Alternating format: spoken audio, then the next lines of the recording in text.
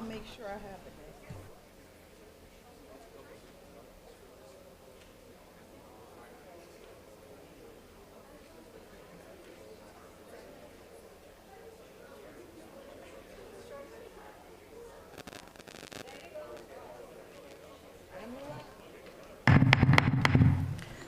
I'm calling to order a regular meeting of the City Council, Tuesday, January 23rd, 2024 at 7 p.m. Please stand for the Pledge of Allegiance.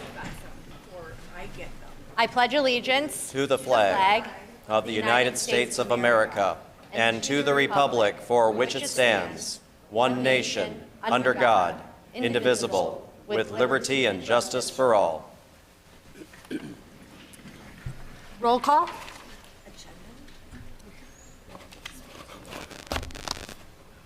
President Rogancy, Here. Councilman Dwyer, Here. Councilwoman McGee, Here. Councilman Boyke, Present. Councilman Noonan, Here. Councilman Lafferty, Here. Councilwoman Secretary. You have a quorum, Madam Chair. Thank you, Madam Secretary. Next item. Next item is adoption of the consent agenda. So moved. Support Lafferty. Any discussion? Hearing none, I'll call the question. Ms. Moore? Yes? Mr. Lafferty? Yes. Mr. Dwyer? Yes. Mr. Boyke? Yes. Mr. Noonan? Yes. Ms. McGee? Yes. Rogan sees yes. Motion carries. Next item. Next item is 5, adoption of the agenda. So moved with discussion. Support Lafferty with discussion. Discussion, Madam Secretary. Thank you. We are adding as item 14H under correspondence from the mayor. This is an emergency request. Recommendation to extend award of bid ITBW 0456 ash grit and filter press cake disposal. Mr. Lafferty, discussion? Thank you. I'd like to add a item under council business, request for contracts. That will be item C.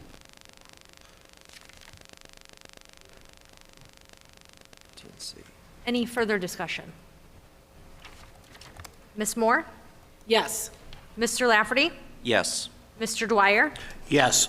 Mr. Boyke? Yes. Mr. Noonan? Yes. Ms. McGee? Yes. Rogan sees a yes. Motion carries. Next item. Next item is 6A, calendar of pending matters. Motion to receive and file with discussion. Support Lafferty. Discussion? Yes, thank you. The first item on the calendar of pending matters was created on 12/12/2023, which was a request to update to the clerk to update Municode and reply to council. We have not received a response to that, so we took it upon ourselves, like we had to with the publishing of the ordinances, to contact Municode. Ms. Camp did that today, and we did get a response from them. And we need from the clerk the numbers of the ordinances that we have, that were published, but they need to go on the Municode. There are some very important items of legislation that the rest of the world needs to see. We know that they have taken effect, but other people need to see them. I brought it up before. We got a very, very bad rating on our human rights scores because they didn't see that we had an anti-discrimination ordinance or that we had a diversity, equity, inclusion commission that would hire a diversity coordinator. So these are important things, and we did a lot of other things too, but those need to be done. So my request would be to the clerk that she provide those numbers by the next council meeting, and so that we can get those on Municode. We will take it upon ourselves, I guess, to do that since the people responsible aren't doing it. So we will be doing that now, I guess, going forward. Item number 2, we asked for on December 19th for the civil service rules and procedures that were created and updated last year, or perhaps before, and the backup information. And I will update that we requested that the administration announce who will handle ADA compliance, and that person has been given to us. That is going to be Caitlin Murphy from the attorney's office, and so we do know who that person is, and I think they are coming up with a way to have that immediately available and accessible on the city's website so that anybody knows who that person is. So if we can, I would like to remove that item 1.9, and we still don't have a response back on a plan to address the overflow from the Mitten Mission. In fact, there was some problems at medical. There's been a lot of medical emergencies. There was one at the Burnett Library last week that was pretty serious, and so we do need to come up with a plan. And I'm not saying it's all our responsibility, but I think it's our responsibility to reach out to the people whose responsibility it is so that we can come up with a plan that will, help everybody. So that's where it is. So if we take off item number 1, that's a positive. I don't think we ever took off 1 on the last administration, so yay for the administration. Thank you. Appreciate it. Ms. Moore, your microphone isn't pointed towards you. Mine? Yes. Okay. Thank you. Any additional discussion? All those in favor? Aye. Aye. Any opposed? Next item. Next item is 7A, approval of the minutes of the regular meeting of January 9th, 2024. Motion Support. to I'm sorry. approve. Support Dwyer. Thank you. Any discussion? Hearing none. Ms. Moore? Yes. Mr. Dwyer? Yes. Mr. Lafferty? Yes. Mr. Boyke? Yes. Mr. Noonan? Yes. Ms. McGee? yes, Rogan C. is a yes. Motion carries. Next item. Next item is 8A, approval of the bills of the general revenue funds. Motion to approve with discussion. Support Lafferty. Discussion, Council Secretary. Thank you. Last week, I had asked for a check to be taken off the list of bills, and there was a little bit of confusion. We were told that it dealt with the work that was done over on Bunnert, but it turns out it wasn't. So that check has been approved, and I signed it as secretary, so that was taken care of. And there is an item on the list of bills today to Zuniga that does cover the Bunnert Street project, and I have been informed by City Engineer Gapchis that they are withholding $200,000 from the contract payment because they understand there are some issues there, and they will be addressing those and making sure that that is brought up to speed there. So that's what it is. Any further discussion? Hearing none, call the question. Ms. Moore? Yes? Mr. Lafferty? Yes. Mr. Dwyer? Yes. Mr. Boyke? Yes. Mr. Noonan? Yes. Ms. McGee? yes, Rogan C. is a yes. Motion carries. Next item. Next item is 8B, approval of the bills of the water and sewer system. So moved. Lafferty. Support. Discussion? Hearing none, call the question. Ms. Moore? Yes? Mr. Lafferty? Yes. Mr. Dwyer? Yes. Mr. Boyke? Yes. Mr. Noonan? Yes. Ms. McGee? yes, Rogan C. is a yes. Motion carries. Next item. Next item is 8C, receive and file the general fund revenue report for December 2023. So moved. Lafferty. Support Dwyer. Any discussion? All those in favor? Aye. Aye. Any opposed? Motion carries. Next item. Next item is 8D, general fund expenditure report, December 2023. Motion to receive and file. Support Lafferty. Any discussion? All those in favor? Aye. Any opposed? Motion carries. Next item.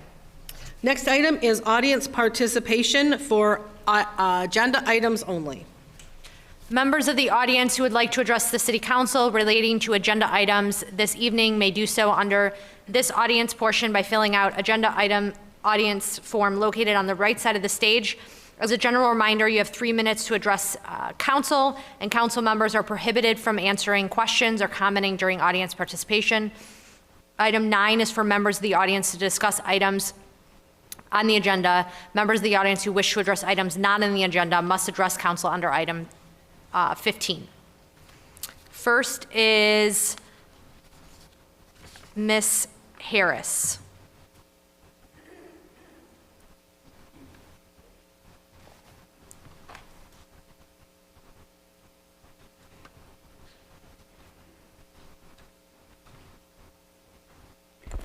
Good evening. I'm really excited to see a lot of people here, and I hope that a lot of people continue to come to our meetings and help us build our better city. I wanted to talk about the DDA purchase of 5295 Chicago Road in the amount of $60,000. I was not able to go to the DDA meeting because I was ill, but I'm confused why it was approved in the hope of putting a bridge over to the community center when the Corps of Army Engineers will not allow that. So why are they going to buy a little property between houses? Why are we spending that money just to spend it? So I'm a little bit confused about that, and hope that you would ask questions before you approve it. And I'm glad to see some appointments to various departments. I'm questioning a couple, but I'm glad that we're making progress. Thank you. And Ms. Harris, along with everyone else, just a reminder that you have to put your address on the audience form or stated at the record, or on the record at the podium. Next is Margaret Huntone.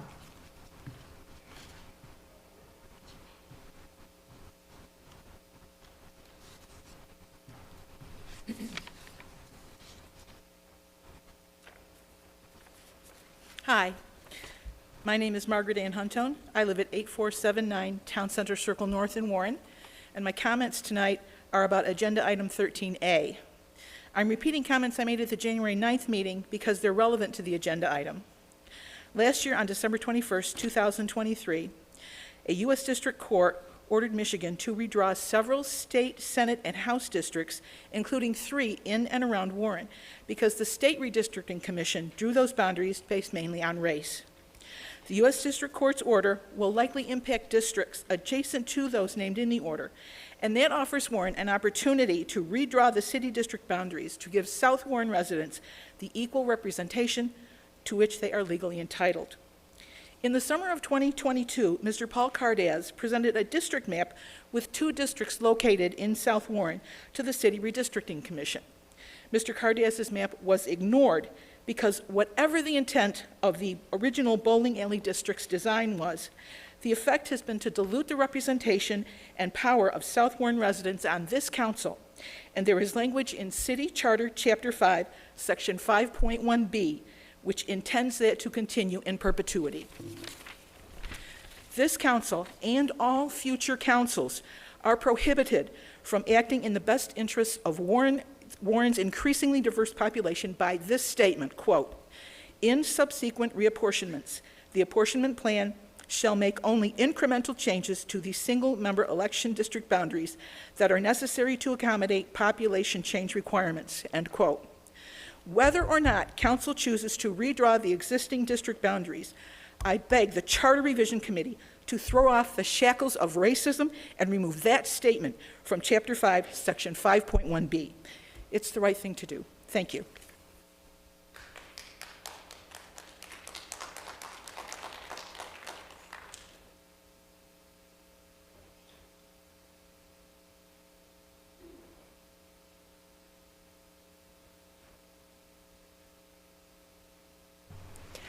Next is Mr. Oshkosh.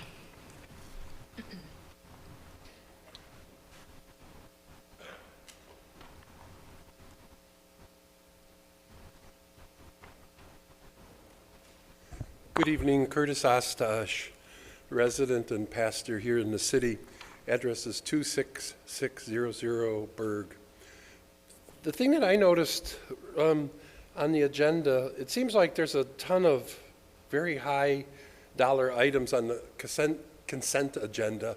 And I wish that maybe there could be a limit with up to $25,000 or something. I mean, there's items that are valued at hundreds of thousands of dollars that just get a rubber stamp without any discussion. It just seems like there's not a lot of consideration. And instead of having all these big dollar ticket items on the consent agenda, I would prefer to see them on the regular agenda and set maybe a limit of some amount, which would just not put everything back on the regular agenda. But big items, I think, should have some level of deliberation publicly so that the public knows what the backstory is of a lot of these issues. Thank you. Thank you. Next is Michael Howard.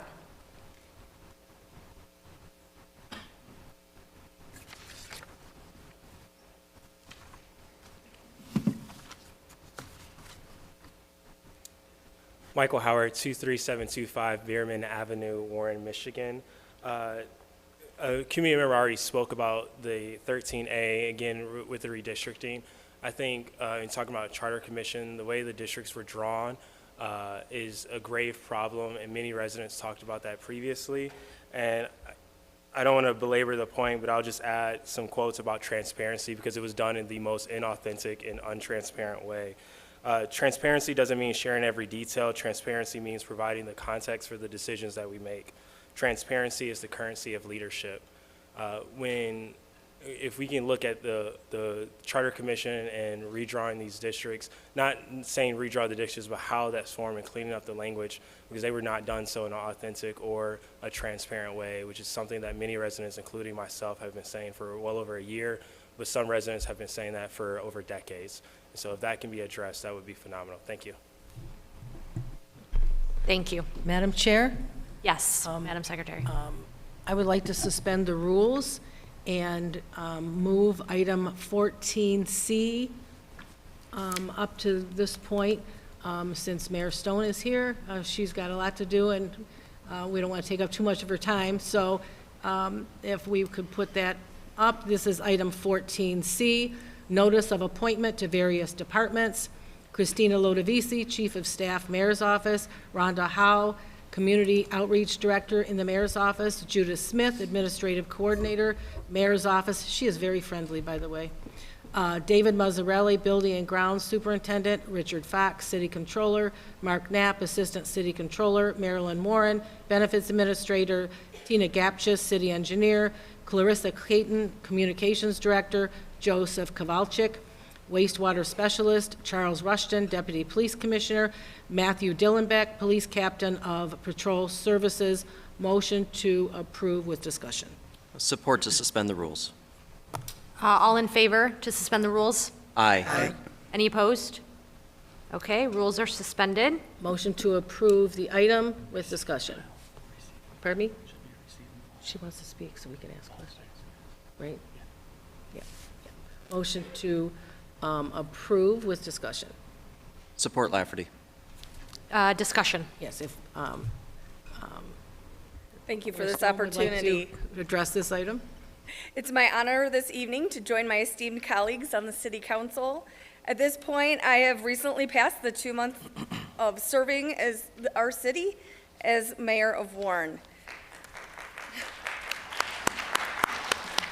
I've certainly appreciated the opportunity to sit down with each council member to discuss your priorities and how we can work together to forge a new, more collaborative, more functional relationship between our respective branches of government. As you can imagine, as the first administrative transition for 16 years, we have faced our fair share of challenges, and I'm proud to report that we have risen to the occasion to meet each challenge. I'm working hard with my team to establish processes and protocols where they didn't exist. We're working to research and establish information that was not provided during the transition, and we are identifying areas that need updating. Many residents expect a government transition to be more like the flick of a light switch, when in fact changes in government are more like turning around a big ship.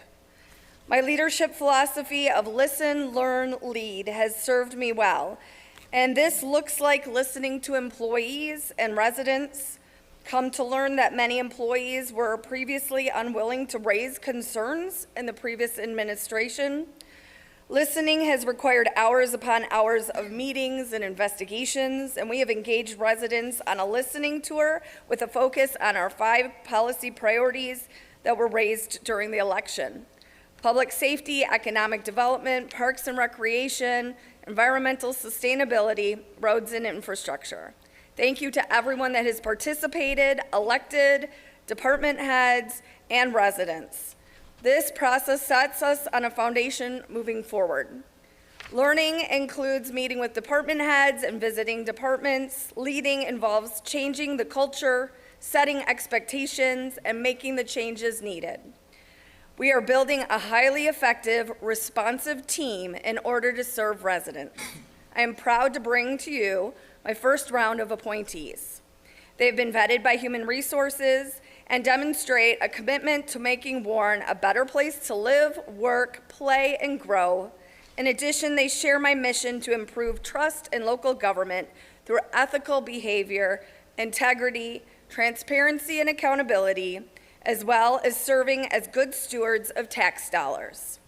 Each appointee becomes an extension of my administration, and their work reflects upon me directly. I stand behind my appointees. For my Chief of Staff, I have selected Christina Lodavisi. Christina was honorably discharged from the Michigan Army National Guard as a military police specialist.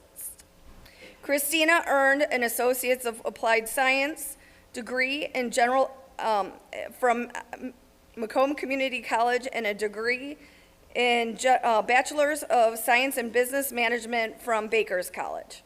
She has been a full-time mom, a PTO member, a Girl Scout leader, served in leadership roles in a variety of community organizations. Christina has made Warren her home to raise her family and a resident of 10 years. I've appointed Rhonda Haw, my Community Outreach Director. Rhonda grew up in Warren. She attended Fitzgerald Public Schools. She graduated from Mott High School, and Rhonda earned a bachelor's degree in education from Western Michigan University. Rhonda recently retired after a distinguished career teaching in Fitzgerald Public Schools, and Rhonda's experience working with our community and understanding the needs are unparalleled. Rhonda chose to stay in Warren, put down roots, and raise her family. I appointed Judith Smith, Administrative Coordinator.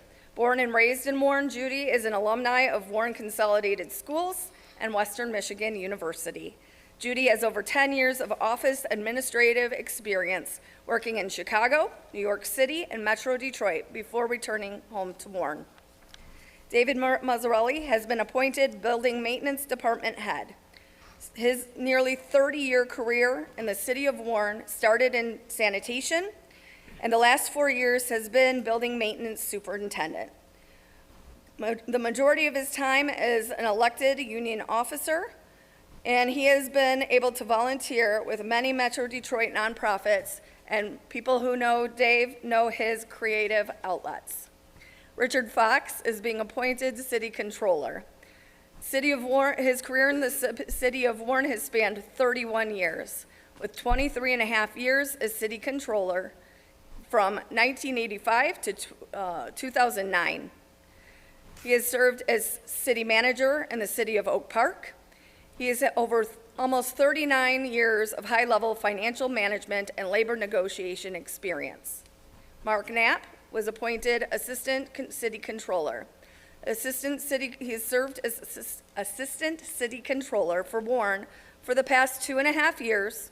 His work history includes 43 years of municipal accounting experience at various levels with responsibility to 5 metropolitan Detroit communities.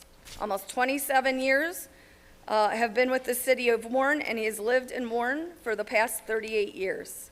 Tina Gapshis was appointed City Engineer. She has been a key member of the engineering division since 2013.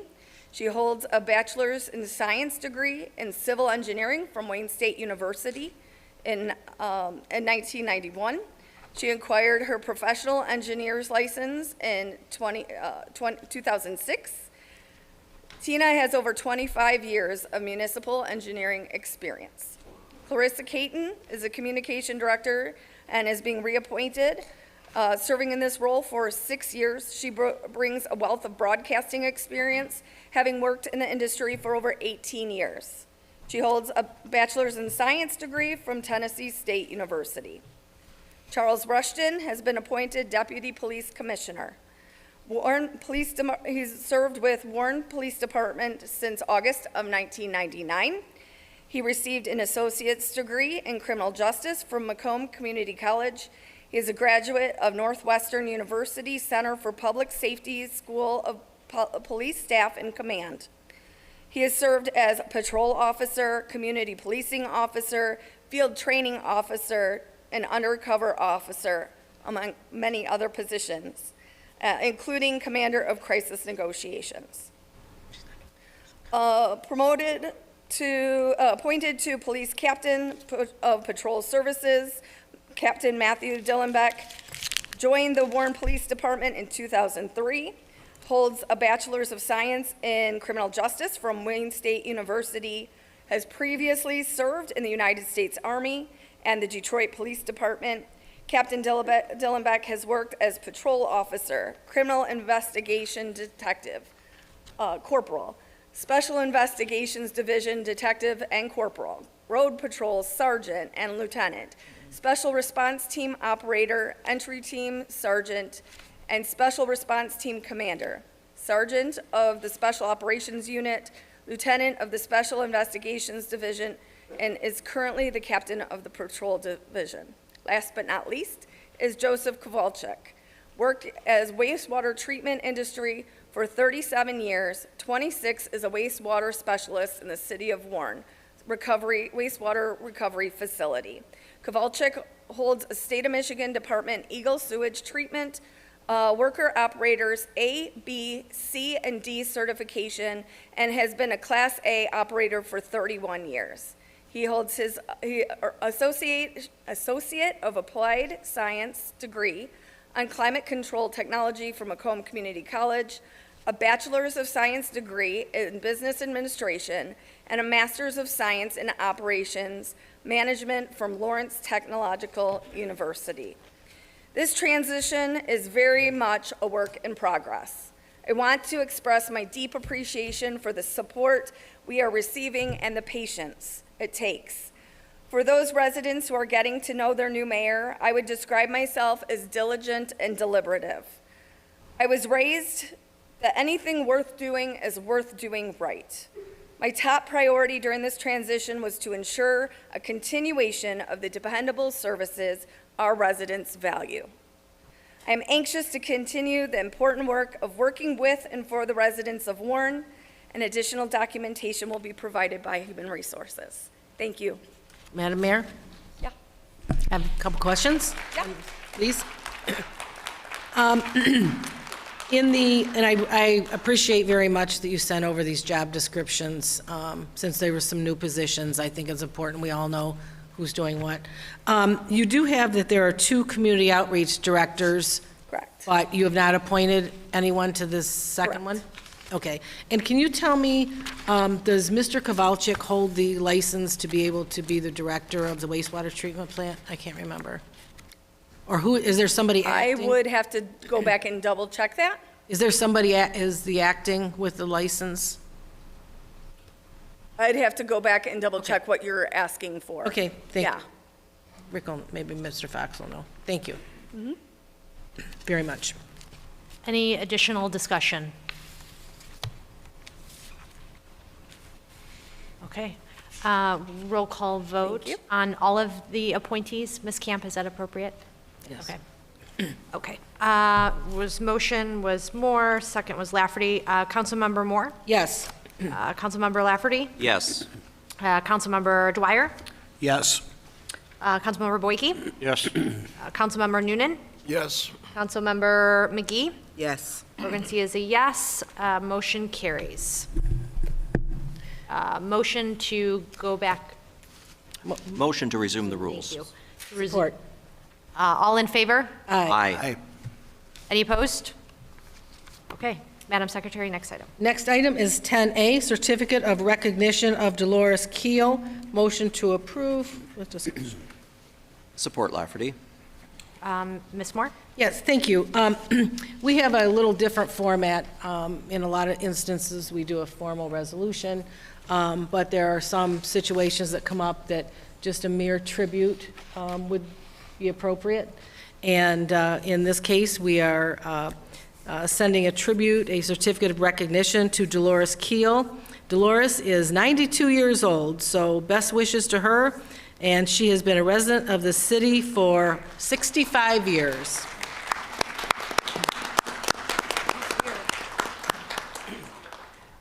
And she's here. The Warren City Council extends their best wishes and appreciation for her dedication to the community. She's here. Mr. Noonan, Dolores lives in your district. Would you like to present that? Thank you. I'm correct, right, Mary? Yes. Okay.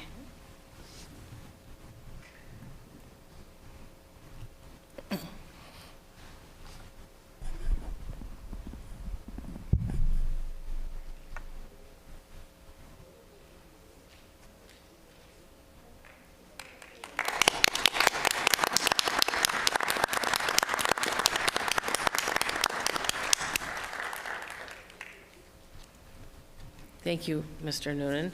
Madam Chair, I have a couple more things. Yes, Ms. Moore? Start off on a sad note. Lonnie Kirby, who is a retired Warren police officer, passed away January 2nd, 2024. We would like to send our condolences to his family. He was a wonderful police officer that dedicated his time and service to the city of Warren, and he deserves to rest in peace. Moment of silence, if we could do that, please.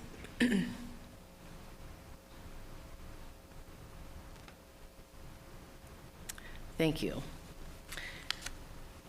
More sad notes. I am going to pull up something to help me a little bit.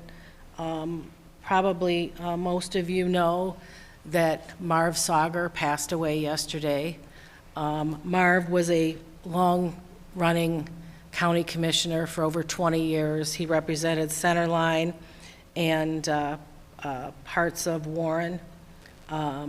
He was a veteran, former Centerline constable, and a retired Macomb County Sheriff's officer.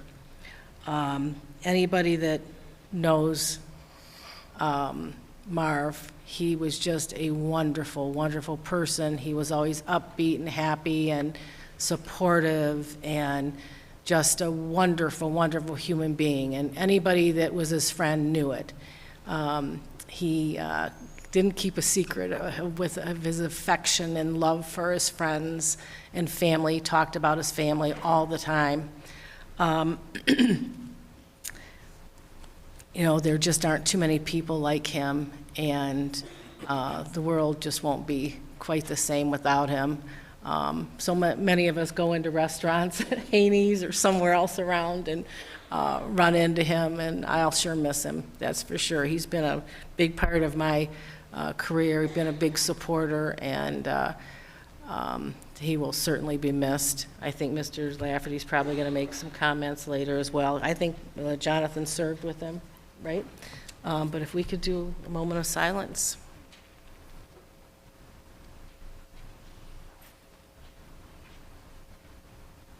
Thank you. Sad, but not sad for Mr. Hanna. Ed Hanna, who is chief of EMS, is retiring from the fire department effective January 28th. I will tell you that I begged him to stay because the department won't be the same without him.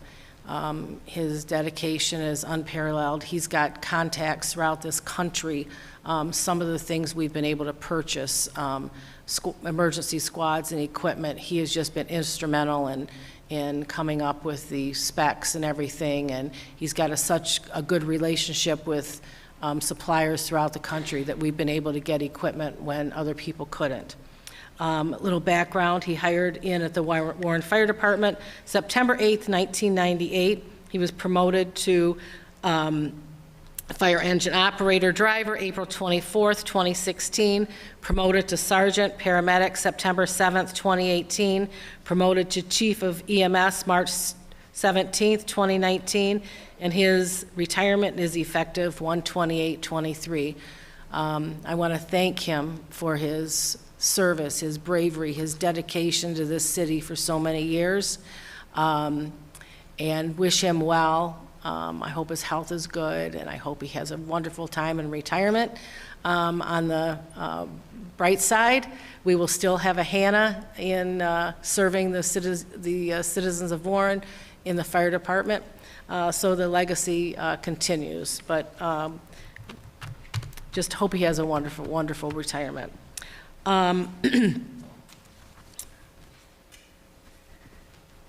So I want to thank Plunkett Cooney, Jeff Schroeder, and did I forget his name? Bob Marzano, who provided legal training on council roles and responsibilities on the 16th. It was really, really a great session. We learned a lot of things on the Open Meetings Act and FOIA and ethics and a lot of other issues that are going to be very useful for us to know for the years coming. In the last week or so, Councilman Lafferty and I have been approached by former and current ZBA members, and they expressed that there are a lot of things that need to be changed. There are ordinances and zoning impediments to businesses and other petitioners that come before the commission that perhaps could be changed. And there are things that legislatively we can change to make the process easier. We have instances, one of them was brought up, for instance, someone wanted to put a tailor shop, right? And they were held back because it was considered a dry cleaners. So just some of those things we have to tweak. Lowe's, for example, has outdoor storage. Well, they have to come to the ZBA every year and get a variance. Well, it's possible with, maybe we could work to where they could just come in and file that nothing has changed, pay their whatever they need to, so that they don't have to hire a representative and come to ZBA. We just want to make it a little bit easier for the petitioners, developers, businesses. So what we've done is we have scheduled a joint meeting of ZBA and City Council for February 5th at 6 o'clock. And one of the things we learned in our discussion at the training was that if we want to speak, we can have joint meetings and we can open and talk freely as long as they're noticed appropriately. And so we're going to do that, gain whatever information we can, come up with a plan, and then we are going to bring in an expert on zoning. Because we need to up our game a little bit. So we want to find out what's the latest and greatest, the new trends in zoning, maybe some unique and clever things that we could do to make the process easier in our city. We have a lot of outdated ordinances that maybe we can do. And after we do that, we'd like to do the same thing with the Planning Commission and find out what kind of things we can help to make that whole process easier. We want to be welcoming to our residents. We want to make things easier for them when they need variances, businesses that are here, and new businesses that are coming to the city. So I'm looking forward to that. And that notice will go out tomorrow. So that, but that will be on February 5th at 6 o'clock. I think this is the first time this has ever been done. And I think it'll be very beneficial to all of us. So that's it for me. Other announcements? Madam President. Councilmember Lafferty. Thank you. Touching on Ms. Moore's comments about our friend Marv Sauger Marv Sauger and I served on the Macomb County Board of Commissioners from 2001 to 2002. I served that single term, and I wear the Macomb County Board of Commissioners pin that we were pinned that year in his honor. He was a stalwart and a passionate commissioner that demonstrated immense pride in representing his constituents in both Centerline and Warren. His passion for the county was only surpassed by his unwavering support for those that were closest to him. Marv was never shy when he expressed his opinion, and those that were on the receiving end of his persuasiveness clearly understood that once he adopted a position, Marv was forever firm in his commitment. When I ran for office the very first time in 2000, he was right there behind me. Took this kid wet behind the ears, and he put his support behind him, and he was standing behind me when I took my first oath of office. I will miss Marv's frequent calls, his boisterous smile, and his kindness and concern for the community. Marv will be deeply missed. Macomb County, the city of Centerline, and the city of Warren is forever indebted to his legacy of service. Marv, thank you for your service to our city, to the city of Centerline, and to our country. You are a friend and an American hero. Thank you.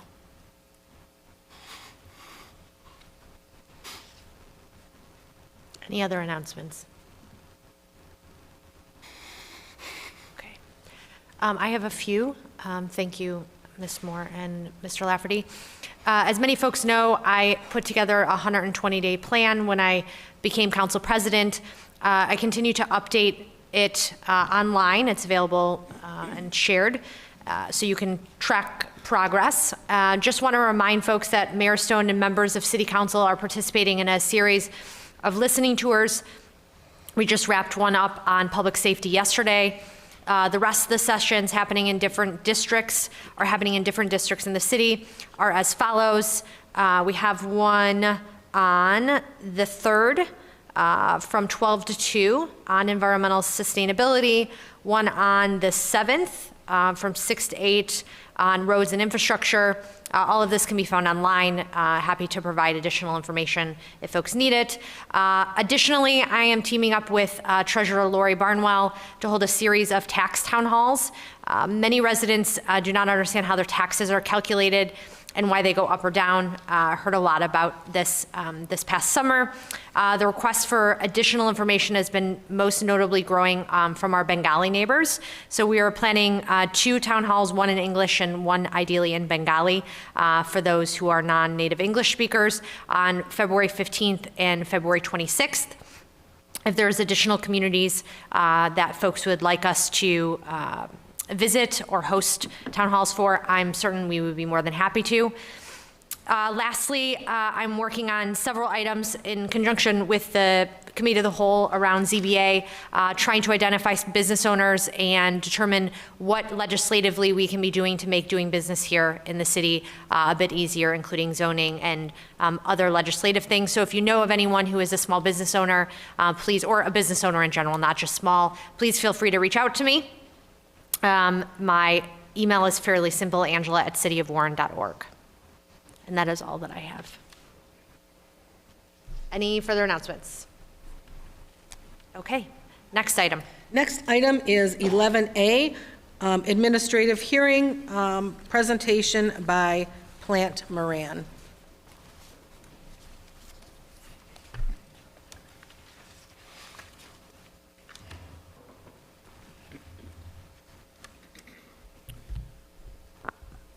Good evening. My name is Bill Brickey with Plant Moran. I'm the audit partner on your account, and with me today is my associate Josh Eady. And as mentioned, we're here to talk about the audit for the year ended June 30, 2023. So hopefully what you've received from us is really 4 separate audit deliverables. We have the annual comprehensive financial report, which we often refer to as the financial statement for the city. We have the audit of federal awards, which is often called the single audit. Then we have a report to mayor and council, and finally the graph presentation, which we'll go through in just a moment. So we have covered all of these documents in detail with management, and our goal tonight is really to provide you a brief summary of those documents and also answer any questions that you may have. Before we get started, I want to take just a brief moment to thank your entire finance team. They just did a great job preparing for the audit and helping us complete it in an efficient manner. The audit does take several months from start to finish, and they just do a great job kind of helping us complete that, all the tasks.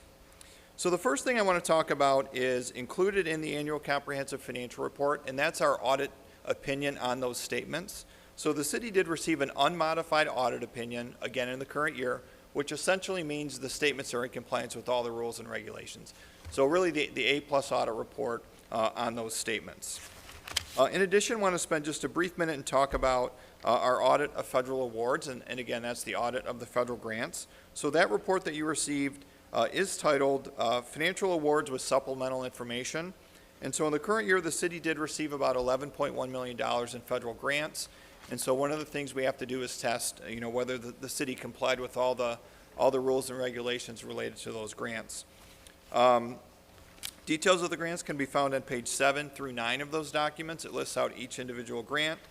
And then if we had any audit findings, they would be reported on page 12 of that document. And that would include any financial statement findings or any grant-related findings. Happy to report that we did not have any audit findings in the current year. The city overall did a great job, continues to have strong internal controls over financial reporting, and again, really no audit issues to discuss with you tonight. So what we'd like to do now is turn it over to Josh, and we have prepared a graph presentation which really highlights some of the financial information from the statements related to the general fund, and we'll go through that and answer any questions that you may have along the way. Josh? Thank you very much. So if you can start with the slides. We will start on the next slide here, which relates to the general fund revenue. And what this shows is a 4-year history of the general fund revenue for the city of Warren. Here you can see that revenue increased 6.2% to $123.8 million in the current year, largely due to increasing property tax revenue. If you look here, that's the first line, which is up about $4.1 million, which is due to property tax values increasing. The other significant change here is investment income. That's within the other revenue category here, which is the 5th line. And that moved from a loss in the prior year to a gain in the current year, which is about a swing of about $2.5 million. Note also that while not represented specifically on this graph, I did want to point out that $6.8 million of recovery funds have been spent, but there is still about $19.2 million to be spent, of which $7.7 million had not been committed as of June 30th, 2023. The next slide shows the total taxable value since 2014. And the blue line represents real property, the red line represents personal property, and the green line is the total of the two. The value here fell from its high in 2008 with the rest of the housing market, but otherwise has been generally increasing. Also keep in mind that that increase is limited to the lower of 5% or inflation by the Headley Amendment. So in order for those values to recover, it will either take significant time or significant new construction to drive those values up further. Next slide shows a 4-year history of the general fund expenditures, which are up over last year 5.8% to $119,756,000. That's largely due to increases in public safety. That's the last line in here, up about $4.4 million, mostly due to increased headcount and wages, as well as increased contributions to pensions. Also note that Public Works is up about $2.2 million, largely due to DPW vehicles and equipment. The next slide shows general fund expenditures in another way. This just breaks down in proportions how the general fund is spent. And you can see here that public safety continues to be the largest single expenditure in the general fund, which 71 cents of every dollar going to public safety. And that's consistent with prior years. So then the next slide shows the general fund balance. Wrong slide. Shows the budget to actual, on a budgetary basis. And the general fund expenditures finished the year with approximately $24.4 million under budget, in which all departments remained within budget. The variance is here largely related to the timing of equipment purchases as well as some vacancies in positions. And now we move on to the last slide, which is the general fund balance. As you can see here, general fund finished with fund balance of $89 million, which is an increase of $3.4 million from 2022. Unassigned fund balance here of $22.5 million represents 19% of 2023 general fund expenditures. And the remaining is assigned for various other expenditures by management. So that concludes the slides. Thank you very much for your time. If you all could stay, a motion, Motion to receive and file. receive and file. Support to receive and file with discussion. Thank you. Councilmember Lafferty, discussion. Thank you. Good evening, gentlemen. Good evening. Welcome back. I'd like to start on the letter, the cover letter, which is page 7. And the cover letter refers to cybersecurity and IT controls. And I'd like to call attention to our residual risk, as more than likely we don't have, as a city, we don't have a mature management program for managing this type of risk. So I would strongly urge, with the receive and file motion tonight, that we amend the motion and that the City Council amend the report to include a recommendation to increase the administration's attention and emphasis to address cybersecurity and information technology controls. Further, compared to end of year 2022, I did notice in your report that there were no material weaknesses found, which is always a great finding. But last year we did have a finding, but I didn't see any mention of a remediation plan or an implemented corrective action plan that was identified in the previous fiscal year. Do you account for that anywhere in the audit? Because I did not find a record of that. So it is not published in any documents that we issue, but it is submitted to the granting agencies along with the current year single audit report. So the city did implement a corrective action plan and did correct that. So last year, I believe, in one of the grant programs, we had a finding related to not doing subrecipient monitoring, and that was indeed corrected. We did test that, and the correction plan was submitted to the granting agency. All right, thank you. I just wanted to make sure that we were covered there, that we did have a validation step. Right. All right, very good. Moving on to page 14 in the comprehensive report. In comparing the net position change, we seem to have a significant change in the other post-employment benefits to the tune of $42 million compared to the previous fiscal year. Can you comment on that? And what attributes to that? Which page are you? Page 14, the fund balances and statements of activities.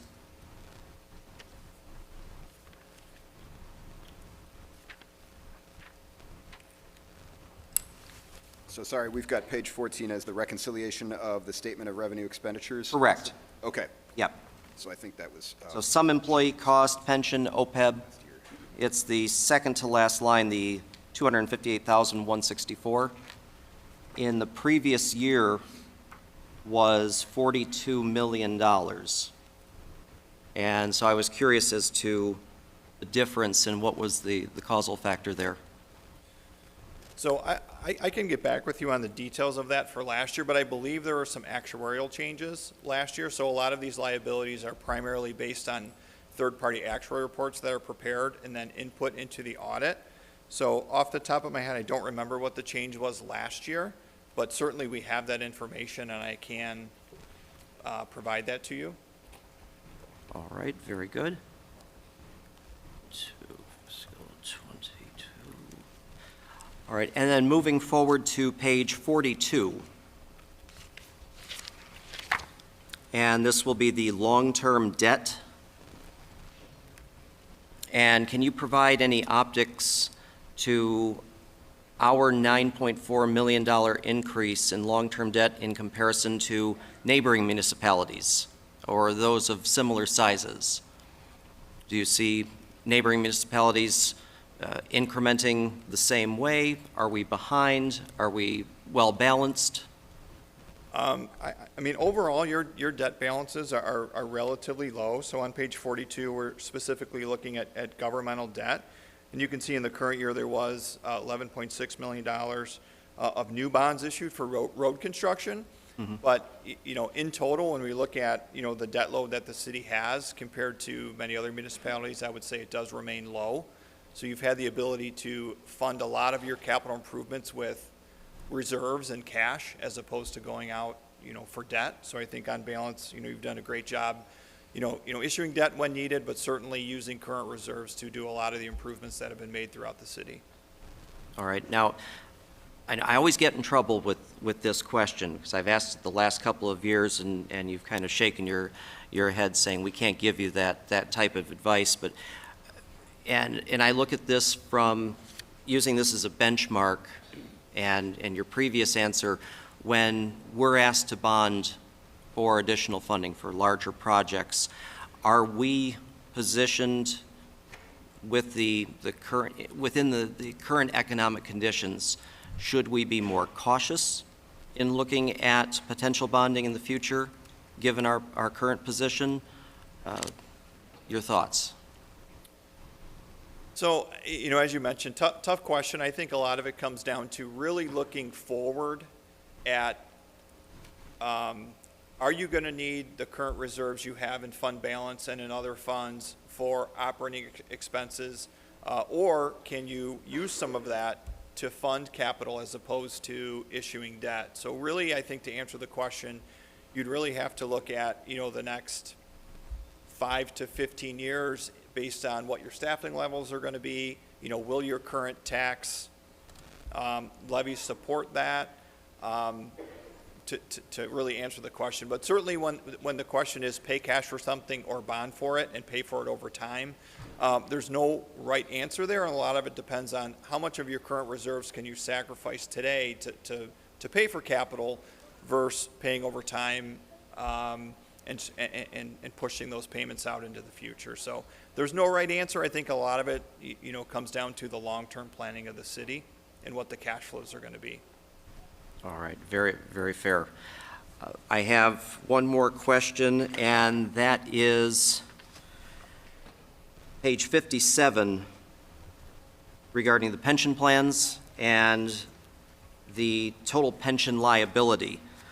And my notes indicate, in comparison to last year, that we are down 15.7% in our total pension liability and 16.9% in the police fire year over year.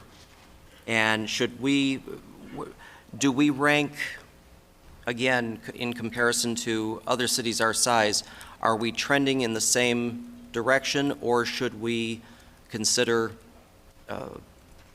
monetary increases to boost the reduce our unfunded liability in the pension system? So, you know, with your systems being 168% funded, 162% funded, you know, you're pretty much in the middle of where most systems are. A lot of systems are 60 to 70% funded. I will mention that your pension systems, the asset values of your pension systems, are valued at December 31st as opposed to June 30.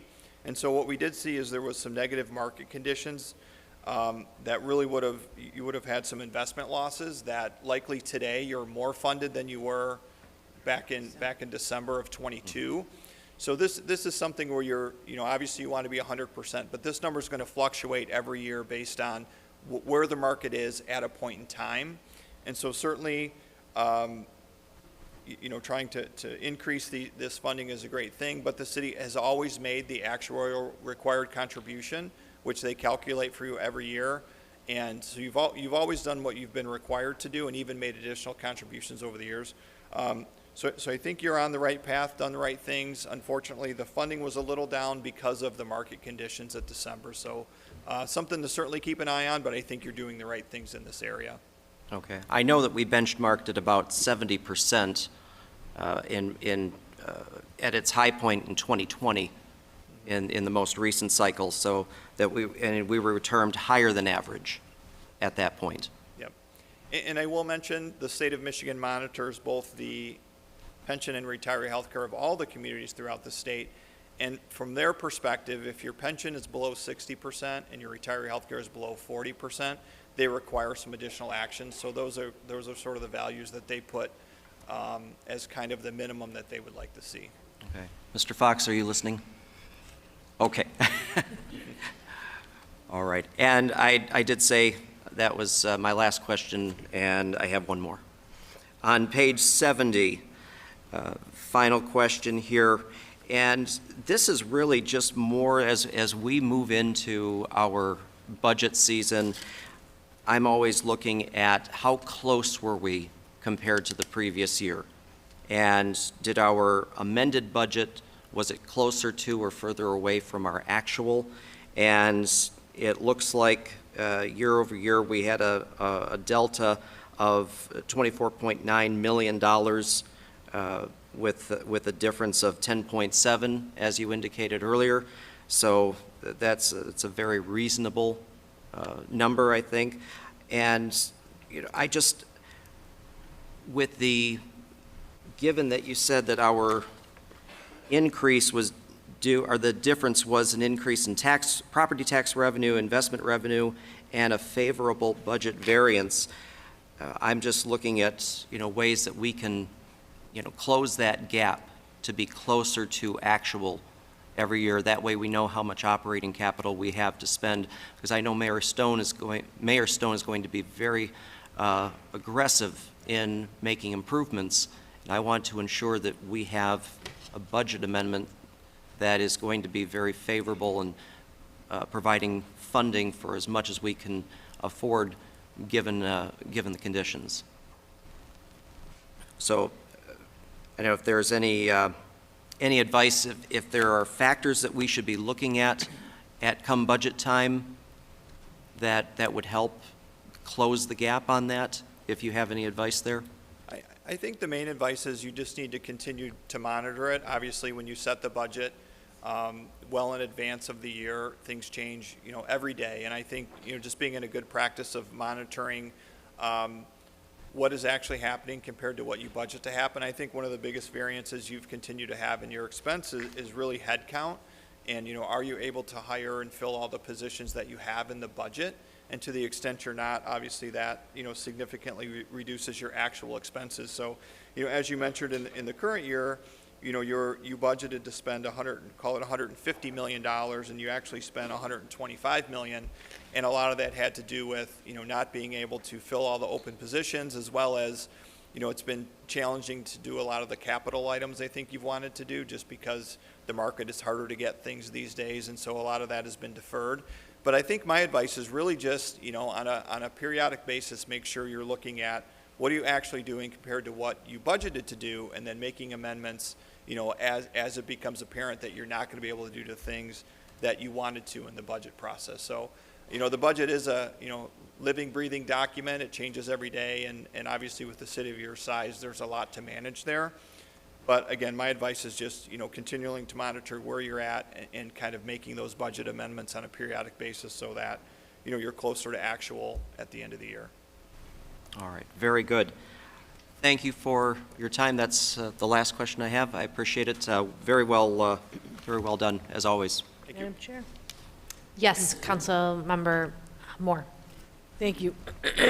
Mr. Lafferty, are you satisfied with the corrective action plan that one was submitted, or do you need to see that? as part of our motion. I would like to include a copy of the corrective action plan, please.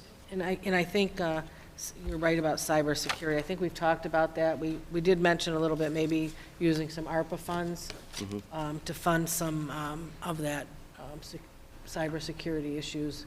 We can maybe talk during budget time with members of the IT department.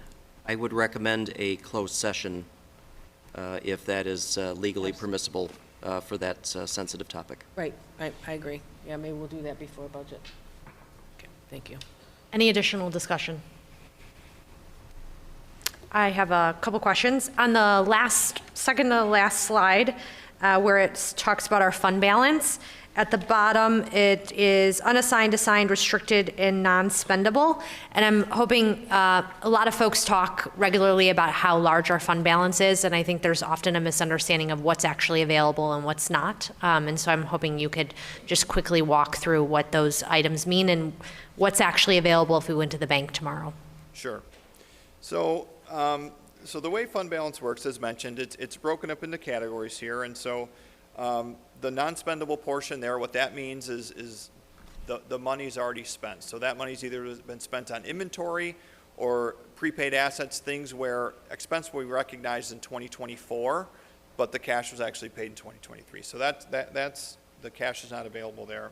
The assigned fund balance of the $66 million, what that is that's management's plan for using these reserves in the future, and I believe a lot of that is for future budgets, a lot of capital projects, things like that. So that is a line item that can be changed, so that is not an external restriction, that's an internal plan. And then the unassigned is really the money that's there in reserve, I'd say available for appropriation, and also there for cash flow. So I always say your fund balance cannot be zero. You have to have a certain minimum amount of fund balance just to pay your bills on time, because your revenue doesn't come in all at one time. But, you know, as looking at this, I'd say the unassigned is the portion that is truly available with no plans for it at the given time. But I will mention that the assigned, the plans can change there, but that's management's current plan for those funds, and I'm sure they could provide you the details of what that $66 million is earmarked for. Thank you. This is more a observation than a question.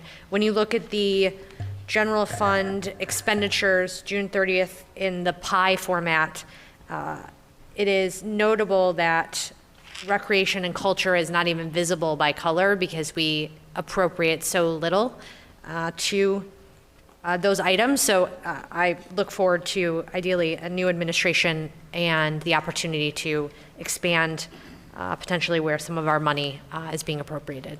So that is all I have. Any additional discussion? Madam President? Yes. I have a question. Yes. The comprehensive report that Councilman Lafferty is referring to, I checked my emails. I did not get a copy of the comprehensive report. I have the general draft. That's all I got. We received this. Madam Chair, we were giving, everybody was given a copy at the last meeting, Okay. a hard copy. If I could get one. Thank you. Absolutely. Madam President, I also have a question. Yeah, Councilmember Noonan. Thank you.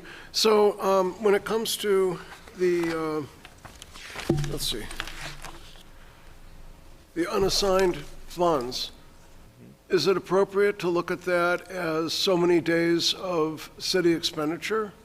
And if so, about what period of time might that cover if we had to resort to that? So, so with your expenses being around $125 million, the 22 million would be around 2 months worth of expenditures there. And again, we would sort of view around 2 months as the minimum there. So really, we wouldn't want your unassigned fund balance to fall much beyond that. Again, just because if it does, there can be cash flow issues. Thank you very much.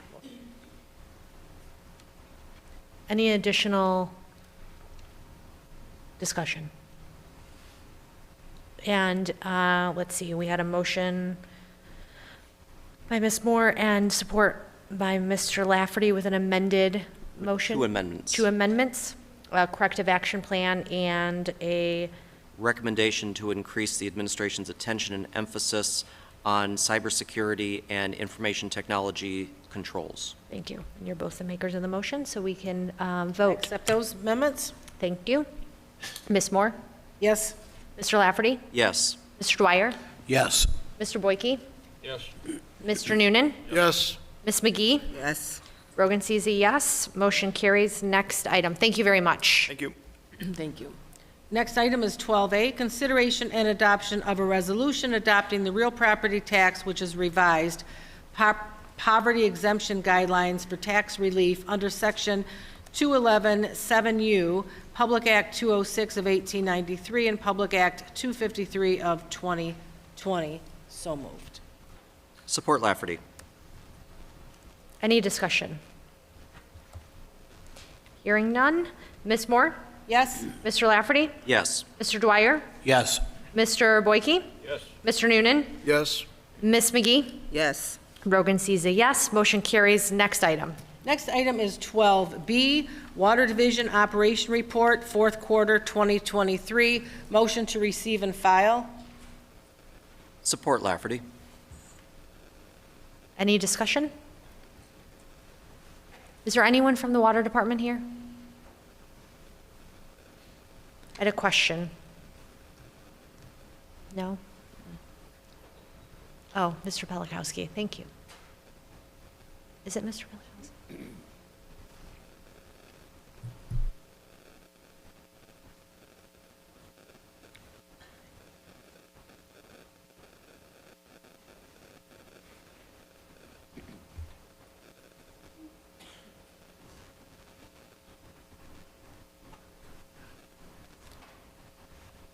Good evening, Council. My name is Tom Palkowski, Superintendent for the Water Division for the City of Warren. Thank you, Mr. Pelikowski. I have a question. It notes in your report that our receivables and unpaid water bills finished at about 3.2 million, which is down about 3.4, and you note that we have about 8 unfilled positions, and I'm wondering if those are related to a budgetary item or hiring challenges in the labor market. See, our receivables, from the standpoint of the quality receivables, what we look at, that which is 60 days or lower, is in great shape. By ordinance, we're required to do collections only after the bills are roughly over 60 days old. So that part of the portion of the excess over that is relatively small, and it's very difficult to reduce that. So we work on doing collections 3 times a year with the intent that we can help people with arrearages and also help them, direct them with payment plans so they can at least try to pay their water bills.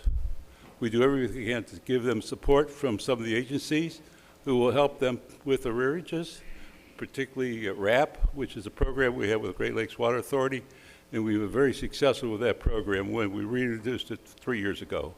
We have over $500,000 that have been paid on that program alone to the arrearage accounts. So that's excellent from our standpoint. And of course, prior to that, we had COVID, and under State Bill 690, a tremendous amount of money was paid to the people who are on food assistance programs here within our community. So over that period of time, we've paid and helped people pay over $1.5 million worth of their water bills with these arrearage programs. Very successful. So if I'm understanding correctly, the 3 million is difficult to reduce further because you don't we don't target our efforts for folks that are less than 60 days in arrears by ordinance. Is that correct? Yeah. So yeah, it gets very difficult to get below that because if you see by my graphs I give you copies of, we reach that point, we change the plateau right at that level. Okay. And then the question about the 8 unfilled positions, is that budgetary or just you're struggling to hire folks? Pardon me? You have a note that you have 8 unfilled positions in the department? I Are those- can't quite catch up. It got too much static. It's okay. You note that you have 8 unfilled positions in the water department? And HR is working very hard to fill those for us externally. We know right now, I've been informed that we have 5 external candidates that we'll be able to look at and screen and contact, and we'll invite them in for interviews and so forth. Fantastic. Thank you. That's all. Okay, you're welcome. Any additional discussion? All in favor? Aye. Aye. Any opposed? Motion carries. Next item. Next item, 13A, Council Secretary Mindy Moore, discussion in Ray Charter Revision Committee, request recommendation from Charter Revision Committee for any charter amendments to be proposed for primary election and general elections in 2024. Motion. Motion to approve. Support Lafferty. Madam Chair. Discussion? Yeah, thank you. We have many items in the charter that need to be changed. For instance, the issue that came up over terms, full and partial terms. That's one of the things we need to look at. There are the issue that we'll probably be discussing in the next item. The charter says that council may not direct or have direct contact with department heads.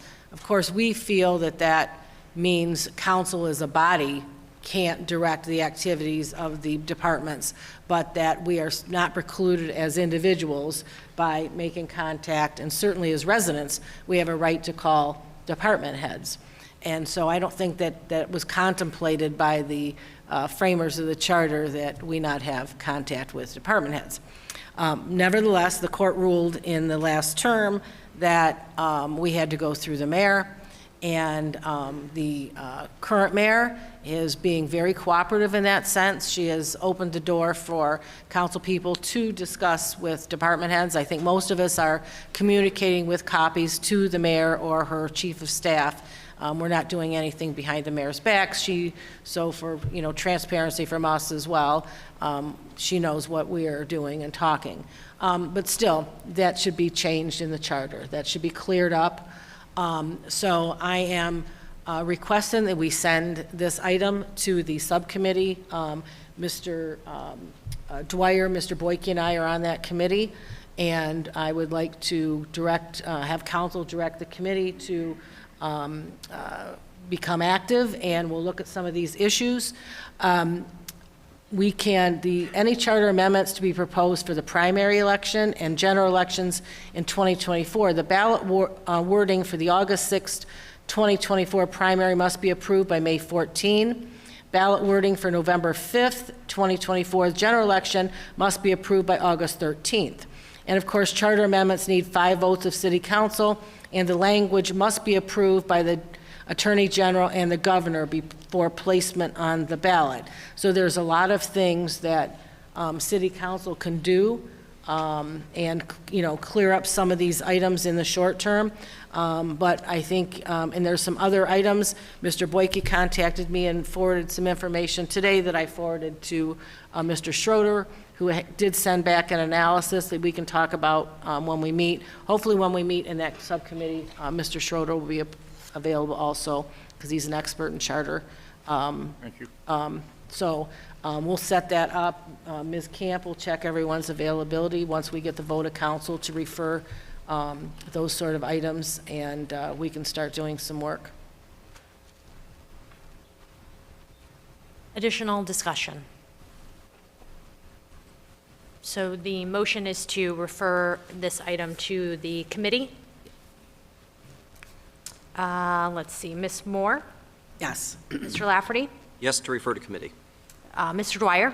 Yes. Mr. Boyke? Yes. Mr. Noonan? Yes. Ms. McGee? Yes. Rogan C. is a yes. Motion carries. Next item. Next item is 13B, Council President Angela Rogancy's discussion in-rate cooperation agreement with Mayor Stone and her administration. Motion to approve. You can't make a motion. Support Second Lafferty. I heard motion by Moore, support by Lafferty. Thank you. Discussion on this item. In my 120-day plan, this also was brought up by Council Secretary Moore and Mr. Schroeder. Some of the challenges that we've had in the past, and as we chart a new path forward, would be best served if we had an understanding of how to contact department heads and in what fashion, how we resolve issues, how we work together with the administration, and making sure that we're all on the same page. And so would love to have this item sent over to the mayor and determine who from her administration might work with whomever on council to draft an agreement that we can all come to as it pertains to some of the items that we have historically had challenges with. So would love to see this come to fruition and have an agreement on how we all are moving together as a. Madam Chair? Some of the issues that have certainly arisen just in the short time we've been on council, some of the things I would certainly like to see in an agreement is council needs access to the Q alert. We removed the neighborhood and resident concerns from the agenda to give the mayor a chance and to be able to work with us, and having access to the Q alert system will enable us to directly make complaints from residents and put that in the system and be able to follow it through. Other councils have had access to that. That was just denied in the our last term in 2019. Everybody's always had access, and that's one of the things. We did request access before our training session on that, but that was apparently denied because we were not given it. That was very disappointing because we had a consultant there, and we were a little bit limited because we didn't have access to the user that every council in the past has had. Of course, we need to discuss and agree upon the communication with the department heads following the 2022 court order, and we'll have to deal with that in some way. Also, the ordinances need to be published. We have a DEI commission that needs to be appointed, so we can, get moving on that. And of course, a reminder, the mayor's appointments need to be forwarded to the clerk within 5 days and sent over to council before the next meeting. And one of the things I'm proposing is that we get an affidavit, not an affidavit, but assurance from the treasurer that she checks and makes sure that anybody that's appointed for boards and commissions is not in default to the city. And there should be that line item on every appointment that comes over, whether it's employee board or commission, that has been checked. Because in the past, council has had to work as a detective agency and do all that legwork ourselves to find out. And one of the issues was getting information, which I don't think should be a problem now, but the administration did get a legal opinion that they had to give us all information about any appointments, any applications that council was to be provided that. So that's one of the things. And of course, I don't know, has anybody checked to see if the DDA meeting was broadcast? There's a recording online. Is there? So that's good. We had requested that. That's a very important commission. There's a lot of money spent there. A lot of the future of the city rests in decisions that are made in that body, and I think it's important that the residents see what is taking place in there. So I'm glad the last meeting I knew was recorded, and I'm happy to hear that it is being played on the city's website, or available on the city's website. So I think it's a good idea for us to sit down and hammer out a decision. I was hoping there would be an attorney by now, a city attorney appointed. One's not been appointed. It's very unusual. The first meeting of every council term that I've ever heard of, except 2019, the city attorney is put over for appointment for city council. Thank God we have our own attorney, because if we did not have our own attorney, we would be operating with no attorney this whole time, because there is not a confirmed city attorney. So I was hoping that we could, have a city attorney in place to work out these agreements with city council. But, maybe it can be done by, maybe they can hire an outside consultant to come up with that agreement. But we'll try to figure that out in the future. But thank you. Any additional discussion? Madam President. Councilmember Lafferty. Thank you. As part of the cooperation agreement, there's, and Ms. Moore alluded to it, the conversation that council members can have with a department head. Not necessarily directing, but calling and asking a question. I have a question about an agenda item. Someone calls and I have a question about, sanitation or public service. It's not one of these situations where we're calling and trying to direct a department head, no, don't do what you were told, do this instead. This is simple interpersonal communication between a council member and a member of the administration, any member of the administration, whether it's a city employee, appointed official, or even the mayor herself. What I wanted to ask is, though, if memory serves correctly, that we have a court order. So as part of this agreement, through the chair to Mr. Schroeder, we have a court order that restricts us, am I correct, from conversing directly with department heads? The court order essentially says that the mayor directs the department heads and that council members can't direct those department heads and that all communications go through the mayor. But I do believe that we could sit down and hammer out, sort of hit the reset button on this issue and hammer out an agreement, keep it out of court, and move on and be able to communicate appropriately. Madam Chair, I would go as far as to ask if we could go back to court and dissolve this court order. That represents the old way, the old rancor between branches of government that did not need to exist. I would go as far as to propose that we do that as part of your cooperation agreement. Mr. Schroeder, are we able to do that, or is that necessary?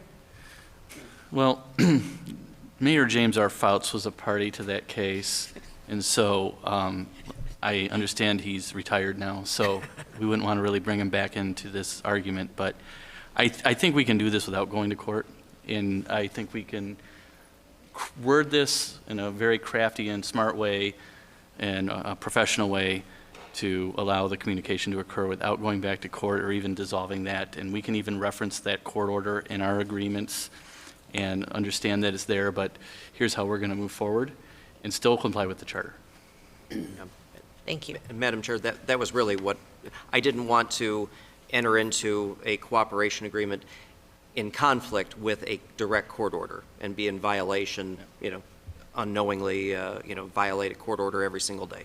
Understood. Thank you. Madam Chair? Yes. Perhaps that's something that the Legal Affairs Committee could work on with the assistance of Mr. Schroeder, and the mayor's office could, send a representative or two, and we could work on that.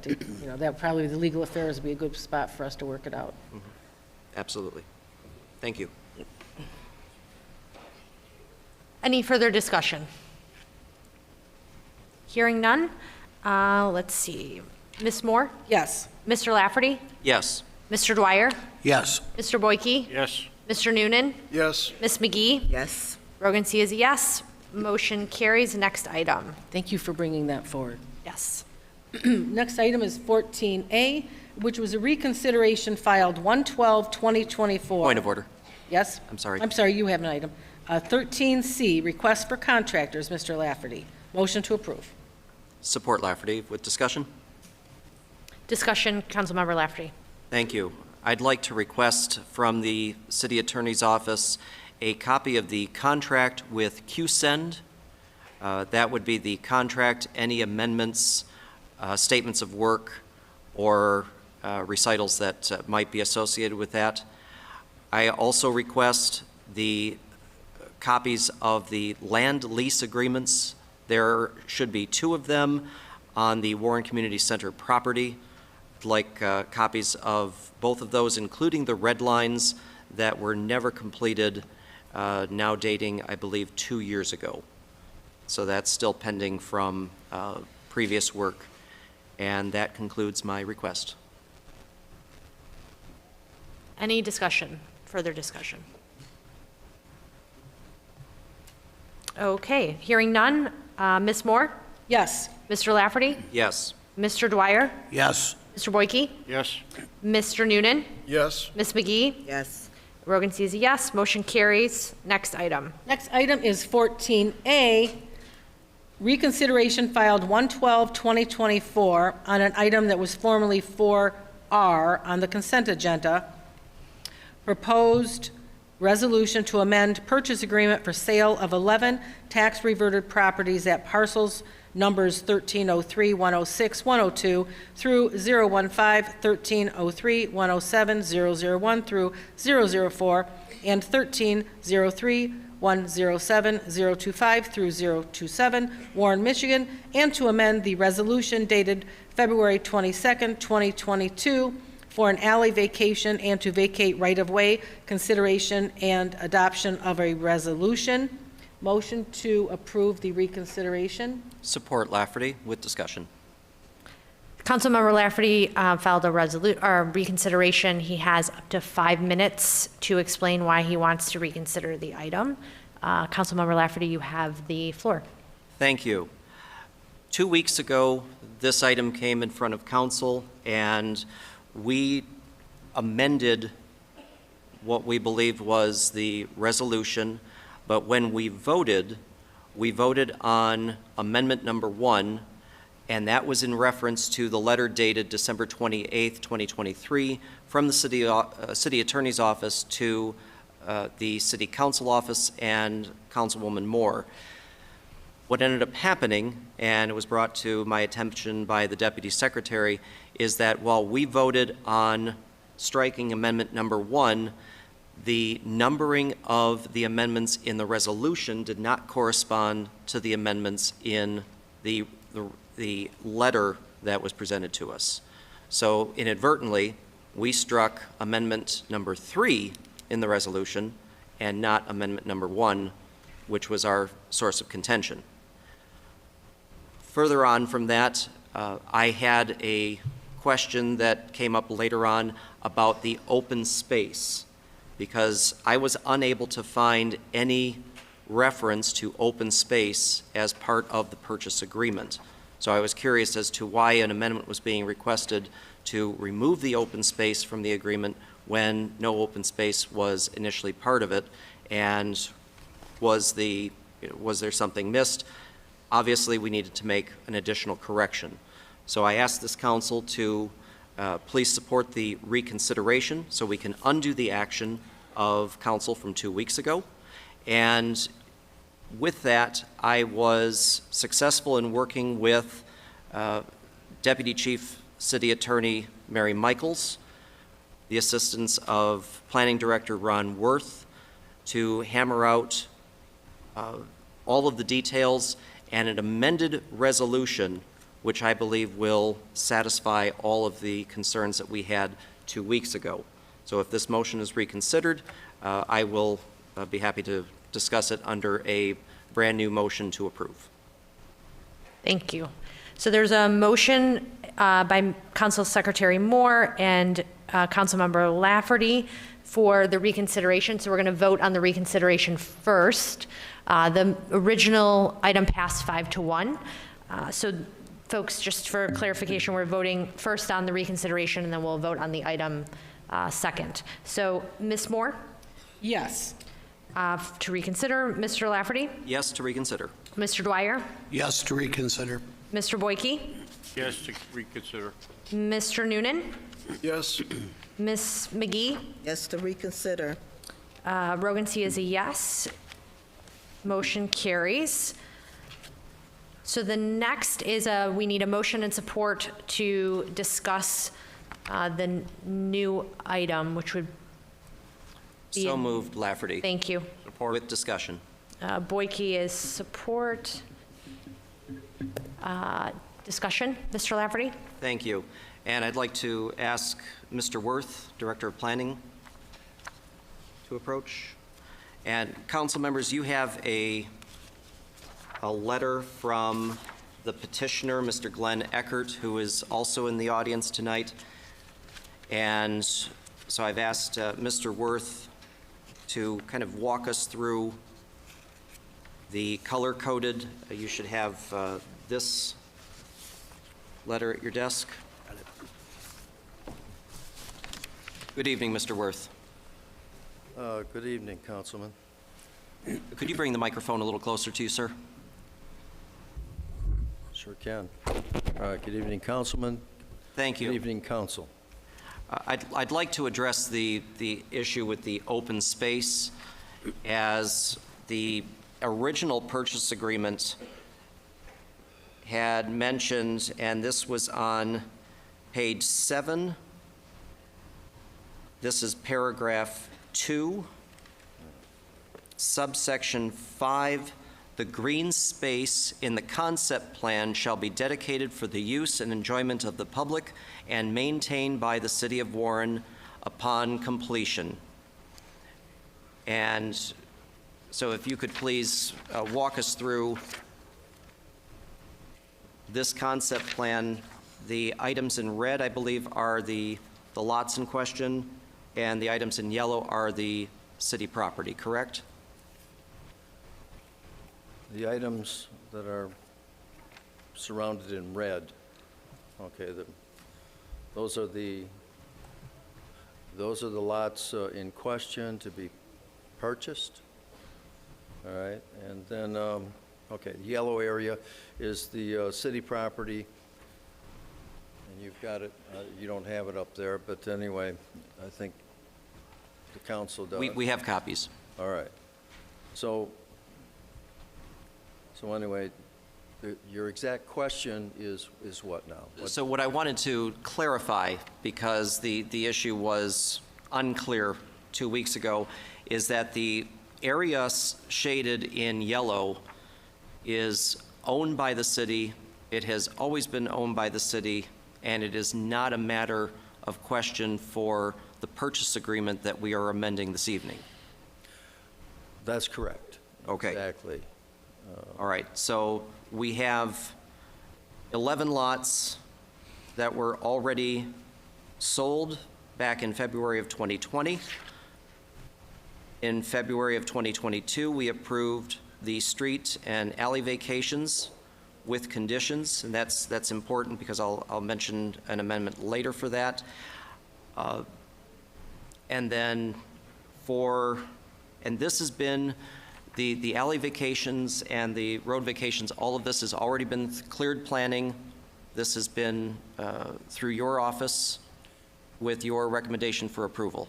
Is that correct? That's correct, and it was forwarded to City Council. Okay.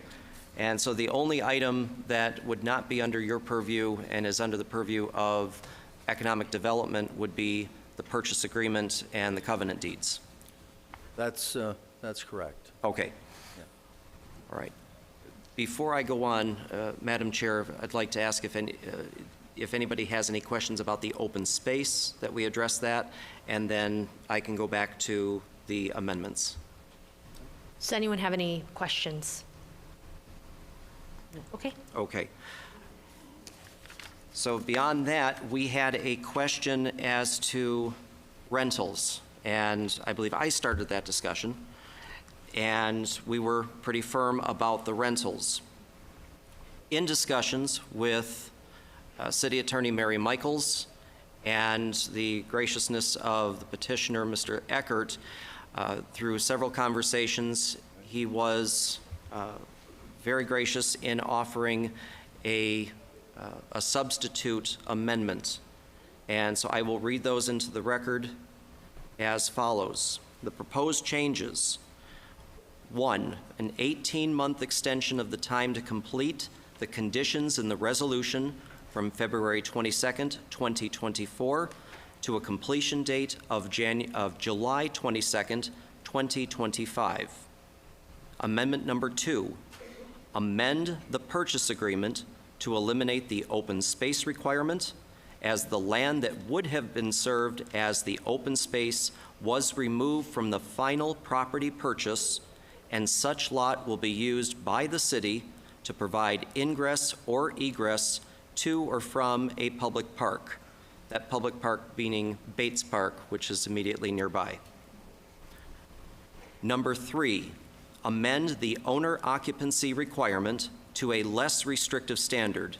The homes which must now be owner occupied for 2 years would be marketed for owner occupancy for 6 months after city certification, and should a property not be sold to an owner occupant within such time, leasing will be permitted so long as the rental or lease period for any individual dwelling is for a minimum period of 12 months or longer.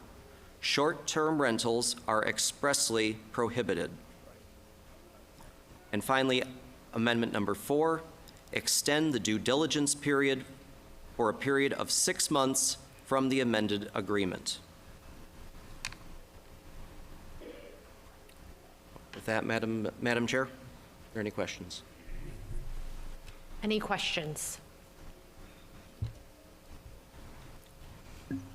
So the original motion was supported by you, Mr. Lafferty, right? Yes, ma'am. Mr.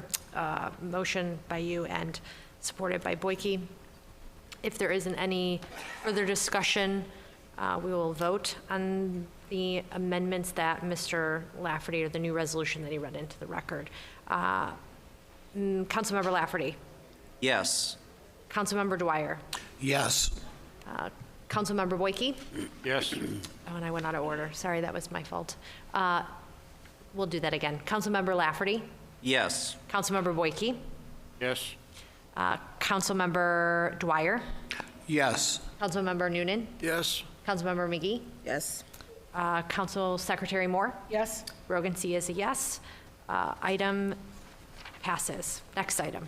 Next item is Thank you, Council. 14B, consideration and adoption of a resolution approving the appropriation of funds and the purchase of property at 5295 Chicago Road in the amount of $60,000 through the Downtown Development Authority, DDA. Motion to approve with discussion. Support Lafferty with discussion. Secretary Moore, discussion. Thank you. I was informed of this matter, I don't know, a few weeks ago, and was told that it was going to be sent over for approval from council. Much to my surprise, I saw the agenda for the last DDA meeting and found out subsequently that the DDA approved the purchase of this property for $60,000 without authority. It's not from this council, so it wasn't budgeted. I found it not, I looked in the capital improvements. It's not in the budget at all. I consider this a misappropriation of funds for a short time. I don't see a problem with approving it. We've wanted this piece. I think one of the, that we'll be using that for is perhaps in the future putting a bridge across to have access from this community center to the south neighborhoods. We've talked about that for many, many years. I think that's a good thing. But, you know, this is, we have to be very, very careful. We've got serious problems. The state is still in, there's investigations going on. And we need to be very, very careful that we're following the law, following the charter, and especially the DDA. And that's, you know, we have a lot of people that go to the DDA meetings and are watching out for things. So I think this is a good purchase, but we just have to do things the right way going forward. And this is probably a good thing that it came up, that it reminds everyone that we have rules, we have laws, we have a charter, we have ordinances, and they have to be followed. Thank you. Councilmember Lafferty. Thank you.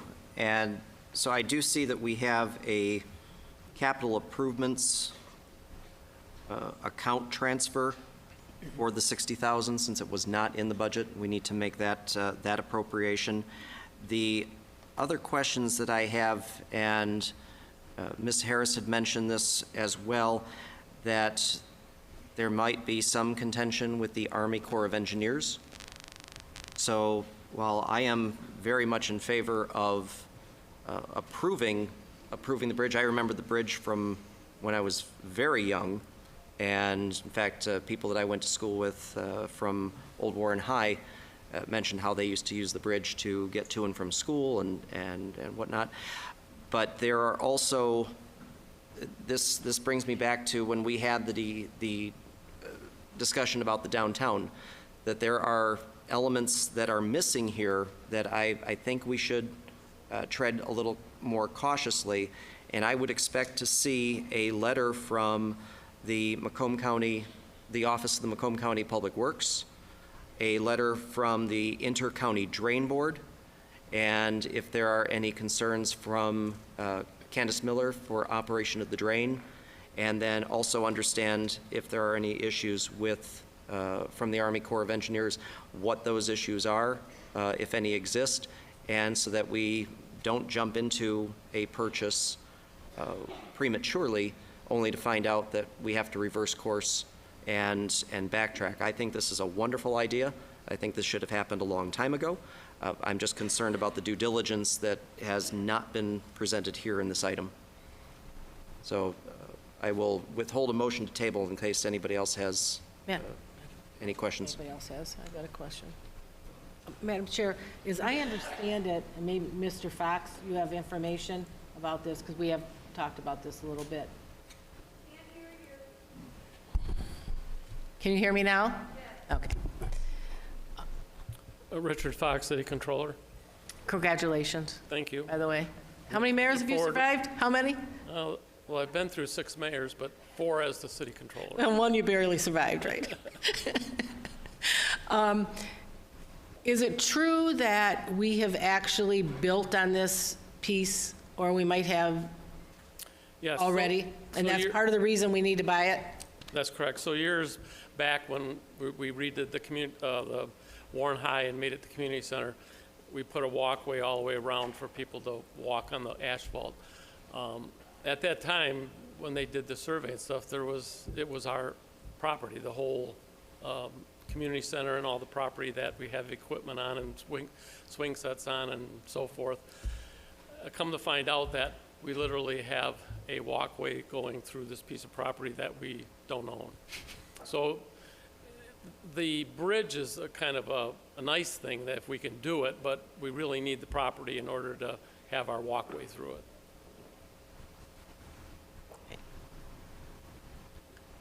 Understood. Madam Chair? Councilmember Lafferty? Thank you. So, Mr. Fox, are you able to answer, is this property in the DDA Yes, with certainty? I'm pretty certain. I mean, it's on the community center. Community center's in the DDA, so I believe it is. Even though that, even though the property was privately owned by someone on Chicago, I'm curious, without the backup material as to the purchase agreement. See, we're back to a purchase agreement again, folks. I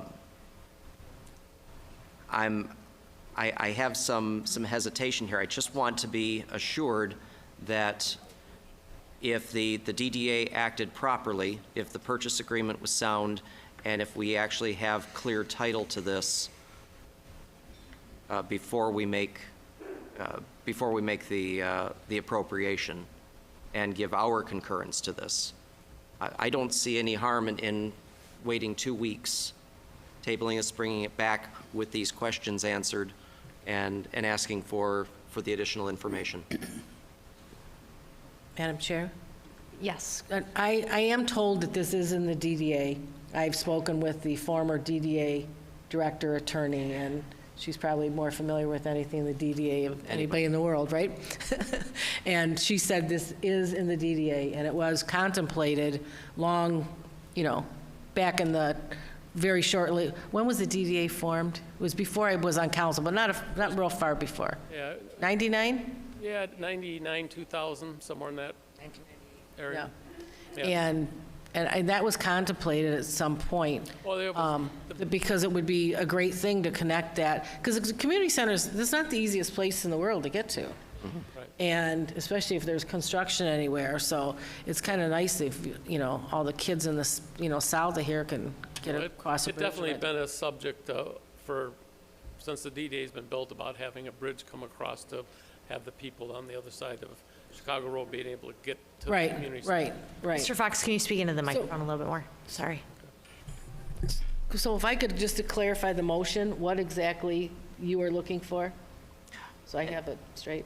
And perhaps, Madam Chair, perhaps if we could have confirmation issued to us prior to our reconsideration period, I don't want to stand in the way with this. I think this should have been done long time ago.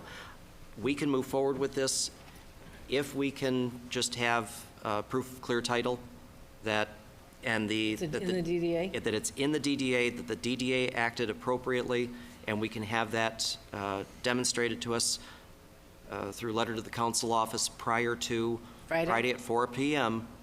Or at the end of the day? At the end of the day, I think is a very reasonable ask. I'll have the attorney's office that's in preparing the purchase agreement or prepared the purchase agreement. I'll have them verify that and send something over to council. Thank you. Thank you. I find that acceptable. Okay. Thank you. Accept the amendment. Any further discussion?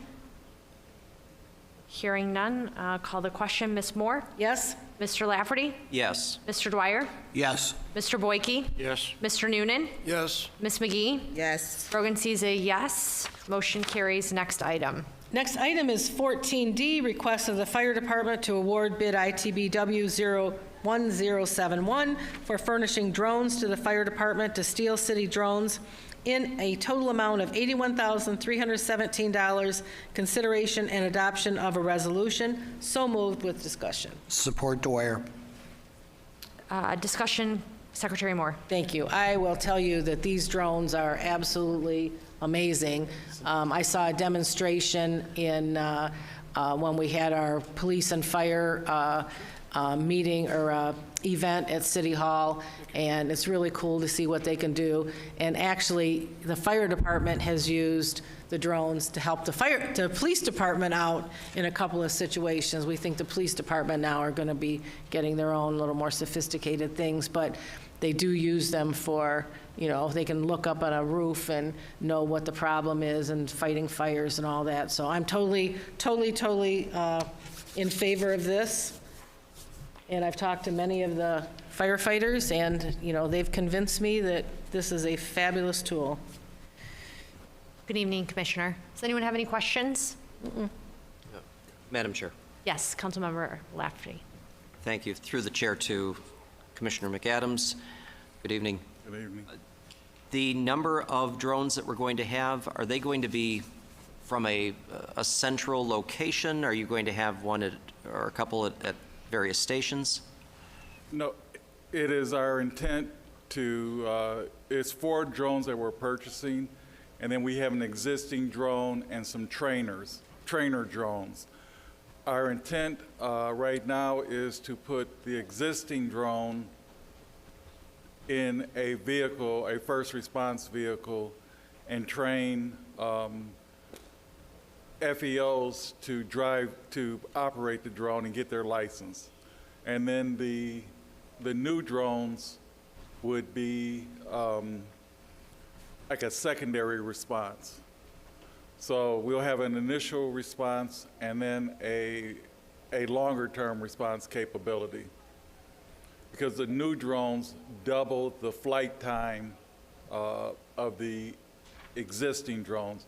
The existing drone is about 20-25 minutes in warm weather, and then it goes down to 15 minutes to 12 minutes in cold weather, and it drops, depending on how cold it is, even further. And then the new drones would operate up to 55 minutes of flight time. Oh, wow. Do these drones have, other than a standard camera, do they feature the cameras that can spot heat? Yes. The new drones will have an even better infrared camera on them that can differentiate life in a human body or a deceased body. So the existing drone doesn't have the range of, the variance of range for the thermal camera. These new drones are far, far superior in the infrared spectrum. Oh, this sounds terrific. This really sounds terrific. I would ask that when your FEOs are trained, that we are invited for a demonstration. I think this would also be a terrific item for communications to do a story about and have a half-hour program on how they work and demonstrate how they function? Yes, absolutely, and we will do that, and these are just the advancement from the one we purchased approximately 3 years ago to these new ones. It makes our current one look like a toy. Pretty cool. We are very excited about this leap in technology. Very good. Thank you, Commissioner. Councilmember McGee. The cost for the drums, the $81,317, does that include the maintenance for the drums? Maintenance and repairs? They have a warranty, and yes, so yes, there is a warranty period in there, and if we crash it, there is a replacement in there, included in that. Okay, great. Question? Ms. McGee, you yield the floor. Yield the floor. Okay. Councilmember Noonan. Yeah, so the fire department is already trained in how to use drones because you've been using them. Will there be much additional training in using these more advanced drones? Yes, we're going to train an additional 20 people. That is part of this purchase, is that the vendor is throwing in training so that they can get their FAA certification that allows them to operate up to 400 feet off the ground. Right, because I have a concern about the safety of everyone else. When the drones are operating, they could theoretically go off and hurt somebody if they weren't properly handled? Yes, part of the training requires that for every drone that's in the air, that it have a spotter that watches that drone while it's in flight, and as the batteries begin to die, there is an audible warning that's part of it, and ultimately, if the fail-safe is that it will return, these new drones will return to ground if the power drops down below a minimum level, and you don't bring it down, it'll bring itself down. It'll return to where it took off from. They sound very safe. I'm glad you're getting those. Very cool. Any further discussion? Yes, Madam President, through the chair, I have a question. Great for technology, come a long way. Makes the job a lot easier, I'm sure. These drones, do they need to be licensed through the FAA? And if so, have the license been obtained? Yes, we have, the drone itself is not licensed. The operators have to be licensed. They have to go through a certification, a FAA class that certifies them as operators. And then part of that is training with the drones and having a spotter.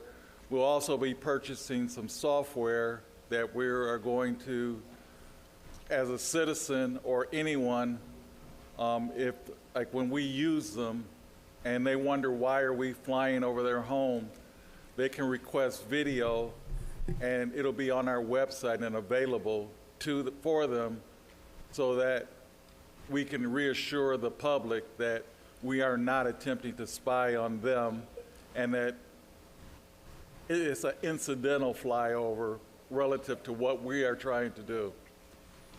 So yes, there are restrictions on it. We follow those with our licensing and all the requirements in order to operate. Thank you, great job. Any further discussion? Call the question. Secretary Moore? Yes? Councilmember Dwyer? Yes. Councilmember Lafferty? Yes. Councilmember Boyke? Yes. Councilmember Noonan? Yes.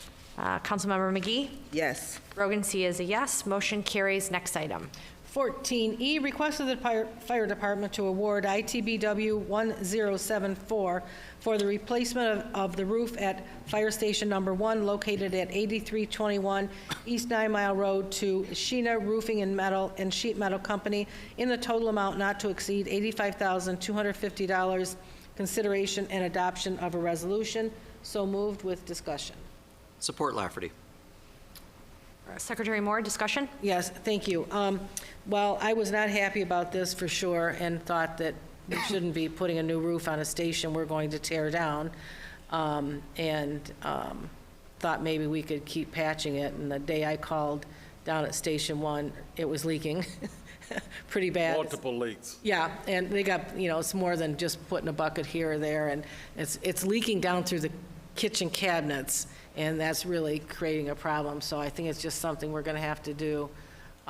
We don't, it's going to be a while. When we put new kitchens in all the fire stations, we left out Station 1. They were going to leave it out at the time. Right. And council says, nope, put it back in. And I'm so glad we did, because it's almost 4 years now that those 3 years that the kitchens went, 3 years the ones, yeah. And, that it's going to be another at least a year before the station's up and April of running. 25 for Station 1. Yeah, so. December of 24, or this December for Station 5. Yeah, so it was a good thing we put those kitchens in. Yes. And, but I was just, And then the final decision has not been made regarding the future. There have been discussions about what the adaptive reuse will be, but no final decision has been made that I'm aware of. yeah, I've heard that maybe DDA would be interested in something, but we'll want to make sure that if this is coming out of your budget, that if the DDA buys it, then they reimburse the fire. You get to buy something to replace it. I like that. Me too. I'm definitely open. Madam Chair, Councilmember Lafferty? through the chair to Ms. Moore, is that enough for that bronze statue that we always joked about? No. The bust of Commissioner McAdams No. in front of Station 5? It's going to be 11 feet tall, so it's going to need a Maybe little bit more. more than 80,000. Okay. Any Thank you. further discussion? Madam President, I have one question. Councilmember Boyke? With water, and our firemen basically live in there half of their life, water, has it been cleaned up adequately to prevent mold buildup?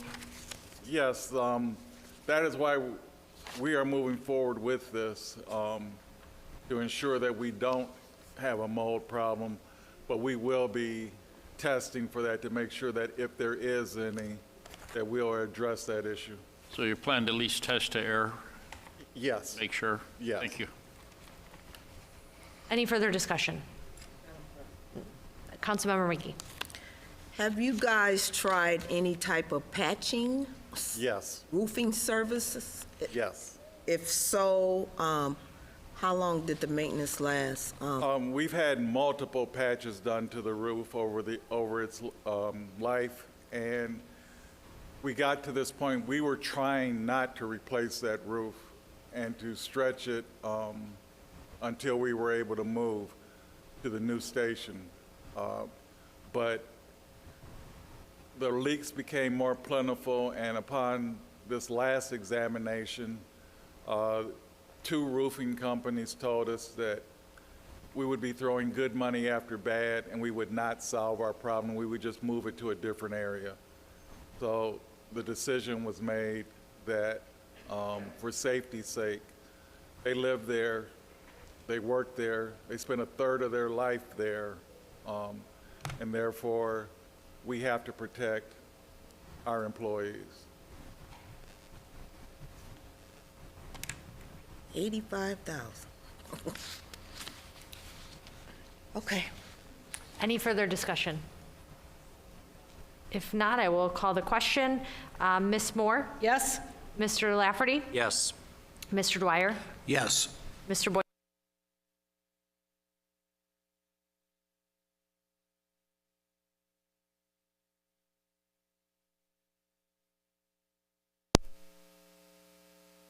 Can you hear me or no? Oh, there it goes. Thank you.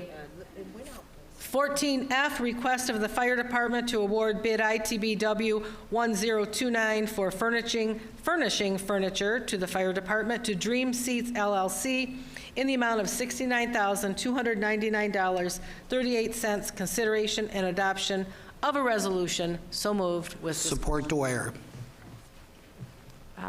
Motion Moore, support Dwyer. Any discussion? Madam Chair. Councilmember Moore. Oh, this is a subject so near and dear to my heart. We have budgeted for this furniture for a very long time, at least 2 cycles, maybe 3. You know, you'll all see, I think everyone is going to go for a tour of the fire stations. You will be shocked if you haven't been there before. The furniture was just horrendous, and of course, I probably made the mistake of taking a picture and showing it at council, and then the firefighters at Station 6 were retaliated against by your assistant, your deputy, and they made them throw all their chairs out so they didn't have those chairs to sit on. So that was very, very disturbing to me at the time. I do want to mention that the furniture that's going in the stations should not be transferred to the new stations. The new stations should get new stuff, and we keep the other for backup or repair or replacement. I think that's it for me. Yes, assuming no overruns in the new stations, the plan is that everything that's placed into the new stations will be brand new. Perfect. Thank you very much. I appreciate that. That's the way it should be. Even the truck, even the apparatus. Pardon me? There's a good chance that the timing of the apparatus deliveries will correspond with the opening of the station, so there's a real possibility that it'll be brand new apparatus at those stations. Oh, good. Good. That'd be great. That'd be great. Thank you. Any further discussion? If not, call the question. Ms. Moore? Yes. Mr. Dwyer? Yes. Mr. Boyke? Yes. Mr. Lafferty? Yes. Mr. Noonan? Yes. Ms. McGee? Yes. Rogan C is a yes. Motion carries. Next item. Thank you, Council, and I would just like to say that Ed is irreplaceable. When I found out, I had asked him if he was going to retire, and he said he had no intentions of retiring, but that he did have to check his numbers to ensure that he wasn't going to lose money. And then 3 days later, he told me he had to retire, and he's been working hard to train his replacement, and I'm positive that he'll do a good job. But Ed is one of a kind and is almost irreplaceable in the sense that, I mean, everybody is replaceable, but Ed is especially dedicated to this city and to the department and to the EMS program. He's been probably, in my tenure, I just haven't had to worry about the EMS division with him leading that division. He's been a great person to work with over the years. Agree. Thank you. Thank you. Next item. Next item is 14G, appointment of 1 council member to serve on the new Courthouse Oversight Committee. Madam Chair. President, I would like to volunteer. I would like to, pardon me? I'd like to volunteer for that Oh, position. okay. I was going to, because Councilmember Lafferty was first, then Councilmember Boyke, and then Secretary Moore. Well, I was going to nominate Secretary Moore for the position. I will, could I discuss the Sure, item? sure. Why I'm interested in being on it? One of the things we've been discussing, I have been involved up to this point, one of the things we're discussing is perhaps incorporating council office and council chambers into the new construction. That's one of the discussions, and I thought it would be important for Ms. Camp and I to be involved in that, so, because there are things we would have to decide what with the council office and things like that going forward. That's. I know Councilmember Boyke contacted me. He's a court officer himself and has a lot of experience in courts, and I talked to Ms. Guattari-Ross about myself potentially doing it. I'm happy to nominate Councilmember Boyke if Ms. Moore, I don't know how you all want to come to a decision. You know what, I'll have input no matter who's on the oversight. I have direct input to all the judges and the court administrator. I can pick up the phone and talk to them and get what I need to have done. We can set up separate meetings with council office to address those issues. I've talked with the controller, and there are some other options we may be exploring. A property in the downtown area, a standalone building for council and council office. We're looking at that. Other pieces of property So those are some things going forward, and we can discuss them. I don't need to be on the oversight. I'll have plenty of oversight. Okay. All in favor of Councilmember Boyke serving on the Oversight Committee? Aye. Any opposed? Motion carries. Madam Chair, I would request a 10-minute recess. Motion support? Support. All in favor? Aye. Any opposed? We are adjourned for 10 minutes, or recess for 10 minutes, rather. Good idea.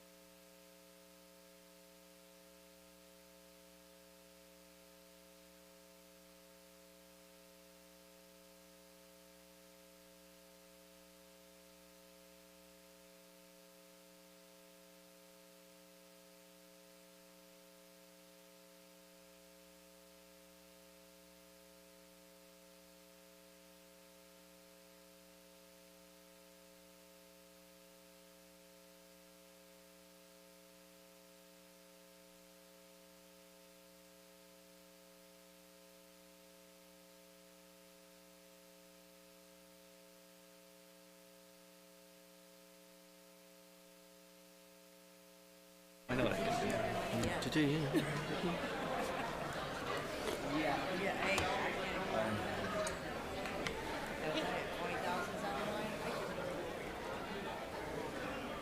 I pick who goes last?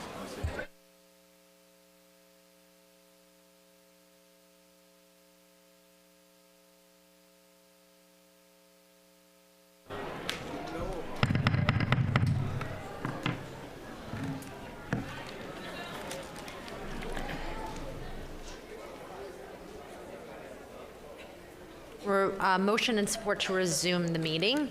No, we just resumed. Oh, okay. Back in session. Back in session. Thank you. We're going to... 14H. Yeah, thank you.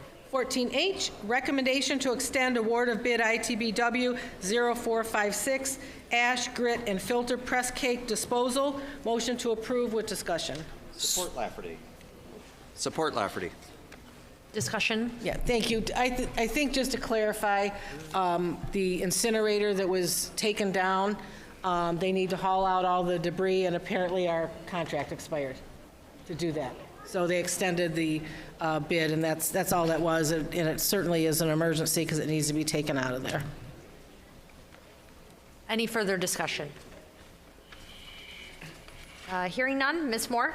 Yes. Mr. Lafferty? Yes. Mr. Dwyer? Yes. Mr. Boyke? Yes. Mr. Noonan? Yes. Ms. McGee? Yes. Brogan C. is a yes. Motion carries. Next item. Next item is audience. Members of the audience who would like to address the City Council this evening may do so under this audience portion by filling out the general audience form located at the right side of the stage. I just want to note a couple of things. One, it's tremendous to see so many folks here. Welcome to the City of Warren and to our council meeting. We asked at the last meeting for those that are here to speak in regards to the conflict. We asked our attorney to research some items, which he is doing so, and we will have the item for further discussion at our next meeting when we have some additional information. And I also want to note that if you you're obviously welcome to use your 3 minutes, but if you want to simply support something that someone said previously, you can certainly use your time to note your support of what someone had mentioned previously in audience. The first person is Barry Rubin.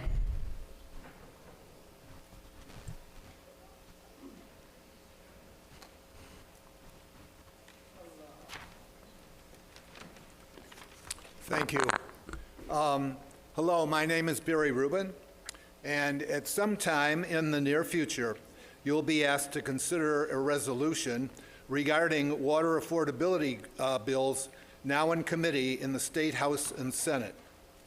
As a member of the People's Water Board Coalition, as someone whose water utility is also a customer of the Great Lakes Water Authority, and as a resident of the state of Michigan, I ask you to support their passage. Your state legislators are looking to councils like yours for indications of the support of their voters. The main goals of the bills, I'm going to try to be very brief. I know I only have a short period. Number one, they make water and sewer and stormwater services available at affordable prices to all low-income Michigan residents who pay a water bill. This is not free water, but at affordable prices. The EPA says no one should have to pay more than 3% of their household income for them, meaning for water and sewer. These bills ensure that all Michiganders whose household incomes are less than 200% of the federal poverty level and who sign up for the program will have access to this program. Number two, these bills are a win for all local water utilities. You heard your own water director today talk about how GLEWA's RAP, which is a water affordability program, is helping so many people. What these bills will do is to make RAP sustainable. Right now, people can only be in RAP for 2 years. Right now, in 2023 in Macomb County, it used all its RAP allocation. So either next year, We won't be able to service as many people, and for sure they won't be able, even though they'll still be in poverty, they won't be able to go on longer than 2 years. Finally, I'm going to skip over.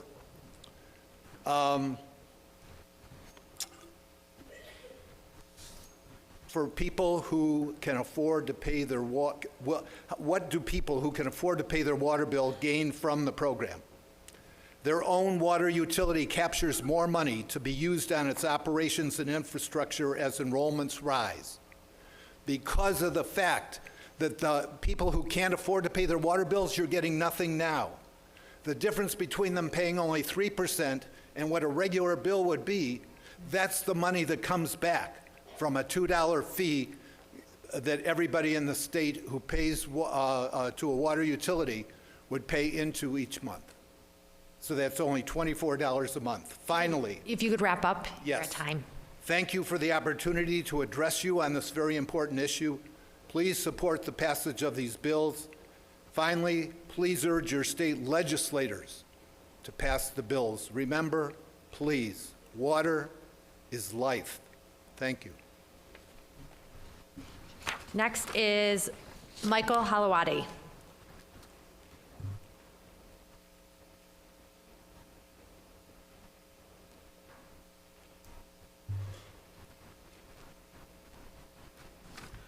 Good evening, Council. Sorry I couldn't make the last council meeting. I was a little ill, but there's a few things I would like to say that I would have said at the last meeting. First, I wish our mayor was still here, but I know she's had previous engagements. And the council, I want to wish them the happiest and the best of the new year. And it looks like we're going to have the best year we ever had. Now, a few comments I would like to make regarding the things I have watched while watching the council meetings. One, I've heard people still pick on Mr. Schroeder, our attorney. I believe he is a fine attorney.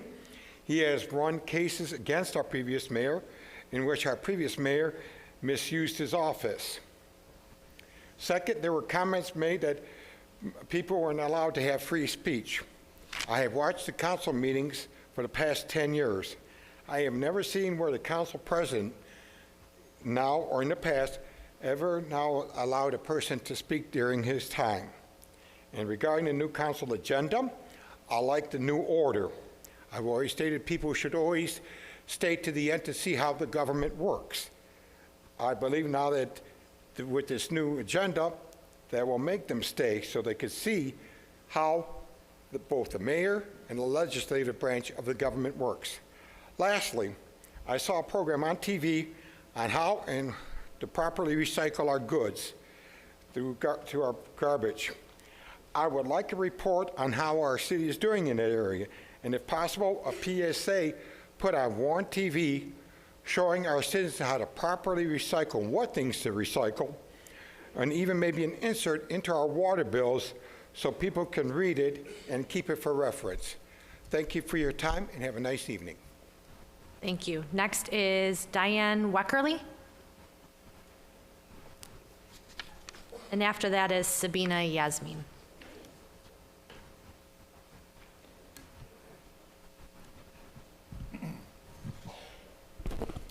Hello, my name is Diane Weckerly. I'm a retired public health nurse. Thank you for letting me speak here tonight. I just wanted to say a couple more words about the water affordability package that's going to be voted on sometime in the near future.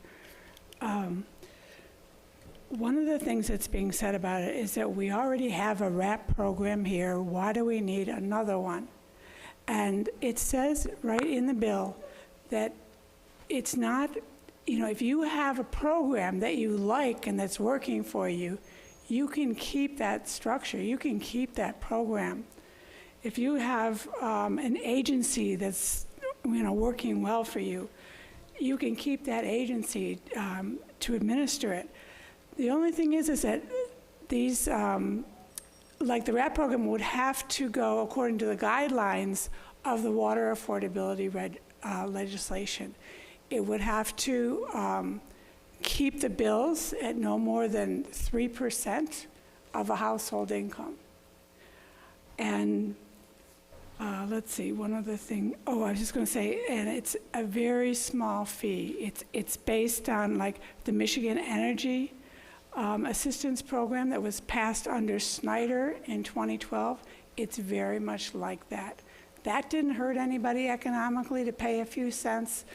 And this program, this water program, which is also a necessity, is only going to be like $2 a month per household. So it's really pennies that we're talking about to cover this program, to make water affordable for everybody, since water is a human need, whether you're in Warren, whether you're in Flint, whether you're in Gaza. It's a basic human need that needs to be met. Thank you. Thank you. Sabina Yasmin, and then Naveed Ashraf. Right. Good evening, council members. My name is Sabina Yasmin, and I have lived here in Warren for well over a decade now. My husband and I have decided to start our family here and raise 3 beautiful children in this diverse community we have come to call our own. So God willing, we are not going anywhere. Council members, thank you for updating on the attorney update, but there are some things I need to get off my chest, and I hope you give me your full attention. There was an underlying belief we placed in each of you when we picked you to represent us.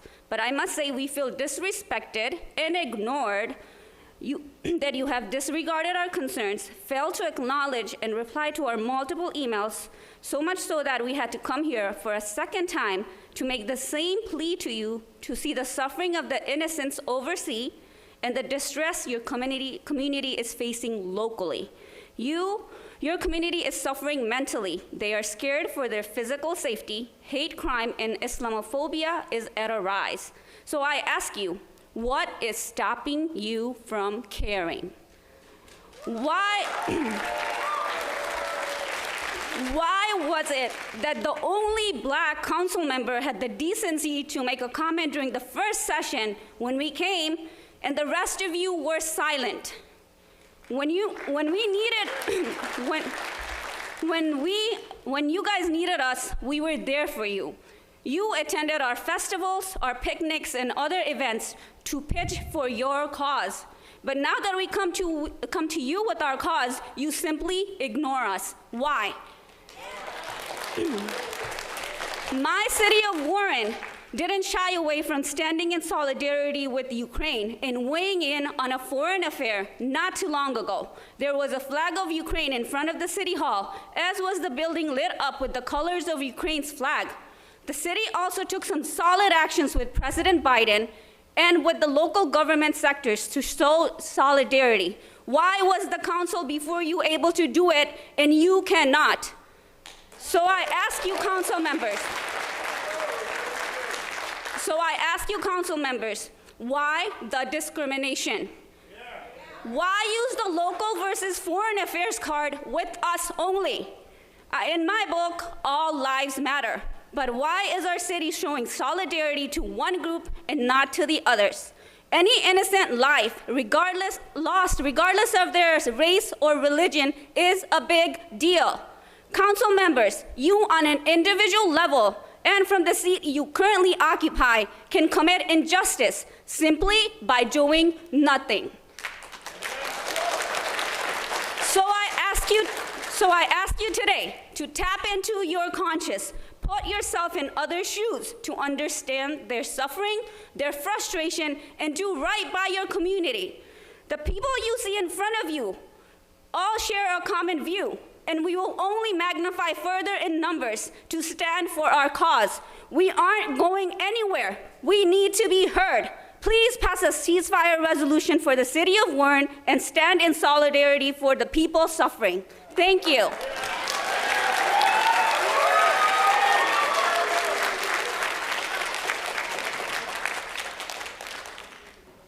Naveed?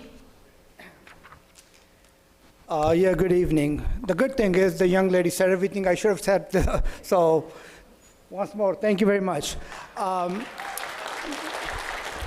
My name is Naveed Ashraf. I'm 44 years in City of Warren. I'm a resident here. And I'm also the Director of Operations here at Islamic Organization of North America, the first mosque that was opened in the city of Warren. I'm also the Vice Chair of American Human Rights. So this is not the matter of Palestinians or Israelis or anybody. It's a matter of human rights. So we need to make sure we are either on the human side or we are on the, I shouldn't say the word, but we are on the devil's side. You know, we need to stop the killing. We need to stop the killing of the children. And I know some of you may be pressurized by your friends, by other people, by your politics, not to speak up, not to say anything. But there are times you need to look into your conscience and you need to say, you know what, at least once in my lifetime I should do the right thing. So I request,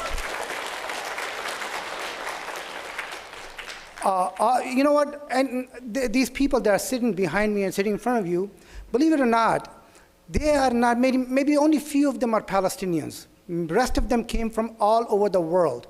They didn't come here for their homeland people. They came here for the human rights only, okay? So, you know, it doesn't matter. It doesn't matter the color of the skin. It doesn't matter the nation they came from. It just matters they would come out for whomever you want them to come out for, as long as it's to save the children, save the humanity. And I think all of you need to think about it. And because last time, I understand 2 weeks ago when there was this issue, they were told, you know, in this meeting's agenda, you guys will take this up, and it wasn't on the agenda. I wish you hadn't told someone that we hired an attorney, so please don't come in this meeting. Come next time, and we'll be prepared for you. So I highly recommend you give them a date. I mean, attorneys, you know what? Right in the state of Michigan, there are almost, I think, over 9 or 10 cities that passed this resolution, including the city of Detroit. And I just met the council president last week from city of Detroit, and you know, he was very happy, even though that one person didn't vote for it, but he was glad that it passed, because he realized later on that he made a mistake by not voting for it, but he was very happy that it passed. So look into it. There's nothing there are a lot of cities throughout the countries that are passing this resolution. So I think it should not take this long. And check with your attorneys if you need help from the community, if you need help from me, if you need help from anyone. We'll be more than happy to assist you in putting whatever you need to do on the agenda. So we appreciate that, you know, you giving us this time. Thank you. Next is Rubita. I apologize that I'm not pronouncing it. Rubaiyat.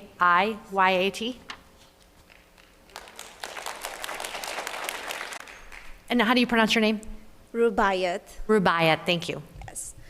Good evening, esteemed council members. My name is Rubaiyat. I am a Bangladeshi American citizen. I work in the corporate office of one of the major insurance companies here in Michigan. This is my second time addressing the council, and I'll cut to the chase. I am deeply disappointed. The last meeting saw a remarkable outpouring of voices, each expressing their hopes and concerns about the distressing events in the Middle East.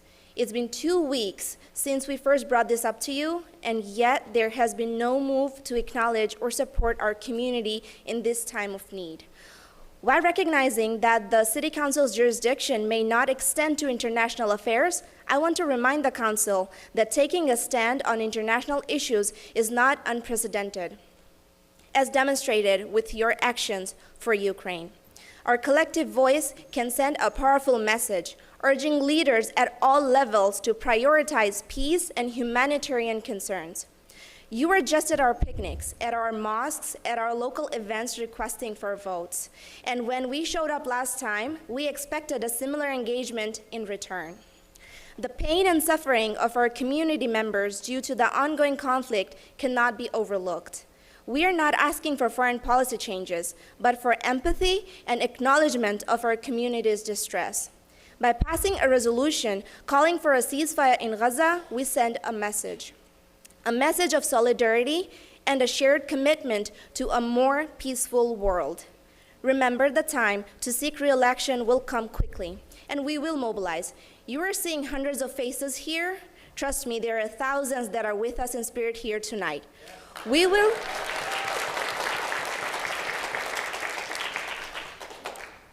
remember who stood with us and who did not. This is not just about politics. It's about recognizing and addressing the concerns of your constituents. I have faith that you will stand on the right side of the history when we look back, so I thank you in advance. Thank you. Next is Hafsa. And then Janat. Good evening, esteemed members of the Warren City Council. My name is Hafsa Rahman. As a property owner and a devoted member of our community, I stand before you with a sense of deep concern and an urgent call for compassion. The prolonged conflict in Gaza was wrought devastating consequences, leaving a trail of its destruction and profound human suffering in its wake. Through social media, the stark realities of this conflict have been brought into our lives. We have seen families shattered, children left orphaned, and once thriving communities reduced to ruins. The relentless sounds of sirens and explosions are a grim reminder of the fragile state of existence faced by those in Gaza. This must come to an end. As a community leader, I urge this council to leverage its influence for a greater cause. Let's envision a different future for the children of Gaza, one filled with the same hopes and dreams we cherish for our own children here in Warren. Imagine families in Gaza rebuilding their lives in peace, free from the fear of conflict. Tonight, I call on you to stand with me in this vision. It's time for us to transcend political boundaries and unite in our common humanity. We must advocate for an end to the violence and champion a new era of understanding and reconciliation for the people of Gaza. Together, we have the power to forge a better tomorrow, a future where every child sleeps in peace and every family lives free from the shadow of fear. Let's be the beacon of hope in these dark times. I implore you to choose compassion, to advocate for peace over conflict, and to help ignite a candle of hope in this darkness. Thank you for considering this vital cause and for your commitment to making a positive impact in our world. Thank you. Good night.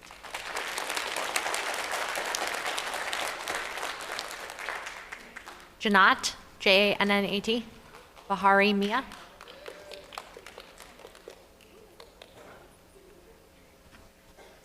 Did I pronounce it correctly? It's Jannat. Jannat. Jannat. All right, I'm going to keep it short. Good evening. My name is Jannat Mia. I'm sure everyone in this room is aware of the devastating situation in Palestine. This massacre did not begin on October 7th. It has been ongoing since 1948. The people of Palestine continue to be slaughtered and ethnically cleansed under the Israeli Zionist regime. Meanwhile, our country funds this genocide with generosity. As human beings, we are morally obligated to speak out against this. I implore the city of Warren to show their humanity and to pass a resolution calling for a ceasefire and the freedom of the Palestinian people.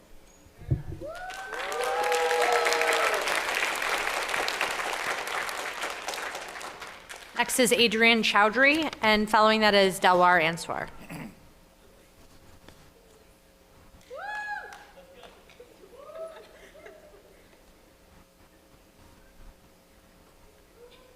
Hello, everyone. It's Adnan Chaudhry. Thank you. It's a common mistake. Everybody calls me Adrian. I wasn't planning to say anything, or my wife signed me up thinking it was just a sign-in, so I'm up here. So I just want to remind everybody to pay your taxes this year, because countries like Ukraine, they need the funds, and countries, especially like the Zionist Israel, need our tax money to fund a genocide of the Palestinian people. So everybody pay our taxes. You know, our taxes goes to war, but it can't feed the poor. Like, there's a lot of stuff wrong with the system, and we asked, the main thing is give support to the Palestinian people like we give support to everybody else. And pretty much that's all I came to say, and thank you, everyone. Thank you. Dalwar, and then Lori Harris.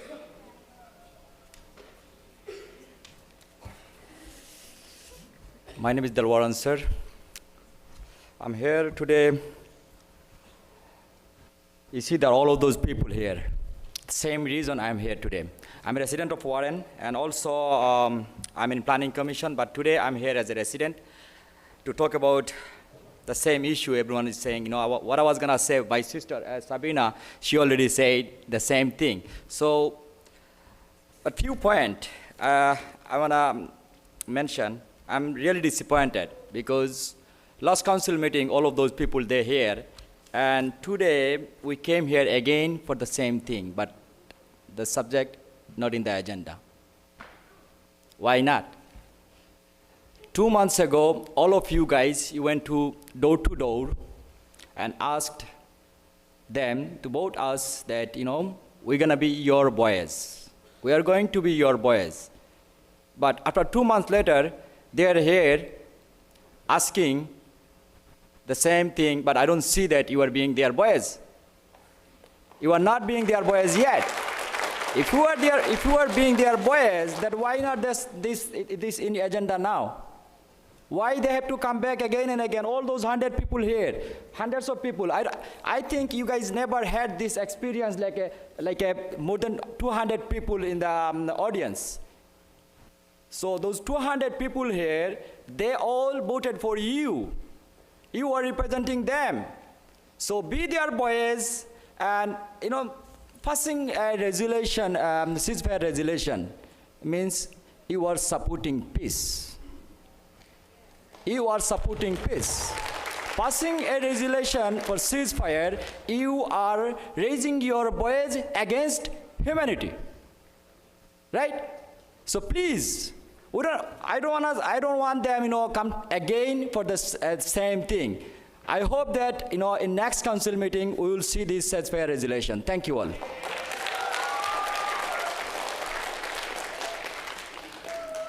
After Lori Harris is Lulu. I'm Lori Harris. I commend everyone for coming and having the right and the ability and the bravery to speak. But I'm going to speak what I want to say, and it might not be popular, but it's okay. I grieve for every place where there's conflict, where people are killed unreasonably. When there's violence, our world it's never stopped. From the time that creation happened, people have been fighting and killing each other. And we have to remember, asking this council 2 weeks ago, asking them to make a resolution for a ceasefire is very different than some of the words that we heard 2 weeks ago, which were a lot more defamatory toward Israel. So I want to remind you, Rohingya genocide currently happening, 43,000 deaths and over 900,000 have fled to Bangladesh alone and more to other Muslim countries. 100,000 are in camps in Myanmar. Iraqi Turkmen genocide, the Islamic State in northern Iraq, the Darfur genocide in Sudan, 500,000 deaths.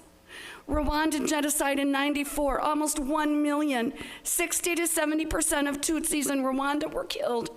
The Bosnian genocide in 1992, 62,000 people were killed. The Cambodian genocide, in 4 years, 3 million were killed, with up to 33% of the total population of Cambodia. A Bangladeshi genocide in 1971, up to 3 million were killed. Holodomor, up to 8 million in Ukraine in 1 year. Some scholars dispute that the famine was deliberately engineered by the Soviet government. Nazi crimes against Poland, 3 million killed in 4 years. In China, 2.7 million people were killed by Japanese war crimes during World War II. The flight and expulsion of Germans in 1944, deaths of ethnic German civilians and POWs, 1.2 million. The Rwandan genocide, 1.1 million people in 100 days. The Holocaust, 6 million Jewish people died in the Holocaust, and other groups were targeted. We grieve for all of these people, and supporting Ukraine by having the flag or having the colors is different than what you're asking us. And I want us to grieve for all of the people we're losing in our world. And we want to... Excuse me, you're out of order. Ms. Thank you. Continue. You have 15 seconds. We want all people to live in peace. We want all children to grow up healthy and protected and safe. And, there's got to be a way to grieve for what's happening without having to make the statement that you want made. So thank you for my opportunity to share my feelings. Next is Lulu Alberno, and then following that is Sabella Madine. Good evening, council members. Thank you for giving me the opportunity to come and speak to you this evening. My name is Lulu Alborno, and I've lived in Warren for almost 4 years. I moved here from Virginia with my husband and 2 children. My husband is originally from Warren, and it took him 8 years to convince me to move here. And don't tell him this, but I wish I had moved sooner. I love Warren. It has everything a family would want to live a full life: great schools, strong community, and wonderful people. We are members of the Warren Community Center, and my kids and I are avid readers, visiting the Warren Civic Center Library at least once a week. We enjoy swimming, gymnastics, and karate in this very center, and my son even won 2nd place in the summer reading program. I love how diverse the community is and how welcoming they've been to a transplant like me. I know Warren values community and family, so I'm here tonight to urge our council members to pass a resolution requesting an immediate ceasefire and de-escalation of the situation in Palestine. I understand the council prefers to stay away from politics, and I respect that. But with the Warren community being such a strong force in focusing on family and togetherness, I want to point out how this has been an issue for myself personally and the community at large. I am a Palestinian American. I was born in Saudi Arabia because both my parents and their parents were displaced in 1948 from their original homeland of Palestine. I had never been to Palestine myself until this past summer, where I got the opportunity to go. I was so grateful and elated to be there for the first time, but I unfortunately couldn't connect with my cousin who lived in Gaza at that time. She wasn't allowed to leave, and I wasn't allowed to go. And it doesn't seem now that we will ever meet in Gaza. She, like the other hundreds of thousands of people who have been displaced, has left Palestine with her children. Her husband is still on a waiting list, unable to leave. No matter which side you are on regarding the war, if you are human, you want this to end.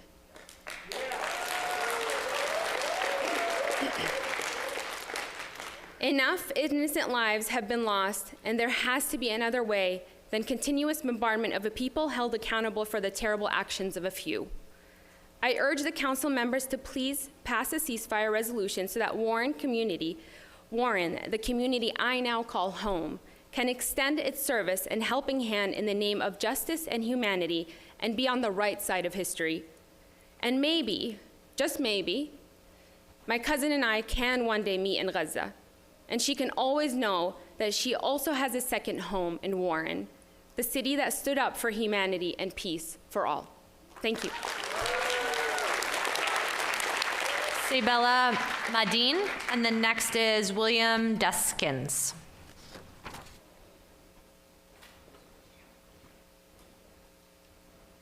Good evening, City Council members. My name is Sabila Mahdeen, and I'm a proud resident of Warren.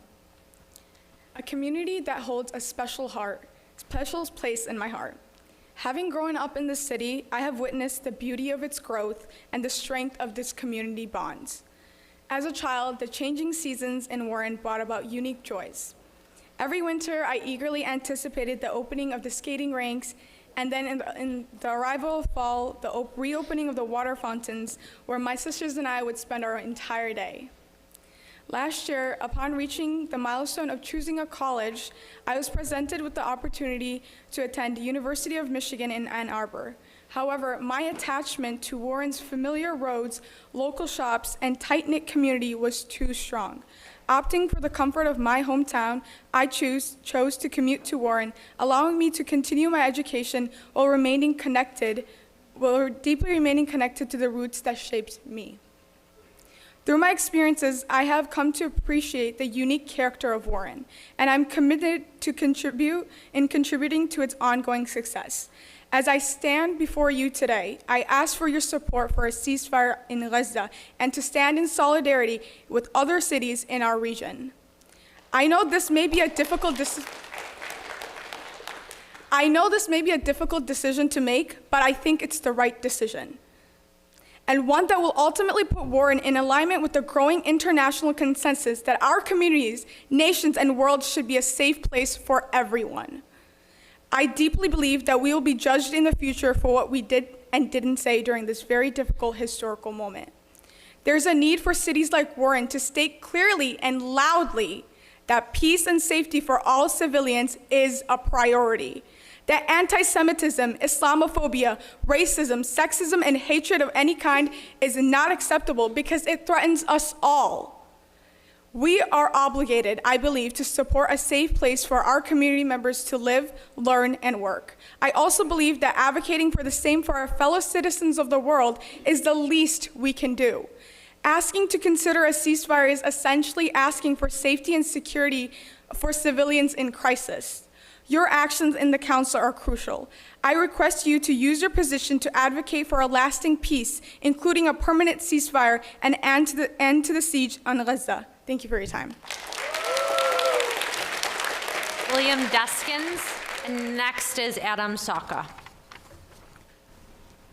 William? Deskins. Okay, we'll move on. Adam Sakwa, and then Angela Lepard.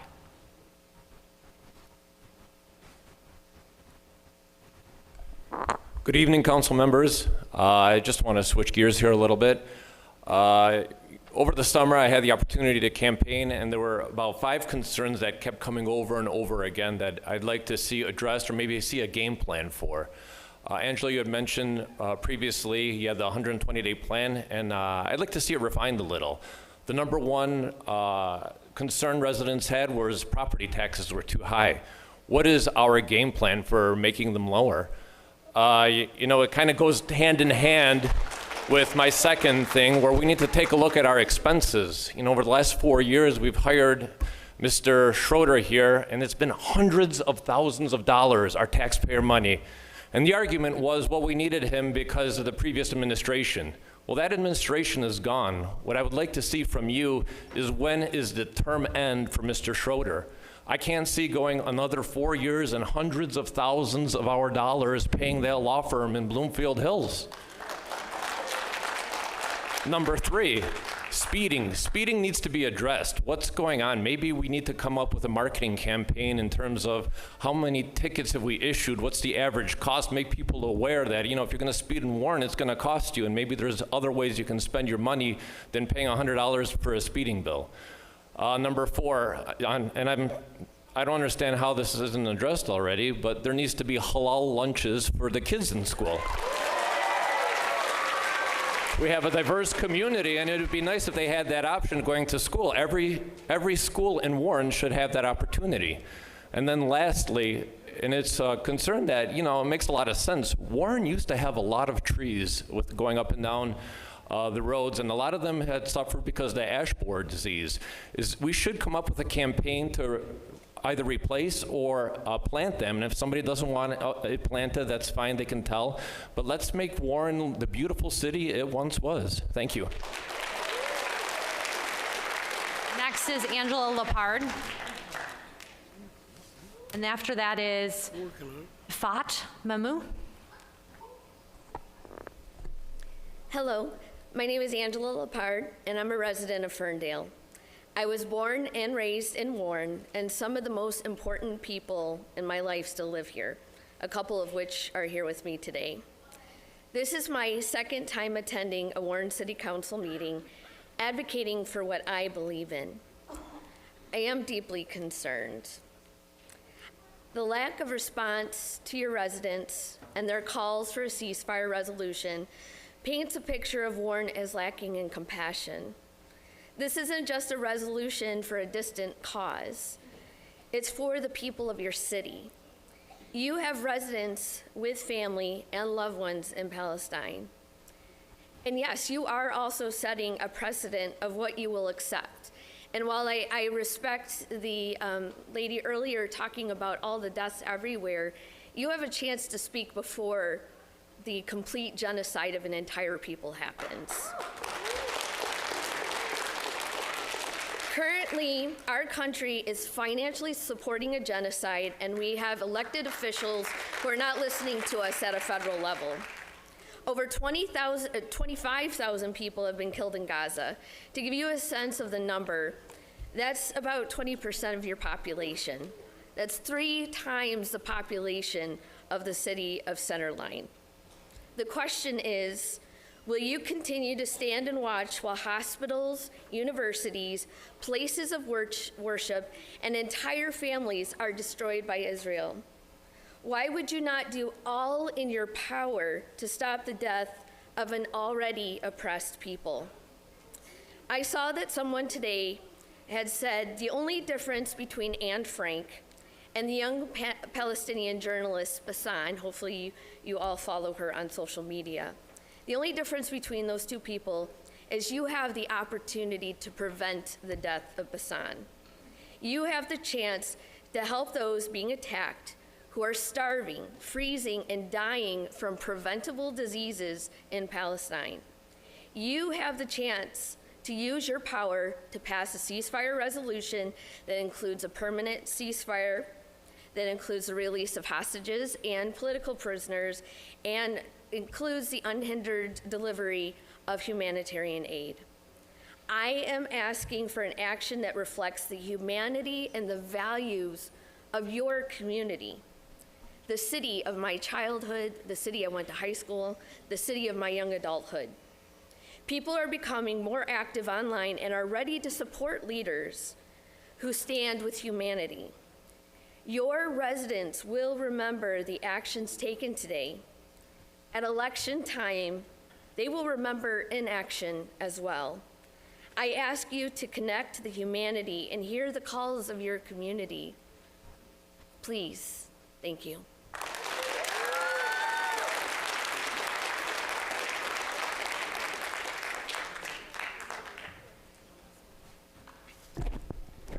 Good evening, and hello, respected council members. My name is Ifat Mamoun, and I'm currently a junior in high school. It's been about 6 years since I moved from New York to Warren, Michigan. And before I begin, I just want to say, the city of Warren has a special place in my heart, full of the kindest people who welcomed me with open arms into their community. The city of Warren has always been welcoming and caring for the people of its community, and I couldn't have asked for a better community like Warren. Here in Warren, the people foster a spirit of unity that extends beyond our local boundaries. We understand the importance of standing together during times of need and supporting others. As we witness the situation of those affected by the conflict in Gaza, it's become essential for us to embody the principles we promote and proudly take a stance on this ongoing genocide. In this context, the call for a ceasefire in Palestine is not merely an international affair. It is an expression of our community's dedication to fostering a world where humanity triumphs over discord. As we have built bridges within our community, let our voices resonate beyond our city's limits, advocating for peace and justice. I stand before you today with a plea that echoes the hearts of many within our community and beyond. We find ourselves in a time of great turmoil and suffering. As the conflicts in Palestine continue to claim lives of many and leave memories that will forever be engraved, I urge our city council to take a compassionate and principled stance by formally requesting a ceasefire in Palestine. The images and stories that reach us from the troubled region are heart-wrenching. Families torn apart, homes demolished, and children becoming orphans, and innocent lives lost. These are not merely headlines. They are the human consequences of a prolonged conflict.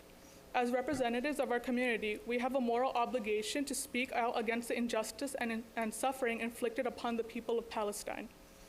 Our collective strength lies not only in our differences, but in our shared humanity. Embracing diversity, fostering understanding, and standing together against the destructive force and hatred of those that are the cornerstones of a harmonious society. When we unite against hate, we fortify the bonds that connect us as a global community. It is through the unity that we can dismantle the barriers and perpetuate prejudice, discrimination, and injustice. Our city has always been a beacon of compassion and empathy. Today, I implore you to extend that compassion to those halfway across the world who are in dire need of it. By taking a stand for a ceasefire, we align ourselves with the principles of justice, humanity, and diplomacy. I understand the complexities of international conflicts, but I believe in the power of local communities advocating will influence change. Let our city be a voice for peace, a voice that resonates with the collective desire for a world where conflicts are resolved through dialogue and understanding. In conclusion, I ask each of you to consider the weight of our collective responsibility. Let us be on the right side of history, advocating for peace, compassion, and the ceasefire in Palestine. Together, we can make a difference, not only in our city, but the broader tapestry of humanity. In recognizing the potential impact of our united voice, I request the City Council to consider this demand seriously. Our community, including its youth, seeks to contribute to a discourse that aligns with the principles of justice, empathy, and the pursuit of peace. Thank you.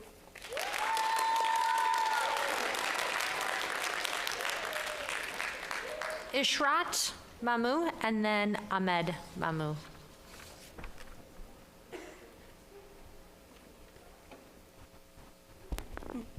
Assalamu alaikum and good evening, everyone.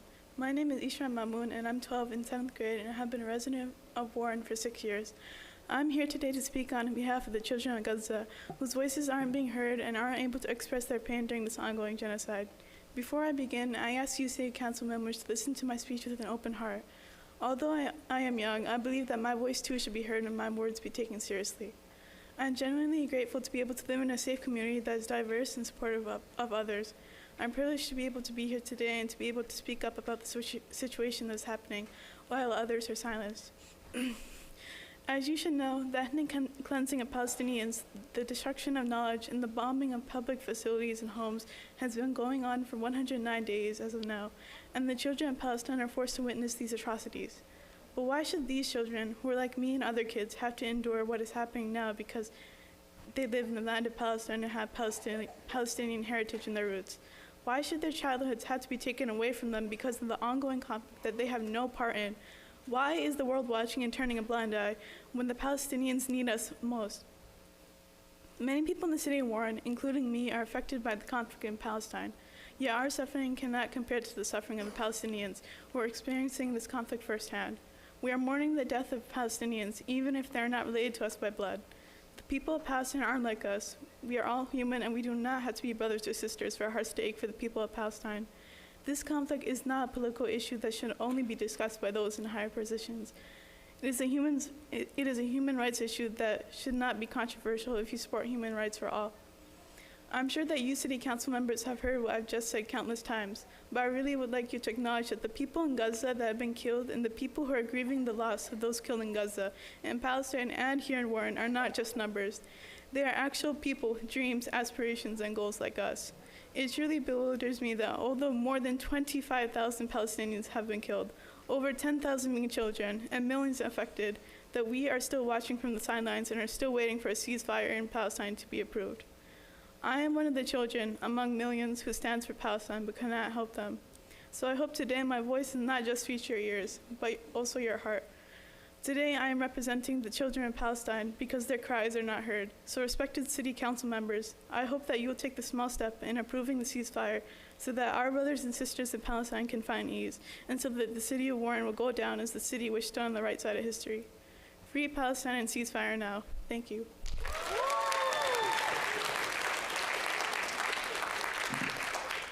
Ahmed Mamoon, and then Alina Ahmed. Hello everyone, my name is Ahmed Mamoon. I am 11 years old and I am 5th grade living in Warren, Michigan. Today I want to call for a ceasefire in Palestine.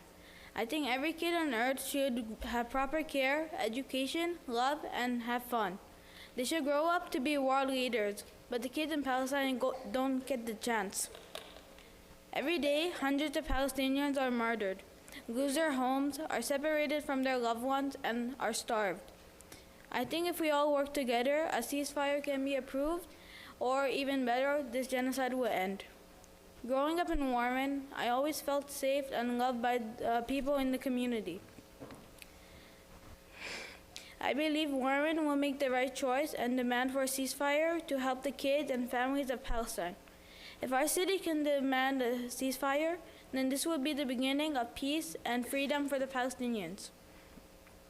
Every day I hear stories about what's happening in Palestine.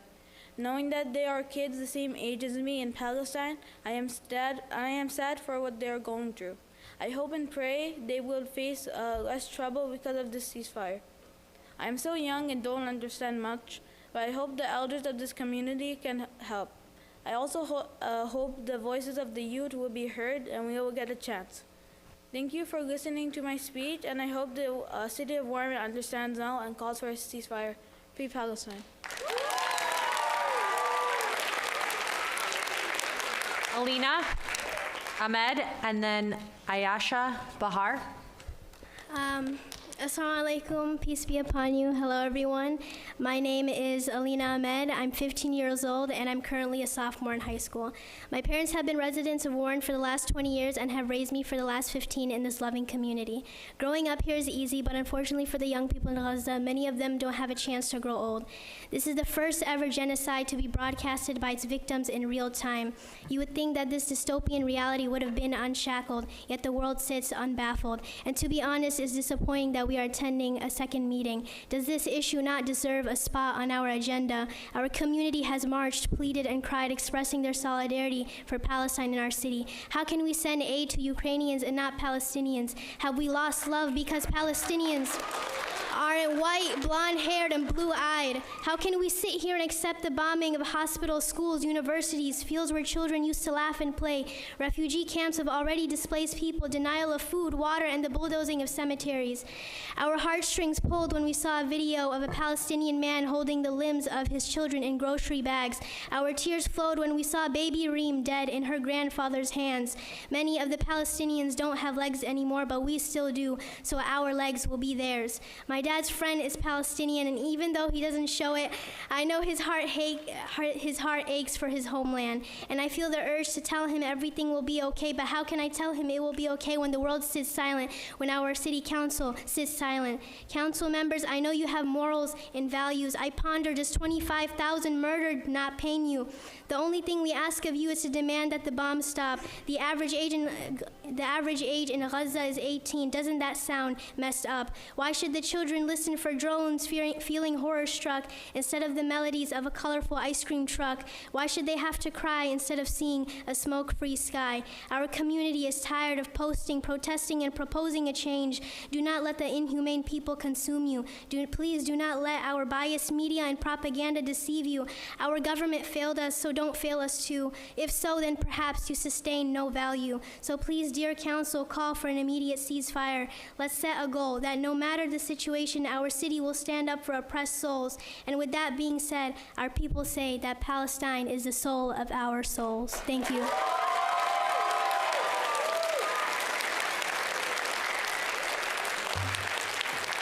Ayasha Bahar, and then next is Kurdish Ashtash. Yeah. Assalamu alaikum and greetings of peace, council members. I want to start off by saying thank you, council members, for taking the time to listen to our concerns. In my daily life, I am blessed with normalcy, a full-time job, a warm home, food, and the joy of my kids embracing me with happiness when I return. This privilege, one I'm deeply grateful for, has recently been tinged with guilt. Guilt because my Palestinian brothers and sisters in Gaza are stripped of even the bare necessities. Images and videos haunt me, parents burying their children, flattened buildings, scenes reminiscent of an apocalypse movie, cats scavenging on dead horses out of hunger, human limbs scattered due to bombs, and people undergoing major surgeries without anesthesia. These images are engraved in my mind as I go about my day, bringing tears of hopelessness, wishing I could help. As a mother, the most harrowing scenes are those of parents with earth-shattering cries over lost children, kids orphaned and alone, and the lifeless bodies of angelic children under the rubble. I cannot begin to imagine these feelings. I urge you all to just take a moment and try to fathom that pain. Humanity doesn't require a specific religion, culture, or caste. It's a universal value. I earnestly urge you, the council members, to stand with us and call for an immediate ceasefire. This horrifying genocide must come to an end. Warren is a diverse and peaceful community, and we should reflect that in our actions. Thank you. Next is Curtis Ashtosh, and following that is Samad Chowdhury.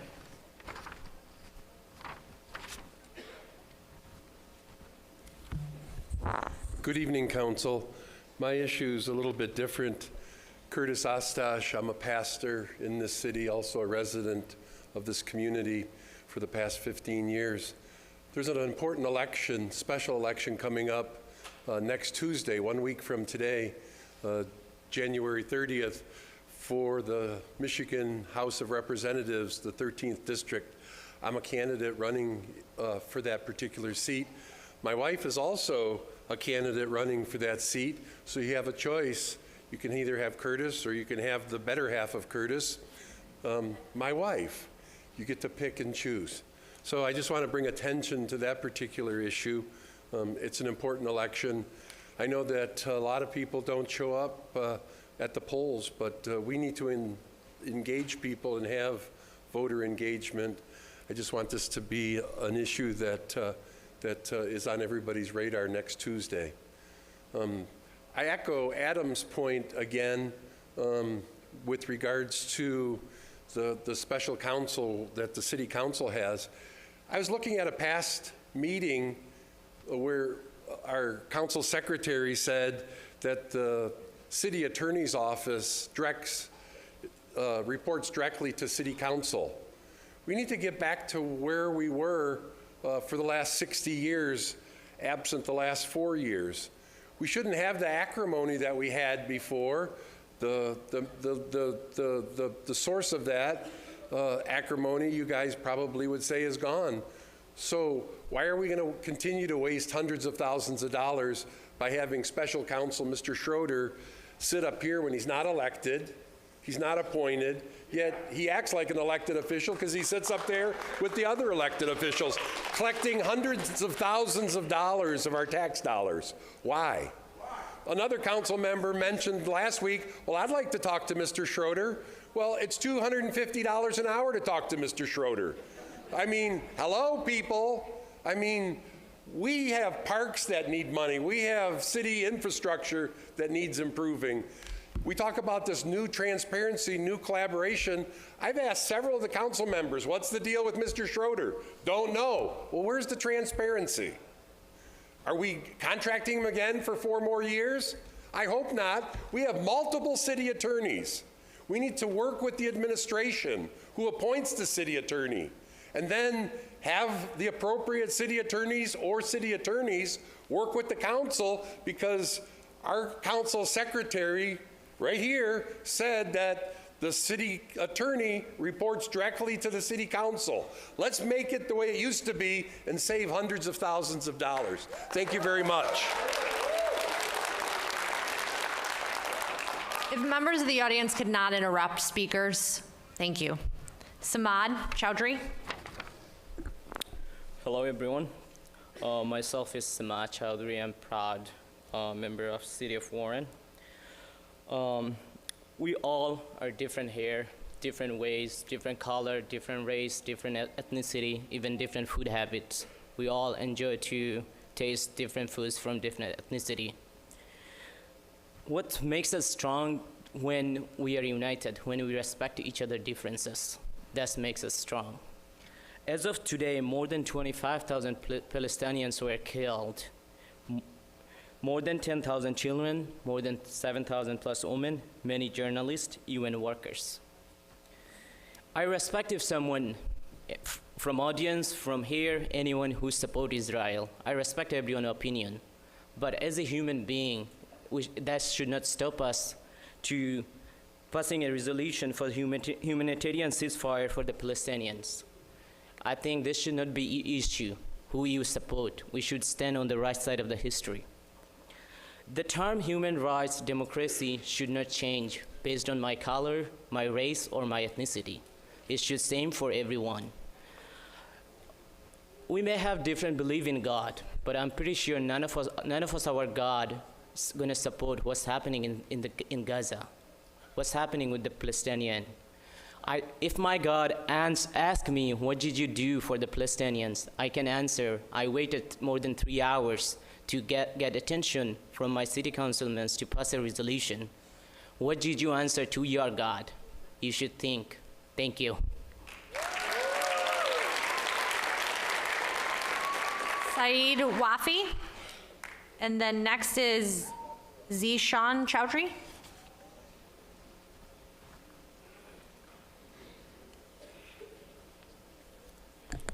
Hello, my name is Saeed Wafi. I have lived in Warren for more than 12 years. I am a student of an Islamic school. I am here to call on the city of Warren to pass a resolution to a ceasefire in Palestine. Warren has been very diverse for as long as I have known, in which every culture from different backgrounds has been celebrated and appreciated. This diversity beautifies Warren in numerous ways. Warren has had a number of community events that have brought people from different provinces together to celebrate our distinct heritage. The Warren community has accepted solidarity with helpless groups and refugees. This goes to show that the Warren community has a commitment to compassion and humanitarian support. Warren has shown remarkable unity in standing against discrimination. Warren has prepared and participated in protests to censor hate and encourage peace. Our community has displayed its global awareness and empathy when Ukraine was in its time of need. It mirrors our broader commitment to global humanitarian issues. Our taxes fund Israel, which is equivalent to funding Russia when they were invading Ukraine. Why do we have double standards for this issue with Israel and Palestine? Why should we allow politics to interfere with humanitarian issues? This is far bigger than just you and I. This is about holding our integrity as a human. That is why I highly encourage the community and Council of Warren to consider a resolution to a ceasefire in Palestine. Thank you.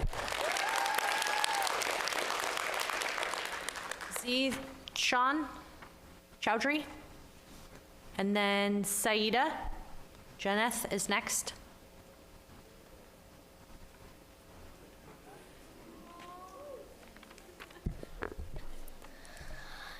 Good evening, council members. My name is Zishan. I go to one of the charter schools in Warren, and I lived in this great city since I was born. I love soccer, and I play in the summer at Heartsick Park. I also have 2 cats. I love shopping for them in warm, welcoming stores. I also have my parents and a little brother. I love going to Warren Bush Park with him. I love my great Warren city with so many different people with different cultures. But it hurts to see so many kids like me in Gaza for the last 3 months with nothing that I am enjoying in this great city. Not even water to drink and no food to eat. And no cats or pets. And some have no parents or no siblings, no grandparents, no uncles or aunties. No schools to learn in, no park to play in, no limbs to play sports. No hospital to get cured, no feeling of safety like this great city. My Greek community and my parents always taught me to do the right thing and stand up for those who need help. So even though it feels very scary, I'm here today to be their voice. I ask my city today that I am proud of to stand up for them too. I ask you all with respect and love to pass the ceasefire resolution.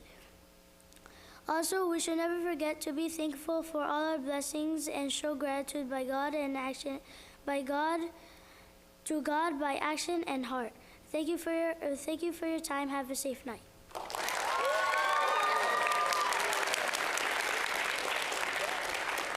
Saida Janeth, and then Michelle Nard.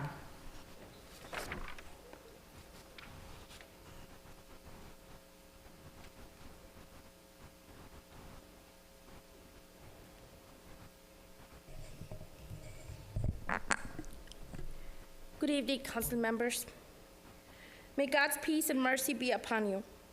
I've been in Warren since 2010.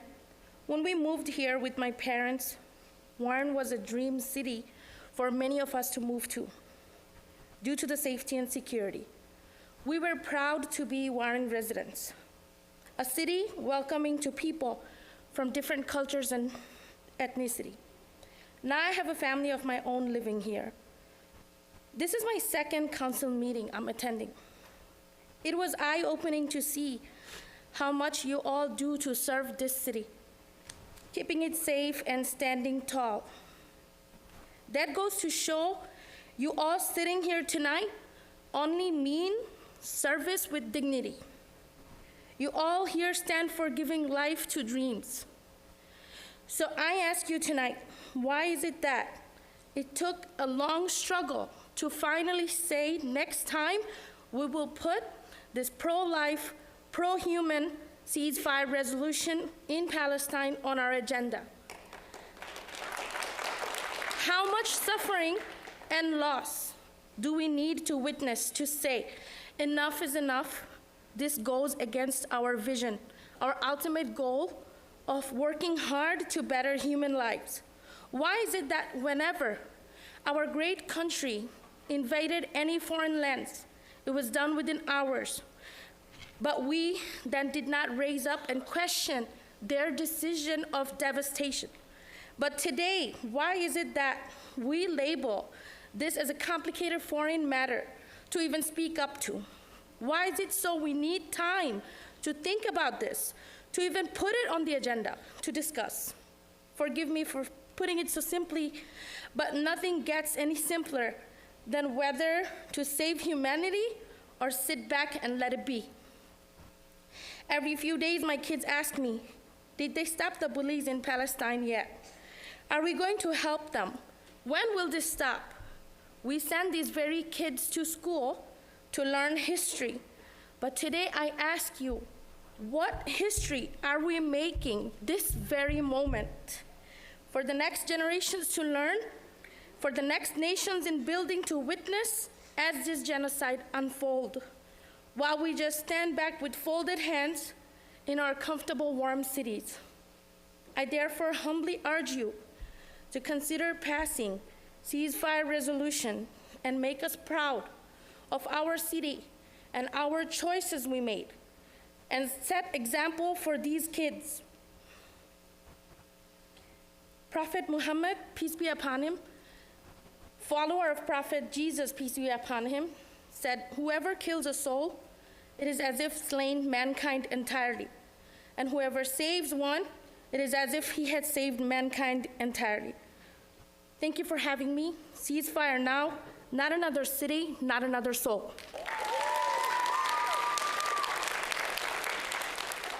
After Michelle Nard is Babar A. Qadri. Oh my gosh, good evening, everybody. Before I speak on what I got pivoted to speak to, I want to just touch on this a little bit. I noticed when Plant Moran was up, there was very little spent on economic development in the city, which is a concern to me because I live in this city. And then the rest of it is going to be so redundant. I'm not even going to go there. What I want to deal with is, I understand, I feel what everybody is talking about today, but I think it's so very unfair to attack or come at this council about a resolution, because see, there's steps and things that have to be done.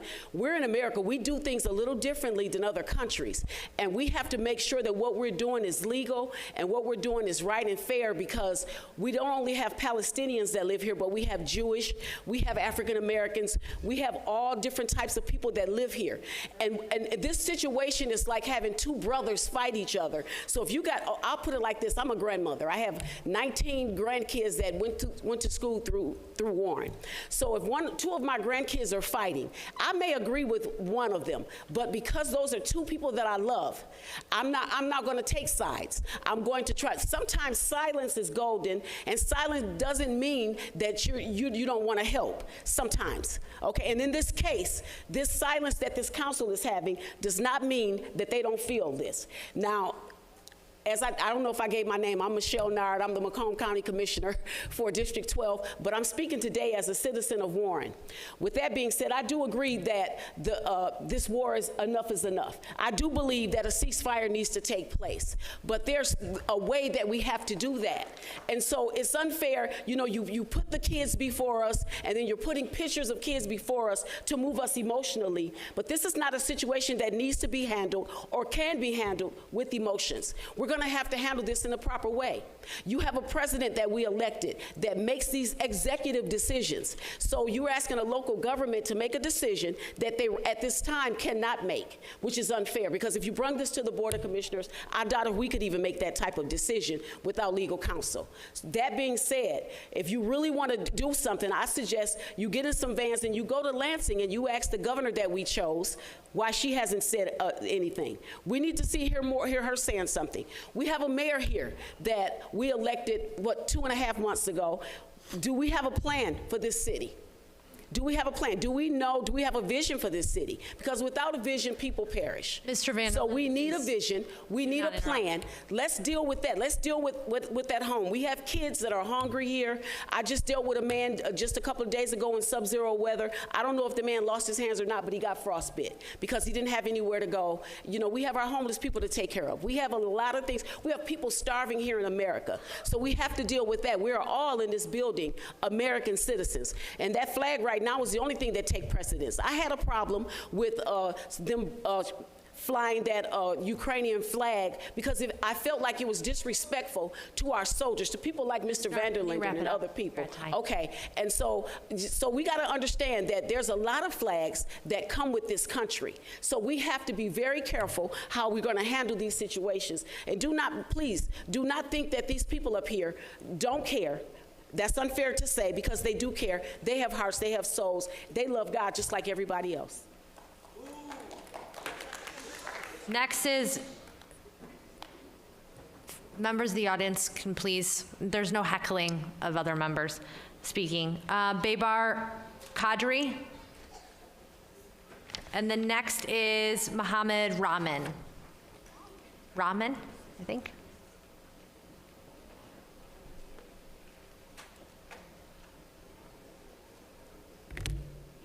Good evening, ladies and gentlemen of the council. My name is Baybar Qadri. Thank you for hearing our voices.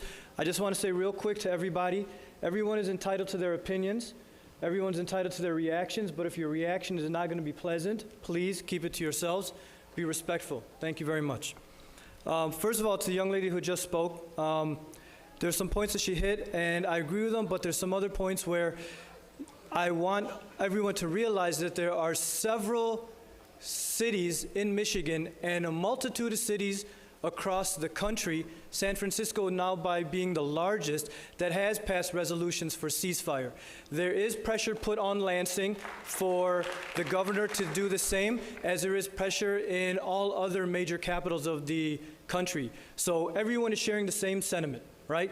And what a lot of people up here are coming and saying is that they have this feel in their heart, this compassion in their heart for what they see going on around the world. It doesn't negate all the other atrocities that are happening across the other areas of the world either. There's a lot of bad crap going on everywhere, right? But the problem that we're having is that our country is directly influencing and supplying funds for these atrocities to happen. And it's an outrageous imbalance of how it's happening. For example, $1.94 million of Warren's money goes to Israel's weapons. Instead, 237 households can have public housing for a year.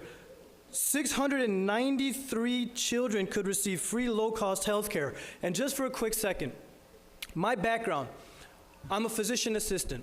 I work in some of the poorest areas of the city of Detroit. One of them being the Huda Clinic. It's a free health clinic in Detroit. We see patients who don't have insurance.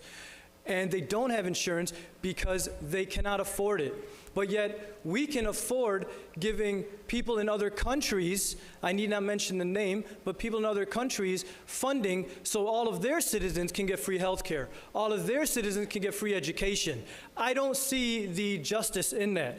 So moving on from that as well, we can get 21 elementary school teachers 5,676 households with solar electricity, 52 students can get their loan debt canceled, and 1.73 N95 respirators. These are some of the disparities that we just don't find just, and we don't find them equitable when our country is suffering. We're sending all this money to fund other countries. I don't see the logic in that. And I think if you rationally look at it, you won't see the logic in that either. So we are asking for a resolution for a ceasefire because we know that it is the right thing to do. It stands on the right side of history. And also, just to close real quick, because I'm not going to take up much of your time. You're I know. at time. Just to close real quick, I am one only, but I am one only. I cannot do everything, but I will do something. And I will not let what I cannot do interfere with what I can do. That was by Edward Richard Hale. Thank you very much. Mohammed Rahman, and then next is Saida Zainab, Z-A-I-N-A-B. Assalamu alaikum wa rahmatullahi wa barakatuh. If you haven't heard of it, and I will hope that most of you have heard of that before, you guys live in a city that's full of Muslims, that greeting is a greeting amongst Muslims. It means, may peace and blessings be upon you. Islam is a religion of peace. It's directly in our greeting. We say it to each other quite literally every single day. I just want to say that if you guys come to our masjid picnics and you guys don't pass this resolution, it's going to be very awkward.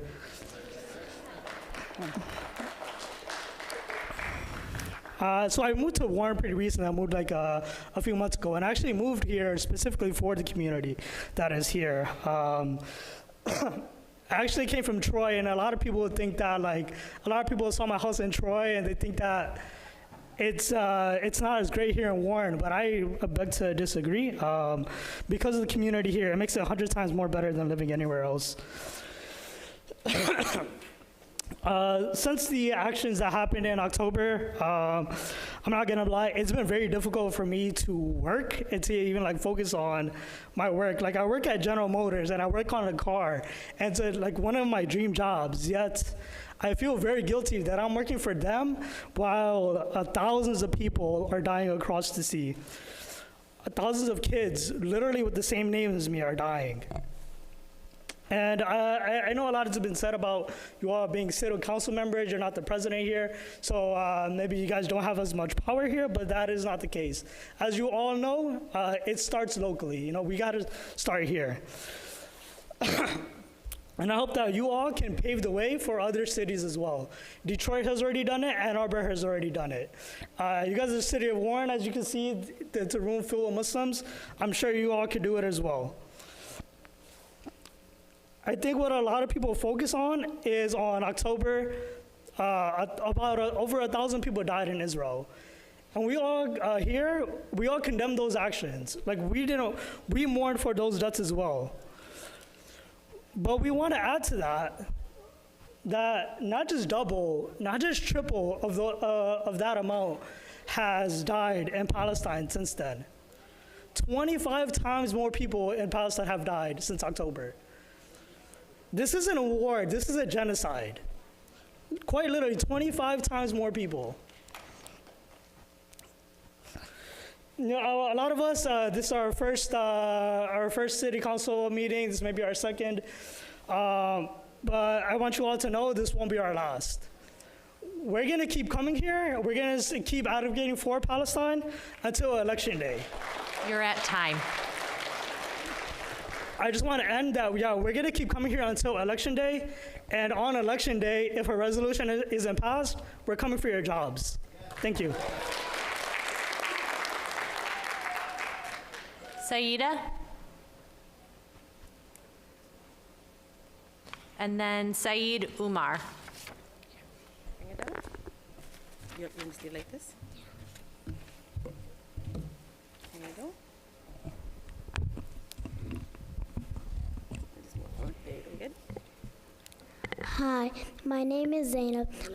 I'm in 3rd grade. I'm 8 years old. I live in Warren. I feel safe here, but in Palestine, children are not feeling safe. Children in Gaza are feeling scared.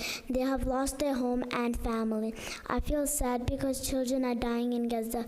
I'm angry because nobody cares about what is happening to our brothers and sisters in Palestine. I say that Palestine should have a peaceful life like us, not a harmful life when children and their families are getting killed. I have a school to go to, and children in Gaza cannot go to school because their school has been bombed.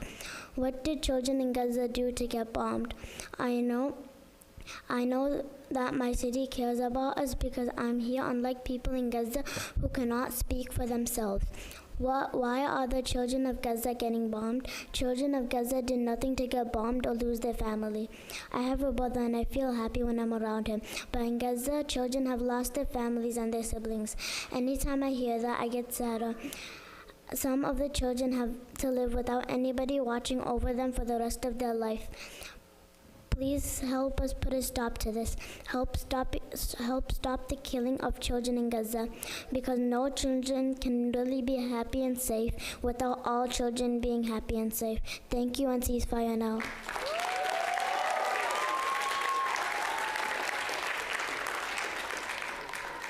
Saeed Umar and Nipa Hussein is next.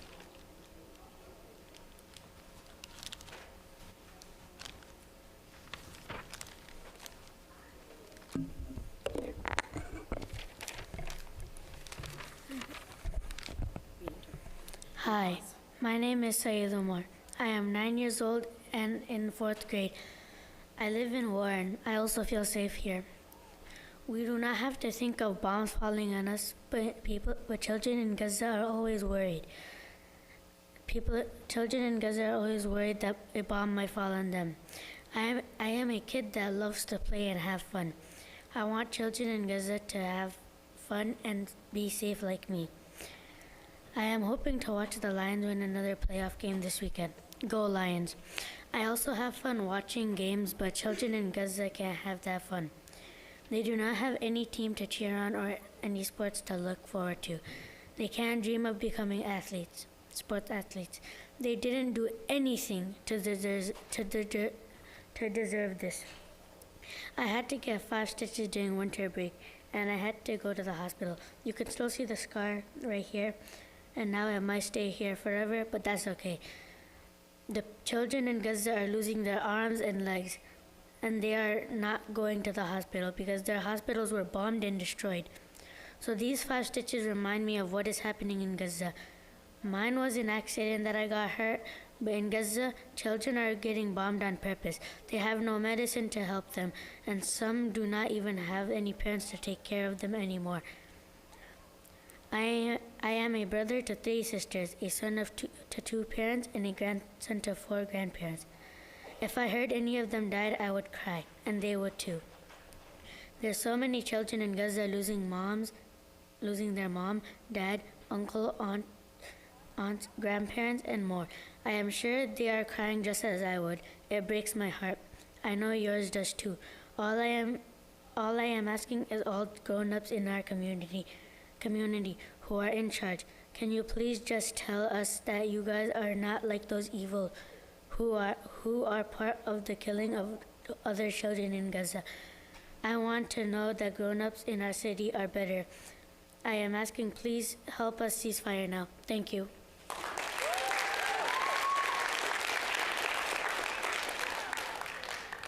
Nipa Hussein and then Sylvia Ordonio.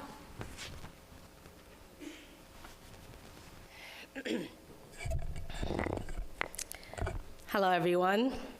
And yes, I am back with our community, bigger and stronger this time around. And we'll keep coming back.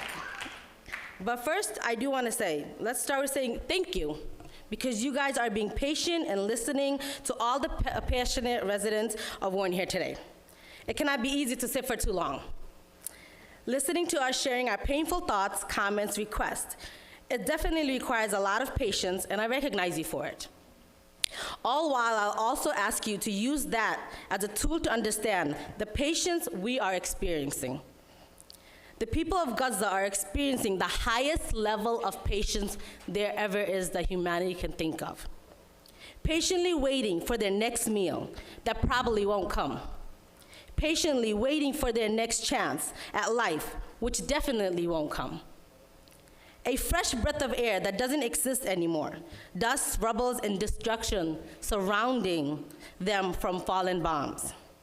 It is all patience, because there is no chance to fight back, no chance to resist, no chance to do anything but to look up in the sky and hope that the next one does not fall on me. Patience against fear, patience against injustice. But we, the people of Warren, are now running out of patience. We have a choice to stand up against injustice. We need to get this on the agenda. We need it to pass a ceasefire resolution now. We need to show Warren does not support unjust killing of human lives. Warren does not stand on the side of injustice. Warren does not support killing of children. Warren does not support killing of civilians in the name of self-defense. Warren does not support dropping of bombs with the push of a button. This is war. This isn't just a war. This is a genocide. A war in Warren, we do not support genocide. Warren stands for morality. It stands for innocent lives, no matter where in the world they live. We are Warren. We are moral. We are just, we are caring, and we love all. We do not wipe our hands clean, calling it a foreign affair. No, we embrace the opportunity to stand up, make our mark against what is wrong and what is right. Warren may be a drop of water in the ocean full of cities, but we will stand tall with our citizens for what is right. We are Warren. We love all lives. And we will never stop killing in the name of war. We will have it stopped. If many of the cities and townships around Metro Detroit can pass a resolution, Warren can call for a ceasefire resolution too. I know we can do it too. I ask you to represent Warren as a great city that cherishes all lives of their residents, all lives of people around the globe. Let's pass a ceasefire resolution and put this on the agenda for the Warren City, because we do not want to look back in history and say that, you know what, like a sister said, that I'm also grieving. No, I don't want to grieve while I see a live genocide happening. I grieve for history books of things I couldn't change, but I will not grieve a live genocide that is happening Facebook Live, Instagram Live. We cannot be ignorant saying that I didn't know. That was history back then. You're at time. All right, well, I just want to say thank you for your time. Ceasefire now. Have Warren stand and show solidarity with us. Thank you. Sylvia? Thank you, Madam President, and thank you, Council, again for spending so much time here on this.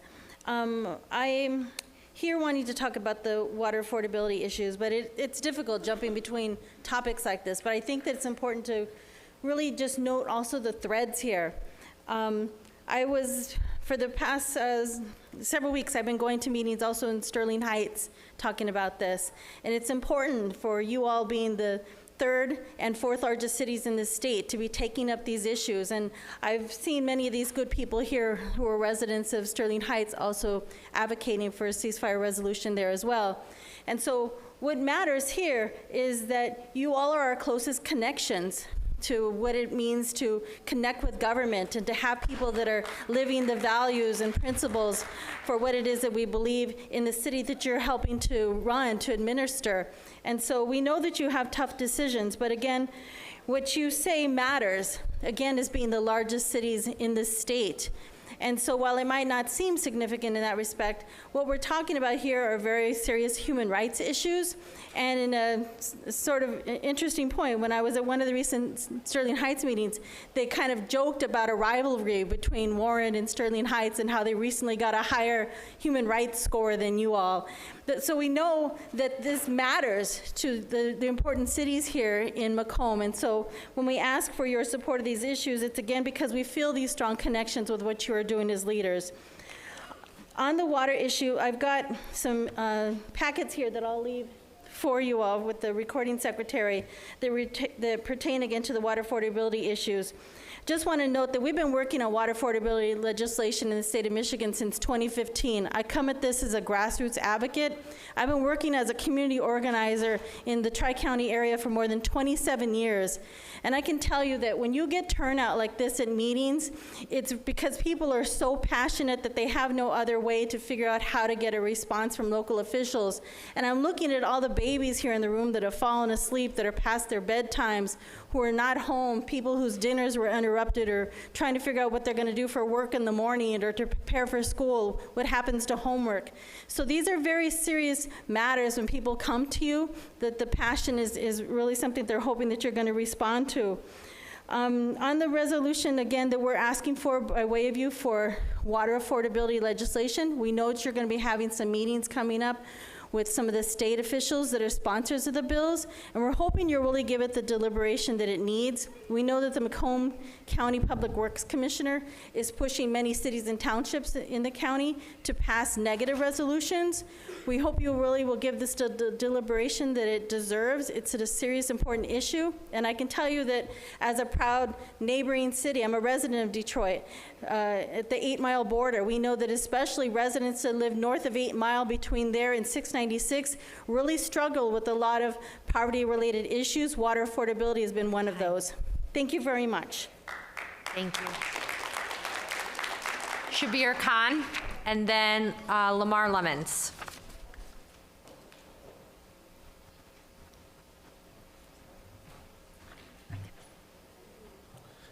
Good evening, council members. My name is Shabir Khan.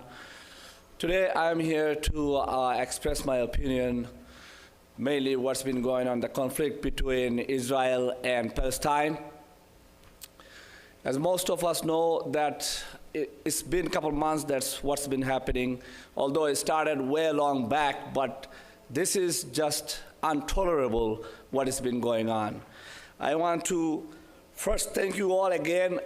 Many of them already thank you, but I also want to thank you that it's been listening as a patience. So I want to thank you for that. But more importantly, you know, this Israel, what has been happening, Israel has retaliated and launched an airstrike on Gaza, a city which are only about 17 square miles, close to over 600,000 people, amongst the 30% of the children, about 55% of the women. But my heart, all these children, 8, 9 years old, while they were speaking, I was looking at them and thinking about the children in Gaza, what's been happening with them. These children can speak, walk, laugh, but look at what's been happening with them. Our tax dollars going, where are they going? They're going to support Israel, but if we only have humanity or moral support, it doesn't have to be like what's been happening in Palestine. I would say it's terrorist attack and beyond that. But I myself, amongst the people who has been talking, I'm sure no one support a terrorist attack. It's completely a genocide, and I don't support this genocide. I want my tax dollar to be count, and I'm sure all the people are, waiting to hear that where are their tax dollars going. But I hope from the local government to the officials in DC, this movement, today's movement, all these people was here, I'm sure it's going to go to their ear. But mainly, I'm here to express my opinion for the children's, women's, and men's.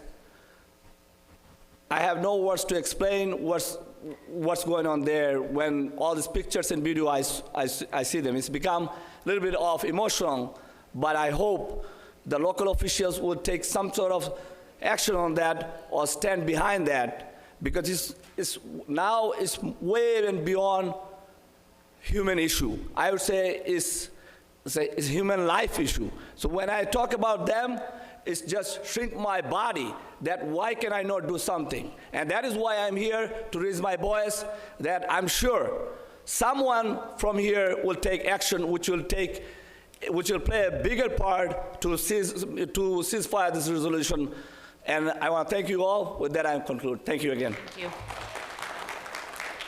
Lamar Lemons, and then Maureen Abid. Good evening, honorable council members. I am Lamar Lemons. I'm a member of the 13th State House District, and I'm also a candidate for state representative in that district. I've lived the majority of my life in what is now the 13th House District.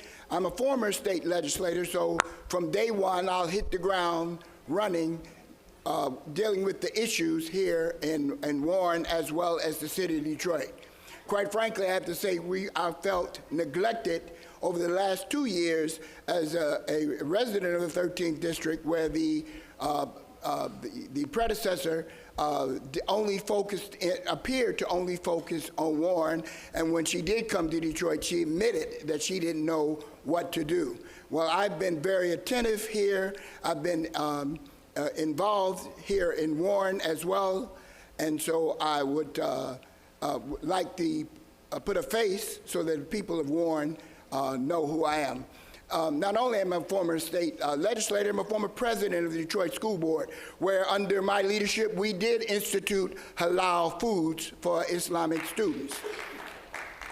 At the city of Detroit, we will have to work in a bi-county and a bi-municipal fashion so that we can work harmoniously, and in such, Warren may want to take Detroit's lead, as we did adopt a resolution demanding for a ceasefire internationally. So municipalities can take such actions and recommend a resolution to Congress, and they often do on a myriad of issues.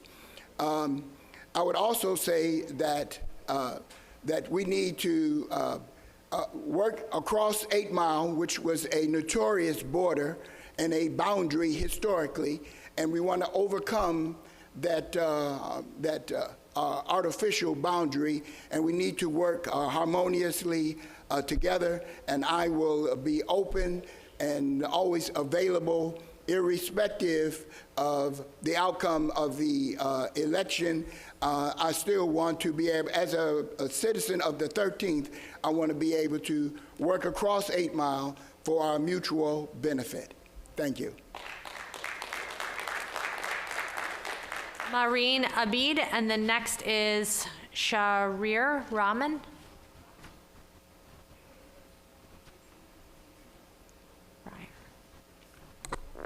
Good evening, City Council members. My name is Maureen Abid. This is my second time approaching the podium to ask for a ceasefire resolution, which I see has not been put on the agenda. My question is, are you ignoring us?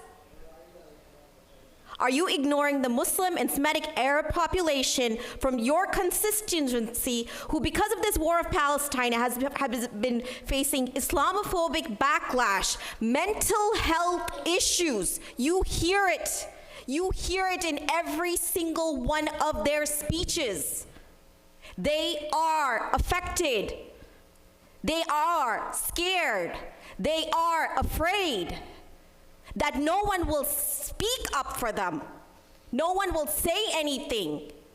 That you will continue to ignore us, as you have been doing clearly. You are not representing us. In 1760, the streets rang with the slogan, "No taxation without representation," and the rest is American history. Do not for a minute think that those seats of power are seats of power. They are seats of representation, and you are not representing us. We are the diverse city of Warren that stands with communities of minority, color, various religions, economic variability, and disability. Calling for a ceasefire is for all sides. It represents our call to end the killing of babies, elderly, women on both sides. Why can our council not call for this? This is not a foreign affair issue. This affects your local community. You hear it in our voices. You hear it in our voices. We need to hear you say that you stand by our pain, that you call for a humanitarian effort and a cease to all fighting from both sides. Please, stand on the right side of history. Members of council, review your history.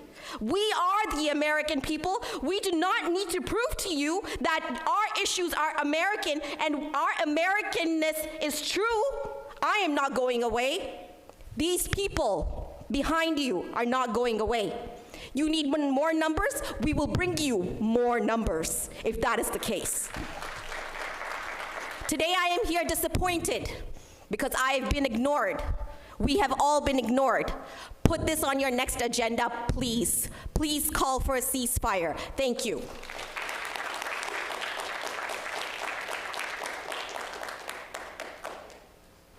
Next is Shahriar, and I apologize, you have to pronounce your name. Rahman.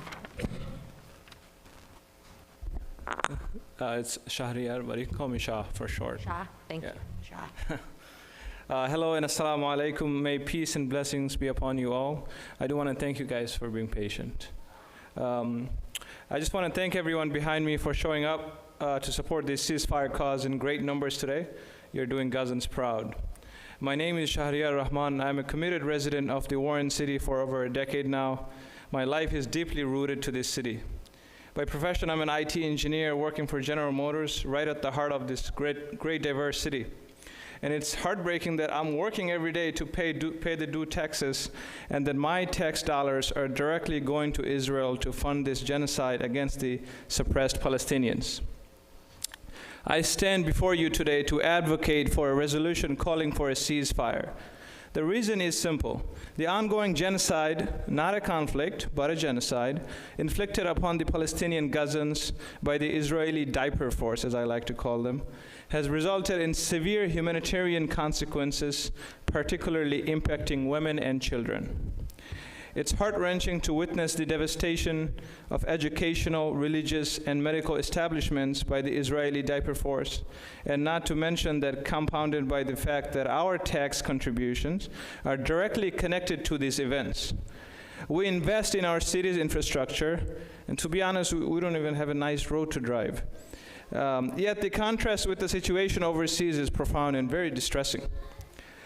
The reported casualties, many of whom are most vulnerable, are a call to action for those of us with conscience. It's time for our city to align with the values it professes: humanity, safety, and standing against genocide and oppression. You know, when you cross the 8 Mile and Ryan, it says, "Welcome to the safe city." And that's what Warren City stands for, and I hope that they profess that in this ceasefire resolution. And we must advocate for the protection of all children and join other cities in Michigan that have already taken a stand. Let's be on the right side of the history and support a ceasefire resolution. And I implore the council for compassion and justice. Let's pass this resolution and get it on the agenda moving forward. Thank you very much for your time, and thank you for listening to me. Next is Tassanur. And if you could give your last name for the record. Chaudhry. Thank you. All right.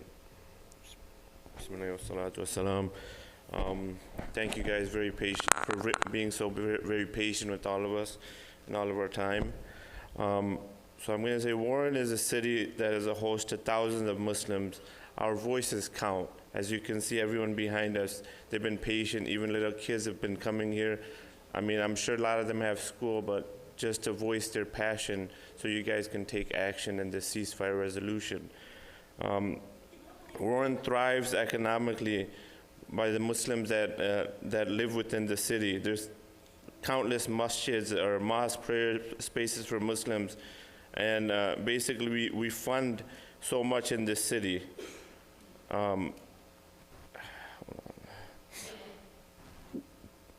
As of this day, in the Israeli forces, they keep mentioning what happened October 7, but we should actually realize what's been happening over the last 100 days against the war against the Palestinians, not the Hamas.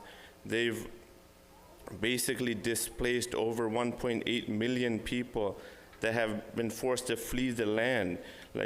And besides that, there's so many war crimes that we really have to pay attention to.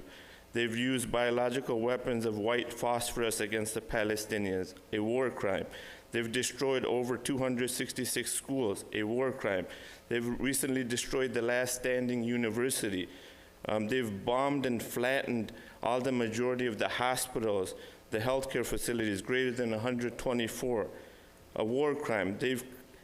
They claim that Hamas killed 40 babies, yet they've killed 10,000 babies. I mean, really, how much more do we have to see to actually do something? The least we can do as human beings is do a ceasefire in this city so they can have a global effect. Please do your part. Everyone here, basically put you guys in this position of representation. Please do them their right. You don't want to keep seeing them come back and back. You're going to have to sit there hours and hours. Just do the right thing, pass a resolution for a ceasefire like all the other cities. Thank you, guys. Next is Nisha Haik, and then Fahima Yasmin.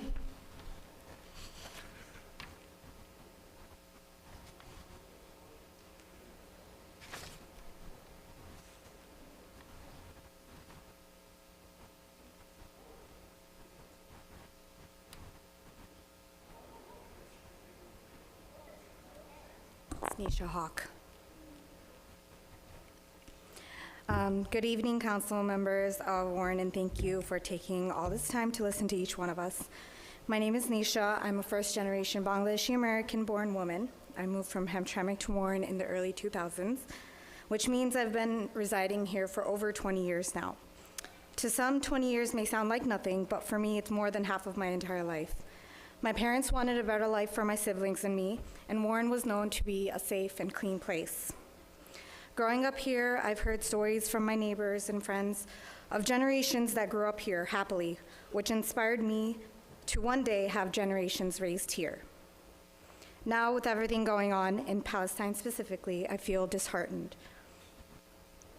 When the country you so proudly once represented is complicit in the many war crimes that are happening now, I'm embarrassed. I'm embarrassed to call myself American, knowing every day my money is funding the bombing of schools, hospitals, churches, mosques, and ultimately innocent civilians in the thousands. I'm sickened to my stomach every day when I watch the media coverage of mutilated bodies of children, women, men. It's traumatizing to watch, and although we have the privilege to refrain from it, knowing that there are people suffering for inexcusable reasons, I feel like I must continue to watch and I must continue to share. And I have to voice it and pray somehow that it will reach someone who can help stop this. Hence why I stand here today to vote for a ceasefire resolution. I am not Palestinian. In fact, many of us here may not be. However, the only factual ties that I have with every Palestinian is that I also am a human being. Those who are conscious of different races, ethnicities, may be able to tell the difference, but those who have mentalities such as Biden and Netanyahu would most likely categorize us all as one.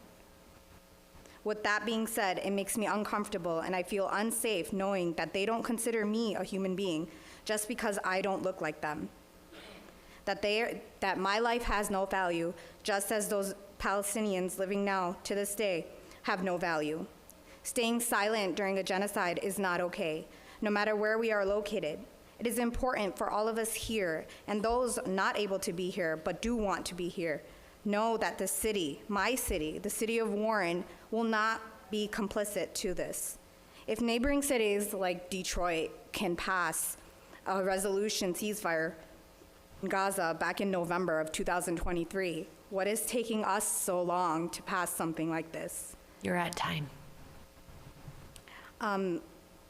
Warren City Council, I ask you and I encourage you to reignite those dreams that I had to grow up here, to have a safe future, to have a safe future for our future generations. Please pass a ceasefire resolution. Free Palestine.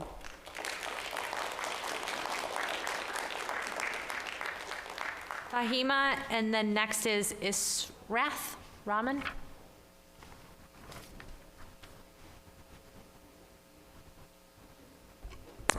Hello everyone. First of all, thank you for hearing our voice. My name is Fahima Yasmin. Currently, I am working in healthcare and I am a community organizer. Just a few months ago, I worked for election to make sure we have the best representative for the city of Warren. But I am disappointed to see that this is the second time the community has to come to get any kind of action from you all. Why? We work for you to get this position, but what is the result? Please use this position for humanity, nothing else.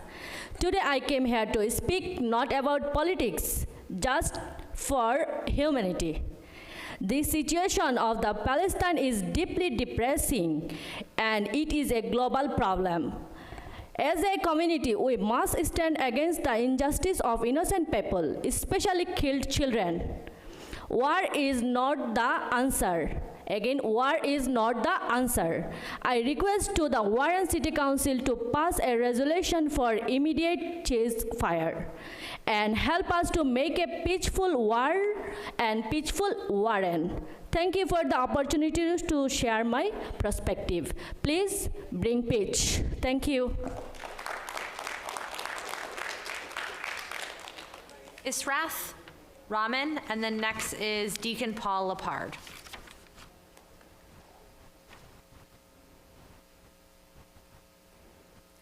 Hello, council members. My name is Israth Rahman.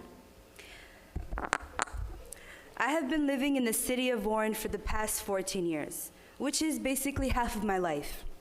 The city is a beautiful city with a diverse community. There are people of all ethnic backgrounds, cultures, religions, social and economic statuses. It is a wonderful city, and I thank God and my parents for having us live in a beautiful and safe city where we can call home. I will keep this speech brief, highlighting the important parts, and I appreciate your patience, especially with this time going on. Please listen with an open mind and an open heart. As mentioned, we are all here in asking you to consider the approval of the ceasefire resolution in Gaza, Palestine.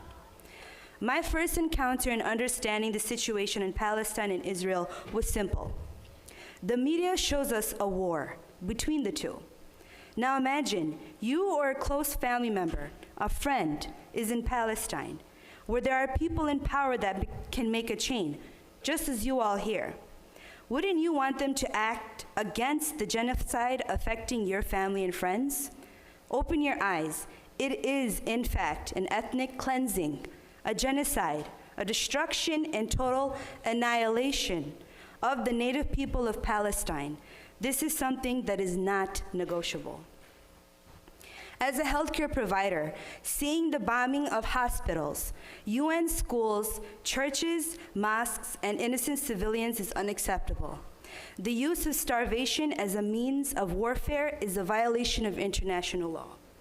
Israel's attempt to silence the Palestinians and hide their actions must be exposed, highlighted, and stopped. As a natural-born citizen of the United States and a resident in the city of Warren, the issue of the conflict in Palestine and Israel affects me. Watching the women and children and men starving, displaced from their homes, and no access to water and electricity, ironically with the events and issues that were raised earlier today, I cannot bear the screams, the horror, and atrocities our sisters and brothers in humanity are facing. As we enjoy our day-to-day lives and take things for granted, we must remember them and take action to cease fire permanently. In order to understand this, as mentioned by many before me, you just have to be a simple human being. Those who reject this, it is purely due to their own blind choice and denial of the reality of the situation. If the members of this council don't condemn this genocide or call for a ceasefire, then in my view, as well as others, you are complicit alongside with President Biden and Prime Minister Netanyahu. Thank you for listening. Deacon Paul Lepard, and then Saeed Khan.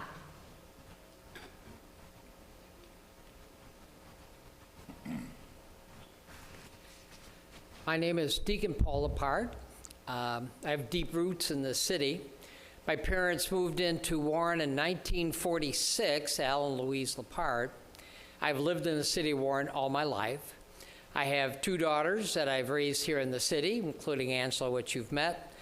My daughter Kimberly lives in Warren, and she has 2 children. I have 4 generations who have lived in this city.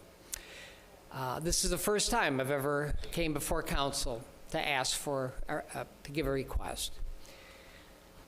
This is a no-brainer. I think we're all, and I literally don't know anyone who wants to see the continuation of the war that's going on in Israel. And to ask for a ceasefire is a simple request. Now you may say, what difference will it make if the city here in Warren requests a ceasefire? There are 19,500 cities in the United States. And if 19,500 cities all requested a ceasefire, I suspect the people in Congress and the Senate would pay attention and do a ceasefire. Salam alaikum.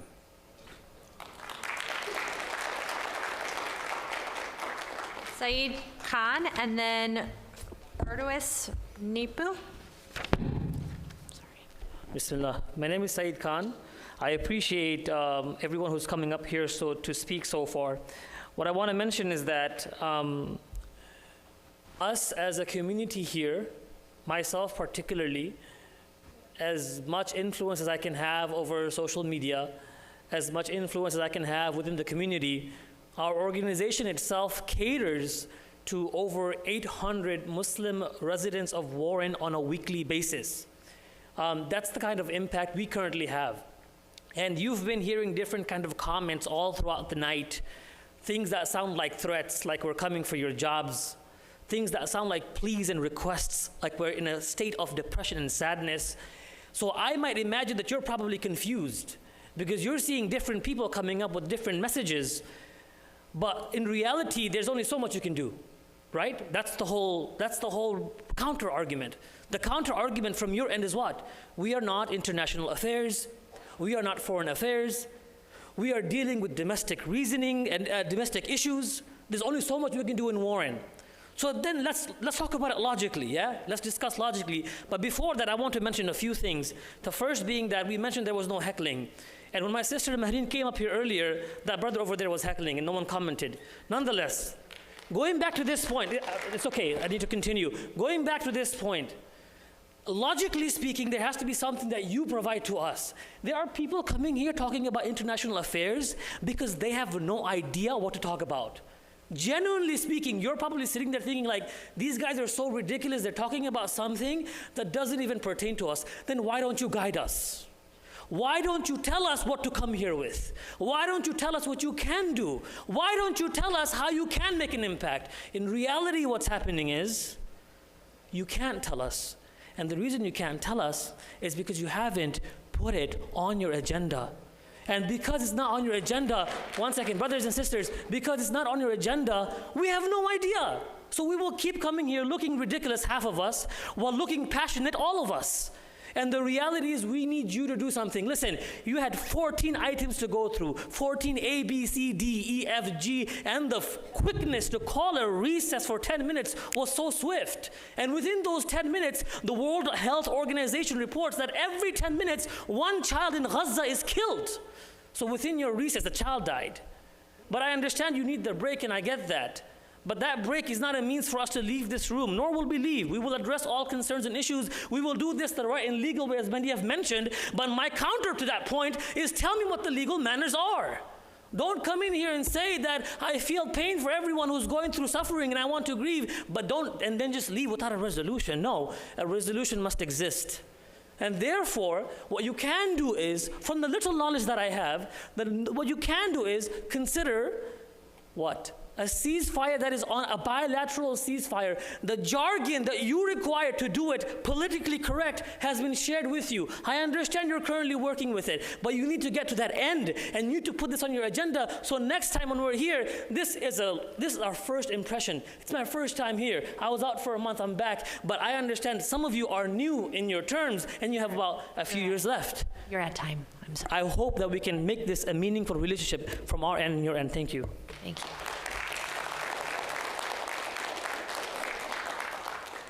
Vertus Nipu, and please pronounce your name, I apologize. Good evening, fellow council. My name is Firdaus Nipu. I wasn't too far. First and foremost, I want to say thank you all for your utmost patience in giving all of us a voice and being patient all throughout the night. My name is Firdaus Nipu. I'm an anesthesiology resident physician, and I came here straight from the hospital. I don't have a prepared speech. I literally just came here just to talk to you all heart to heart, just to hope that I can get the sentiment across to you. And again, all the brave individuals, especially the children who are still here, some of them, right, way past their bedtime, they already expressed everything that you need to hear. And my hope is that I can provide you with a unique perspective, a different perspective. As a physician, you know, I can tell you death is never an isolated issue, right? You all must be thinking to yourself, right? And one of the individuals, committee members, she mentioned that, okay, there's genocide, there's, you know, wars happening all throughout the world. How does any of this pertain to me? I can tell you this, as a physician who sees death on a daily basis, when a patient dies, it's never the immediate family that's only impacted, right? The extended family, the community at large. Likewise, when there are innocent lives being lost in Gaza, in Palestine right now, it's never an isolated issue, right? Everyone throughout the world is affected, right? I am not even from Palestine and I feel their pain. Think about that for a second. All these I came from my hospital shift straight here, didn't even get a chance I didn't even go home to change out of my scrubs just because I want to use this opportunity to express the sentiment of our entire community. You know, I want all you guys to think about one thing for a second, right? Living here in Warren, we are so blessed and fortunate. If any one of us gets sick right now, we have Ascension Macomb Oakland Hospital 10 minutes away from us. You don't have the proper care for there? No problem. Go to DMC, go to Henry Ford, go to Beaumont. Okay, you have advanced cardiac disease, right? No problem. We have one of the best hospitals in the country, University of Michigan. Don't take my word for it. According to the World Health Organization, right now, there are 0 functioning hospitals in northern Gaza. Think about that for a second. And then the 9 that are left in southern Gaza, they're partially function. And specifically, being an anesthesiology provider, I'm sure at some point in all of our lives, we've had surgeries before, right? And can you imagine what is surgery like without any anesthesia, without any pain medication? I can tell you from experience, right, that getting surgery is one of the most painful things ever. And in the United States, we have a standard of care. We give sedation, we give pain medication, we use fentanyl, we use anesthetic gases on a daily basis to make sure that your surgery is pain-free and possible. And just yesterday, a surgeon in Gaza performed an amputation on his own niece with kitchen scissors without any pain medication and without any anesthesia. You're at time. So I just want to finish in closing with this. I hope that you listen, hear our words, and please consider a ceasefire. Thank you all for your time. Joshua Feinstein, and then William Antune is next.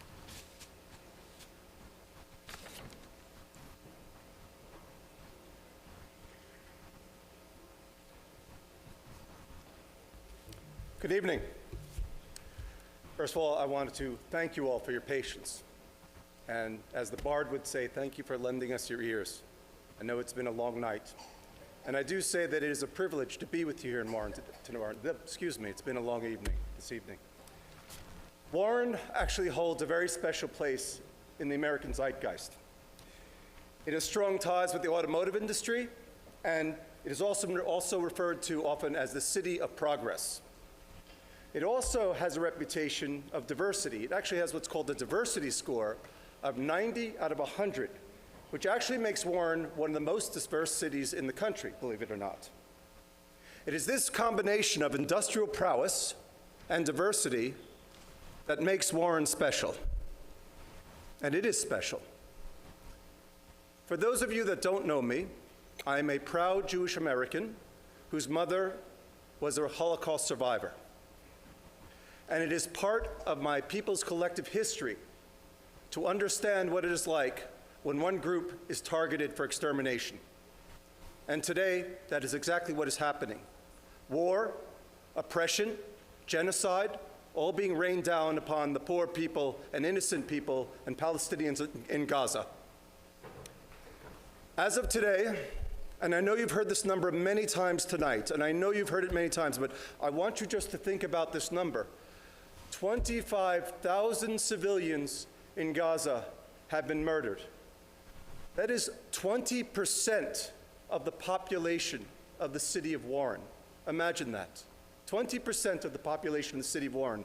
And as you've heard this evening, in the time that it takes for me to address you, a young child in Gaza will be slaughtered. Think about this. Every 10 minutes, a child is killed in Gaza by the Israeli military. Let me pose a question to you. Why do you think the Nazis were so successful with their ethnic cleansing? Yes, they were brutal, and yes, they killed and murdered women and children and infants, and they certainly were masters of propaganda. But their secret weapon, what really made them successful, ladies and gentlemen, was relying on a complicit and silent public. Well, today, I implore you, we cannot remain silent. From this end, every day throughout the country, more and more Jews are standing up and saying, "Not in our name."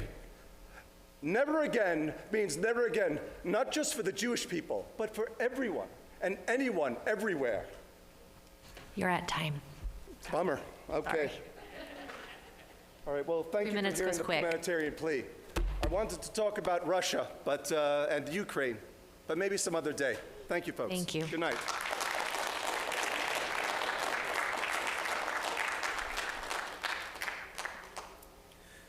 Good evening, City Council. My name is William Antoon.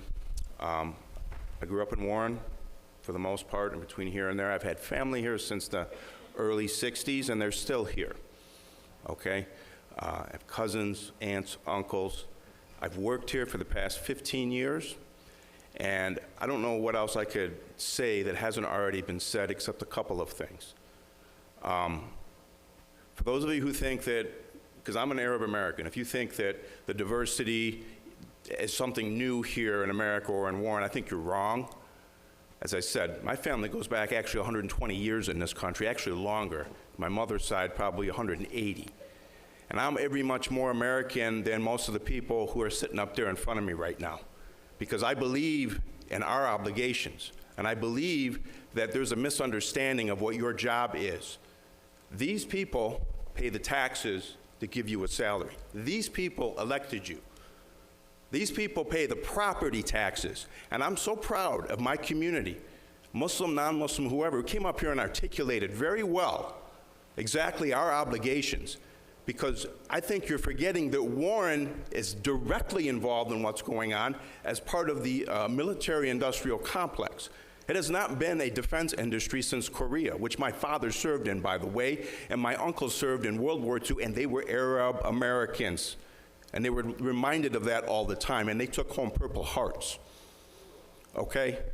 So I come from a military family, and because they served in combat, which some of you probably never did, they were for peace.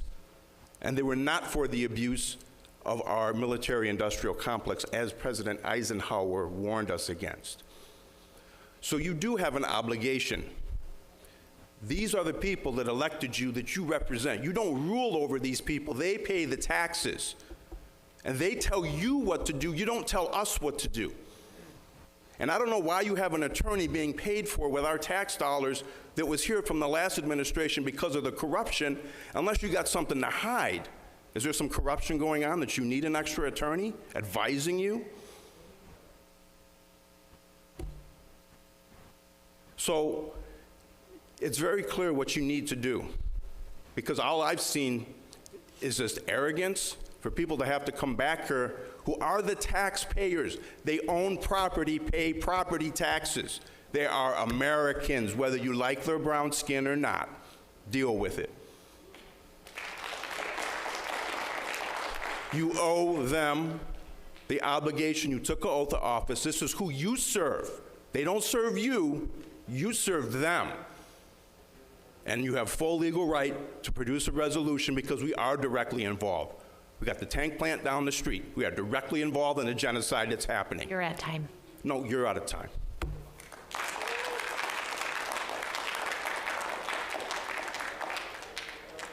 Ridwan Rafiq, and then Mooney Rahman.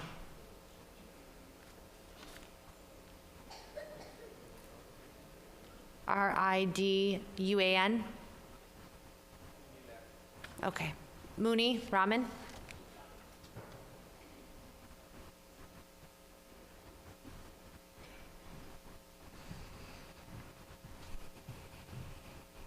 Good evening.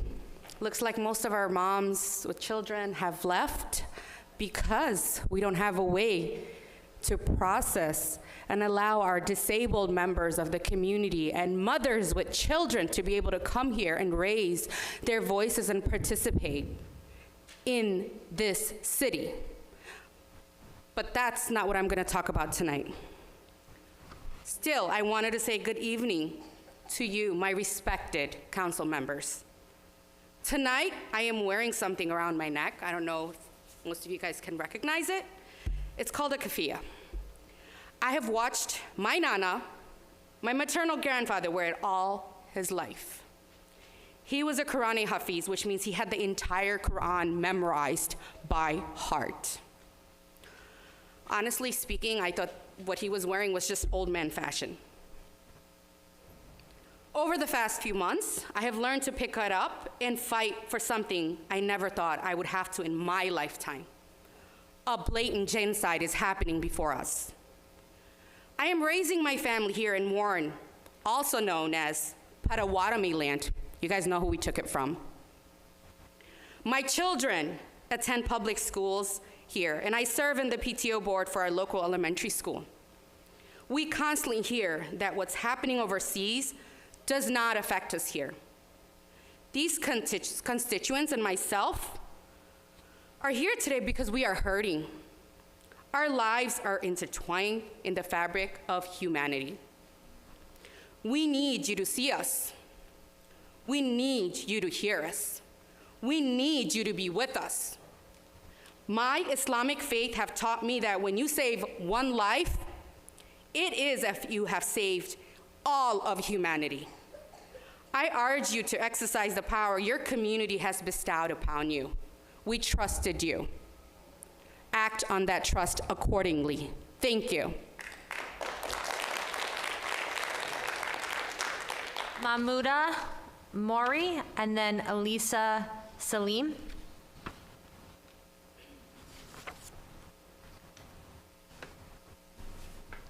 Good afternoon, Council, and assalamu alaikum to everyone who's left here. We had a full house earlier on. My name is Mahmouda Mori. I reside in the City of Warren, and I also serve in the Planning Commission as a secretary. However, I'm here as an American Muslim. I'm here as a community member. I'm here to support the community that was here earlier on. We have this should have been in the agenda, like the way everyone has been mentioning. However, I just want to say that not only are we late on putting this in the agenda, we are late. We are so behind all these other communities who have already passed this around the whole United States.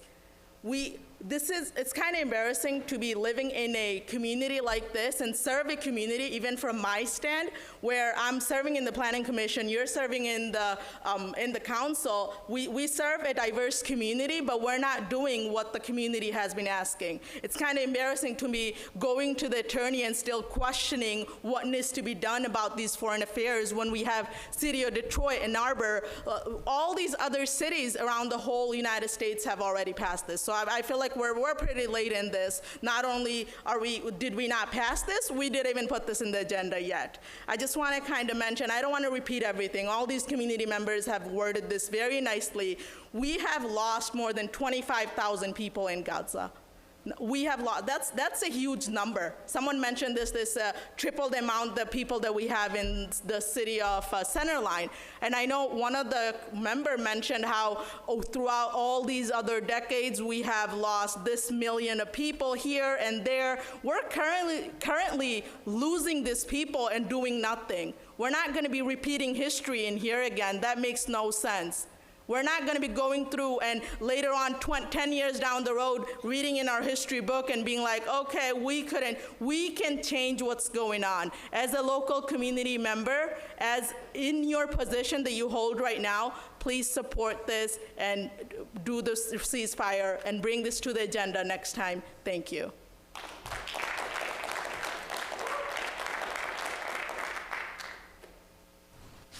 Elisa, and then Saeed Mohsin. Good evening, esteemed mayor and council members. My name is Elisa Salim. My journey with Warren began 2 years ago when my husband accepted a residency offer at Henry Ford Macomb Hospital. Moving from Illinois, I discovered Frontier International Academy and quickly realized the unique charm of this community. What was meant to be a temporary stay has led us to call this place our home, a place to raise our family in this diverse and welcoming environment.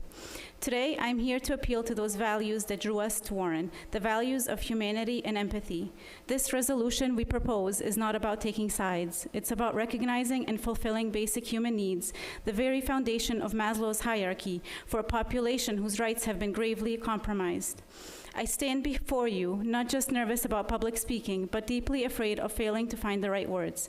The issue at hand shakes me to my core, igniting tears and a whirlwind of emotions, sadness, frustration, and a sense of helplessness in the face of ignorance and hatred. Yet here I am, hoping to be a voice for a nation of people denied the chance to speak for themselves, people embroiled in a daily fight for survival. Consider the heart-wrenching scenes from Gaza. A father cradling his daughter while sleeping, so if there's a bomb, they die together. Another of a family making unimaginable choices for survival. Imagine the agony of choosing which room might be the safest for your children to sleep in tonight. These are human stories, not distant narratives.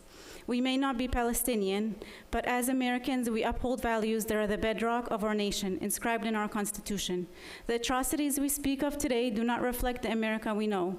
They do not align with our values. We are here to passionately state, not in our name, not in Warren's name.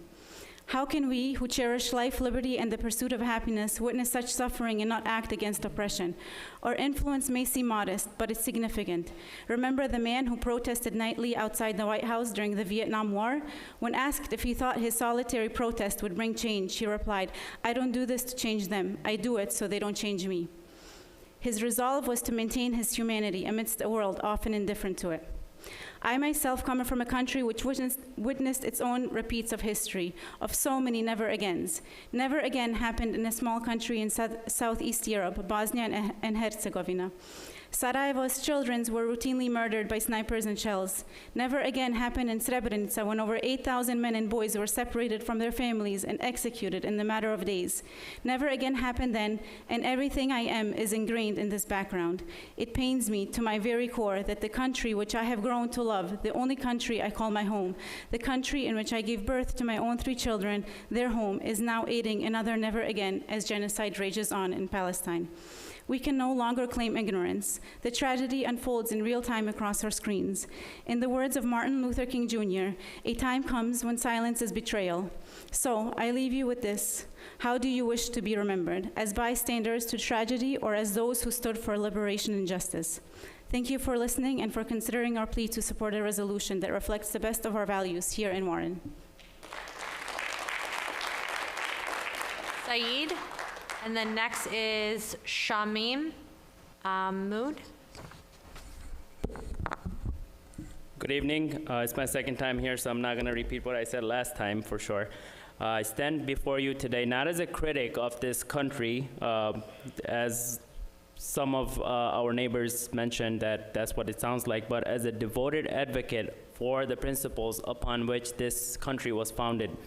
Let's be very clear and very loud. Our discussion on the resolution for ceasefire in the context of Palestinian-Israeli genocide, yes, by the Zionist terrorist state of Israel, is not just about foreign policy, it's about the values we hold dear as Americans. Firstly, I wish to address a crucial misunderstanding. Voicing our concerns about our government's action is not a sign of disloyalty or anti-American sentiment. On the contrary, it's an expression of patriotism. Our nation was built on the ideals of liberty, justice, and unalienable right to question and improve our government. When we speak up about the issues of U.S. tax dollars in foreign conflicts, we are participating in a tradition as old as America itself. Our founding fathers, who disagreed with the policies of their government, did not leave their land. Instead, they chose to speak up, to fight for a change, to create a country that would be a beacon of freedom and justice. In their spirit, when we question our government, we recommit ourselves to those ideals of our nation. We do not turn our backs on America. We fight to make it better. To those who feel that speaking against government policies is un-American, I don't understand you. Yes, our love for this country runs deep, and it's often painful to confront its imperfections. But it is this very love that compels us to seek its betterment. In conclusion, when you point at the door telling us to leave if we don't like it here, which happened 2 weeks ago in front of all of you here, you are alienating the very right that our forefathers fought for, that your forefathers fought for. Their right to live in equality, their right to sit in the same row in the bus with whites, their right to eat in the same restaurants as whites, their right to vote as equally as whites. When you point at the door and tell us to leave, you are disrespecting the struggles of your own forefathers, parroting what their oppressors said to them when they fought for those rights. So as we consider this resolution, let us do so with open minds and hearts, remembering that our goal is not to divide, but to uphold the ideals that unite us as Americans. Forget about a ceasefire resolution. How about a defund Israel resolution? We are talking about water affordability resolution here. Water, basic human rights to American citizens. How about we defund Israel, where they enjoy free healthcare, free education, on top of a nuclear-powered military, and provide free water to all Warren residents with those tax dollars. History will remember where you stand today. We will remember where you stand today. We want you to look at us and remember, we will replace every single one of you. I promise you. Thank you. Shamim. Thank you. Carol Chi, I think. Is Carol still here? Gloria Sanker.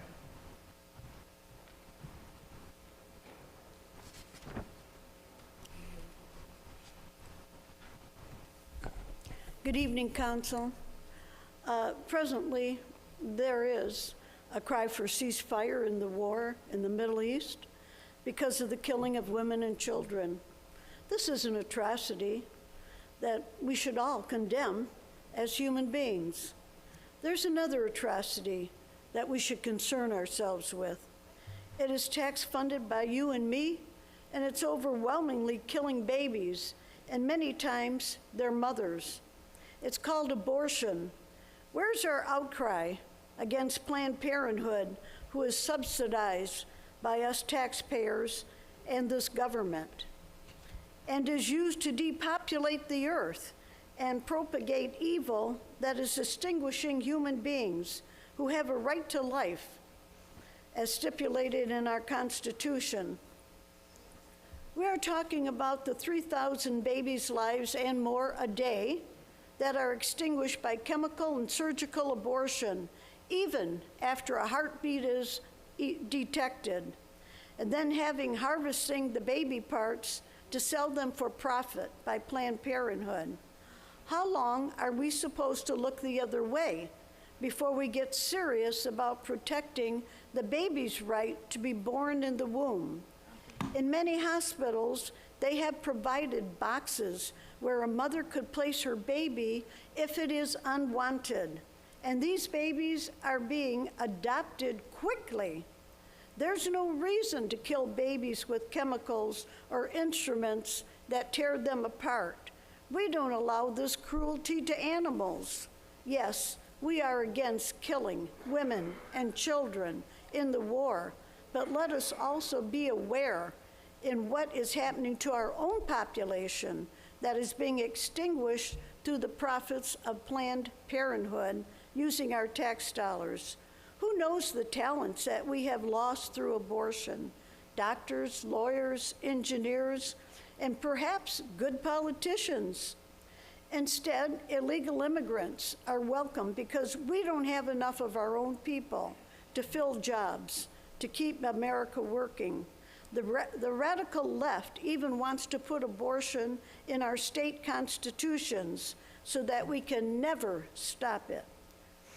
Nice words when they say, the radicals call it, protect women's reproductive freedom. It sounds like nice words, but it allows abortions for any and all reasons or no reason, and up to 9 months of pregnancy and beyond. There are better ways to protect babies and their parents. You're at time. Let's fight for both of their rights because all life is precious. Thank you.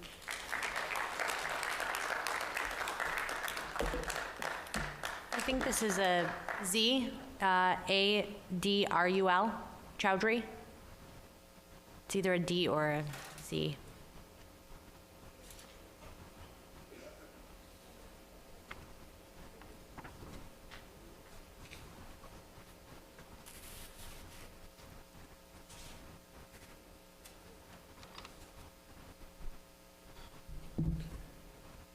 Good evening. How do you pronounce your name? Sorry. Badrul Chowdhury. Thank you. Thank you, everyone, for being patiently waiting and hearing all of us here. I know it's tiring. I salute you all. I'd like to start off with the following quote. I firmly believe we know too well that our freedom is incomplete without the freedom of Palestine. We all know after the Holocaust, when the whole world turned their back against the Jews, including the United States, UK, France, and other countries, but Palestinians are the only people who embrace them with open arms because they believe in coexistence. Look how the Israelis are paying back their gratitude by denying basic rights, indiscriminate killing of innocent men, women, and children, bombing hospitals, schools, churches, mosques, refugee camps, and UN facilities. I would say no person with half a brain can stand with Israel and say Israel has right to defend themselves, because according to the definition of international law, as an occupier, Israel has already in offensive posture and has no right to self-defense. Only the oppressed ones. The Palestinian has right to self-defense and resist the occupation, oppression, ethnic cleansing, collective punishments, and war crimes are committed by Israel since 1948. So I urge you all, I urge everyone with the sound mind to be on the right side of the history and pass a resolution for a ceasefire. Thank you for your time. Muhammad Ali.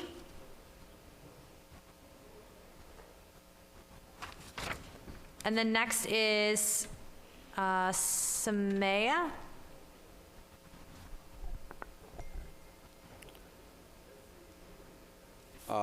Thank you, City Councilman. My name is Muhammad Ali. I am a mechanical engineer, long-time Warren City resident, and contributing to strengthening the American economy through my and my family members' hard working. Before I speak, I like to remember Martin Luther King Jr. for his great contribution to American society and symbol of equality and humanity. Dear elected officials, we voted you to represent our voice to the next step execution. Please don't bring us here third time, because today I am here second time for the same reason. During your need, you knocked our door, and we respond positively to your call. We elect you. Now I am here in front of your door for collective, moral, humanitarian cause. Hope that you will echo same voice loudly to safeguard our tax dollars from drainage or misuse, and take your initiative to stop Israeli genocide and brutality.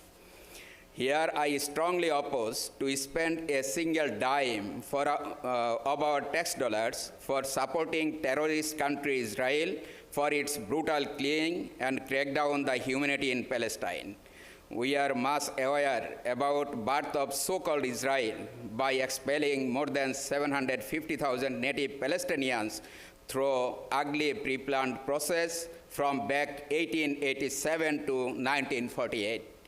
From 1948 to till now, millions of Palestinians were forced to leave their land, and Israel illegally occupied their homes, killing the collective citizens of innocent Palestinians. Today's Biden administration and his few right-wing Zionist secretaries, including Anthony Blinken, are emotionally, illegally, and shamelessly supporting and promoting Israel's genocide by bombing schools, hospitals, worshiping places, funding from our tax dollars, which ruins the American dignity around the world. However, I demand to accept resolution to stop further funding any kind of military assistance, as well immediate and permanent ceasefire. Israel has been acting as cancer cells against the world peace and humanity. Being proud American, we must stand against this cancer for world humanity's survival cause. The world knows that Israel is clinically dead country, surviving artificially, standing on others' legs. Please realize this bitter reality and act justly, neutrally, coming out from emotional support. Please accept the resolution for immediate ceasefire. Thank you all. Can you pronounce your name for me? I'm sorry. Sami Al-Hadi. Thank you. Good evening, members. It's very hard to repeat everything. You've been hearing the message in too many words, in too many perspectives, and a lot of accents. And maybe my accent is not that far good as an American accent, but I'm a proud American that immigrated to this country. And sometimes I've been in position that I have to defend my country, which is very hard for me. I believe in every principle in the Constitution: human rights, equality, fairness for everyone. When I travel overseas now, I'm not in the same position. I cannot advocate for my country and what I stand for proudly, as we did when we supported Ukraine. We've been proud when we supported Ukraine. We supported the administration action, at least majority of Americans. We spend billions of dollars for their rights. Why? Because we believe in the right thing. The United States cannot be in the shadow when it comes to things globally impacting the peace. And the conflict in the Middle East, the Israeli occupation, not started in October 7, started in 1948 and is still going. And it's not only we are saying this, the United Nations saying this. United Nations, the Security Council, every single international organization which is funded mostly by the US taxpayer, acknowledge Israel as an occupied power. And now in Gaza, we are seeing a genocide for the 100th time in their history. They are repeating this. Not necessarily agreeing what Hamas did, but necessarily agreeing with the human rights, humanity. Stop the killing. How hard it is. Tens of cities in the United States have been in the list for calling for a ceasefire. It is that hard? I don't think so. It is lacking the will. We are lacking the will to call for a ceasefire. Now, the history have been written, but I assure to you, in upcoming years, it will be read. You and us can choose where to stand, asking for and demanding for a ceasefire or continue supporting of the genocide. Your choice, your pick, but our decision at the end of the time. Thank you. Ahmed Ghanem.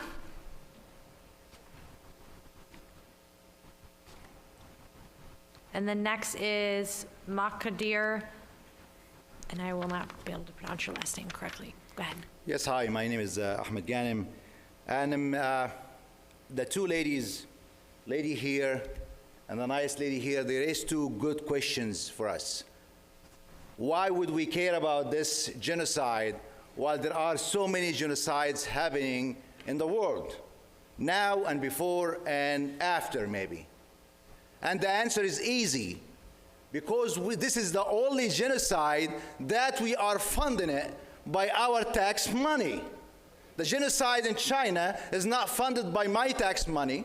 The genocide anywhere is not funded by my tax money. The genocide in Gaza is funded by my own tax money. And this is what makes it so local. And this is what makes your question is very important questions. Why are we not focusing on economic development in Warren, in Ferndale, in Detroit, which looks like a third world country? Why? Because we are sending all this money to fund genocides. This is why. Because if you keep this money, imagine $1 billion poured in Detroit. Imagine what that will happen to Detroit. Imagine $500 million poured in Warren. What would be the impact in this society when you talk about homeless people that cannot find a shelter and people dying on the streets while we are funding a genocide? That makes it very local for us. And this is why we come here with this local issue. This is not an international issue. This is a local issue, and it has to be addressed on a local level here, because that's impact every one of us. It is not about Muslims or Jews, because you've seen Muslims, you've seen Jews, you've seen Christians, you've seen Arabs, you've seen Bengals, you've seen people coming from all walks of life on this unifying cause. It is a local cause that unifies your community. And don't bring your lawyer and stand behind laws and say, we will see if this is what happened or not. There is no legal argument that's big enough to cover your silence. No legal argument is big enough to cover your silence, and because it shows. We're not idiots. When a city like Detroit with all their lawyers, when a city like San Francisco with all their lawyers pass a resolution, don't come to me and tell me a small city like Warren needs a lawyer to tell them to do the right thing. You need to pass this resolution. Those people are not going anywhere. They will come every single time. And you pray to God that you pass the resolution before this war stops. Because if the war stopped before you passing a resolution, this community will punish you. Thank you.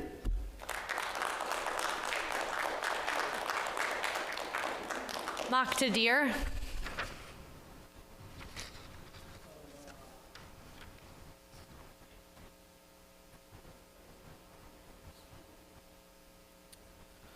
Assalamu alaikum wa rahmatullahi wa barakatuh.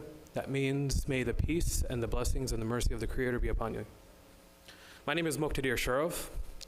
I'm currently an employee at the GM Technical Center. I'm a resident of Sterling Heights for the past 2 years, have been a resident of Warren for about 7 years, and a resident of Michigan for 24 years.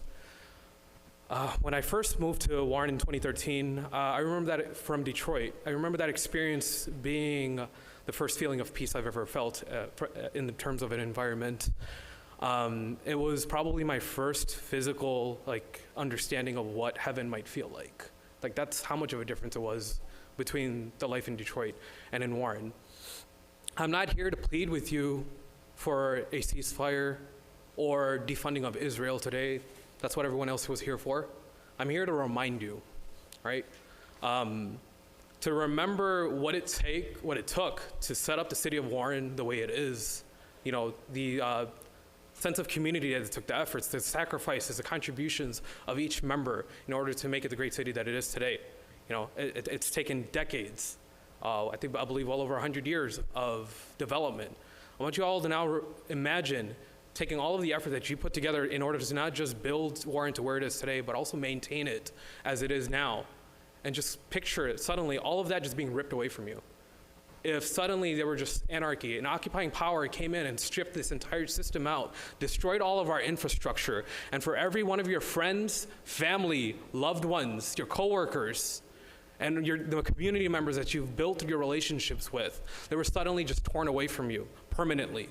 That is what has been happening in Gaza. It's not just happening now, it's been happening every 7 to 10 years. Every 7 to 10 years, they've been trying to rebuild their community, their city, their infrastructure, their system, the good efforts, the amount of momentum it takes in order to keep a good thing going.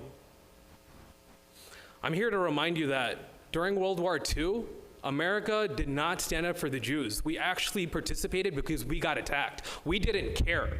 But I'm here to plead with you as a Muslim representing my Muslim community that was here and hopefully is still here with me. But not just the community of Warren, but also the community of Michigan, of America, of Gaza, of Palestine, and of course the Muslim community of the world. We take inspiration from the people of Gaza. When we come with a sense of community, of goodwill, of coming in and doing our best efforts and making sure we're being as peaceful as possible, the people of Gaza are the ones that inspire us to be the way we are.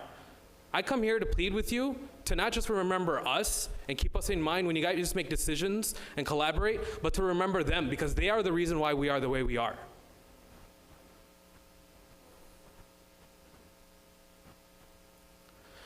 I ask of you to keep humanity at heart, that as a city, as a people, we don't have just a responsibility as one nation under God. We are one people under God, whether or not you believe in Him. We are one people. This is one planet. If there's suffering anywhere on the planet, let alone murder happening, suffering, we are all responsible. And I ask for you all to remember that and keep that in mind and keep,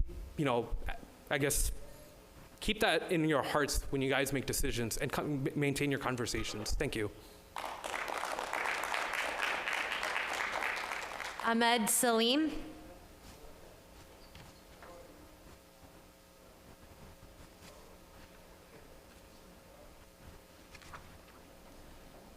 Hello. I don't really have anything prepared. I just had the emergency medicine shift from 11 o'clock in the morning. I know last month I was in the ICU. I'm an internal medicine resident. I don't see it in my heart that I will ever kind of forgive our government, current government, being in the ICU and being in the emergency department and seeing kids and seeing people in pain and just knowing how much pain when we're late to give this pain medications, few hours, but knowing that it's been over 100 days that those children and mothers and people are suffering in Gaza. We already know that our government have failed us with regard to what's happening in Gaza and Palestine. I just came here just feeling ashamed. I started my shift today at 11 and I was going home. And then my wife told me that she was here and I just felt ashamed even going home and going to sleep, knowing that those people don't get sleep and don't get any kind of rest from what's going on with them. The reason as I'm here really is just that knowing that I'm here and I live in this country, live in this state, and I have 3 kids that I go home that always ask me what's going on and they know our American values and what we raised them upon. But at this point, I don't know what to answer them. I don't know what to tell them when they know that our government are supporting what Israel is doing to Gaza, or to the people of Gaza and to the people of Palestine at large. I don't know what to answer them when they ask me that why are they giving this money, why are we paying taxes money for them to get that much money when I have people in the hospital who cannot get their own medications. Our Americans do not have medications. Our Americans do not have money to pay for their insurance. So the only reason I came here is I just want to be able to at least tell them that this government did not represent all of us, that it does not represent everyone in America, that our council here and the city of Warren and the members here did whatever they can. I'm already ashamed that we're only asking for a ceasefire resolution, like with everything that's happening over there. This is the minimum that we can do. This is the minimum that can be done from the city here, and at least it will be something that I'm able to tell my kids, and you guys are able to say that you did. I don't know if this paper that will say a resolution will help the people in Gaza or people in Palestine, or will give them treatment, or will rebuild their houses, or will give them any relief from the pain that they've been through. But it will at least be something that is written on a paper that you will say that you did, and we will be able to tell our kids that this is what we did here and this is what we were able to do. Otherwise, I hope you guys that you pass this resolution, which is I feel like our standards are becoming very low just to ask for just to have a resolution of a ceasefire and not more as an American that supposedly stand for human rights and freedom of religion, freedom of healthcare, and freedom of rights, or all these words that we have. But I don't know if our government have stood with it. I don't really have much else to say, and thank you. Thank you.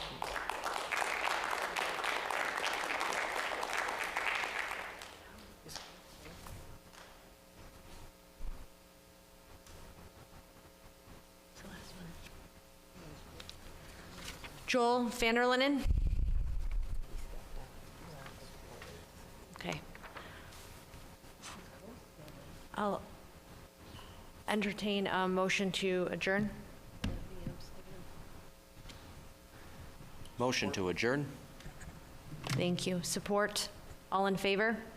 Aye. Aye. Any opposed? Thank you. Thank you, everyone.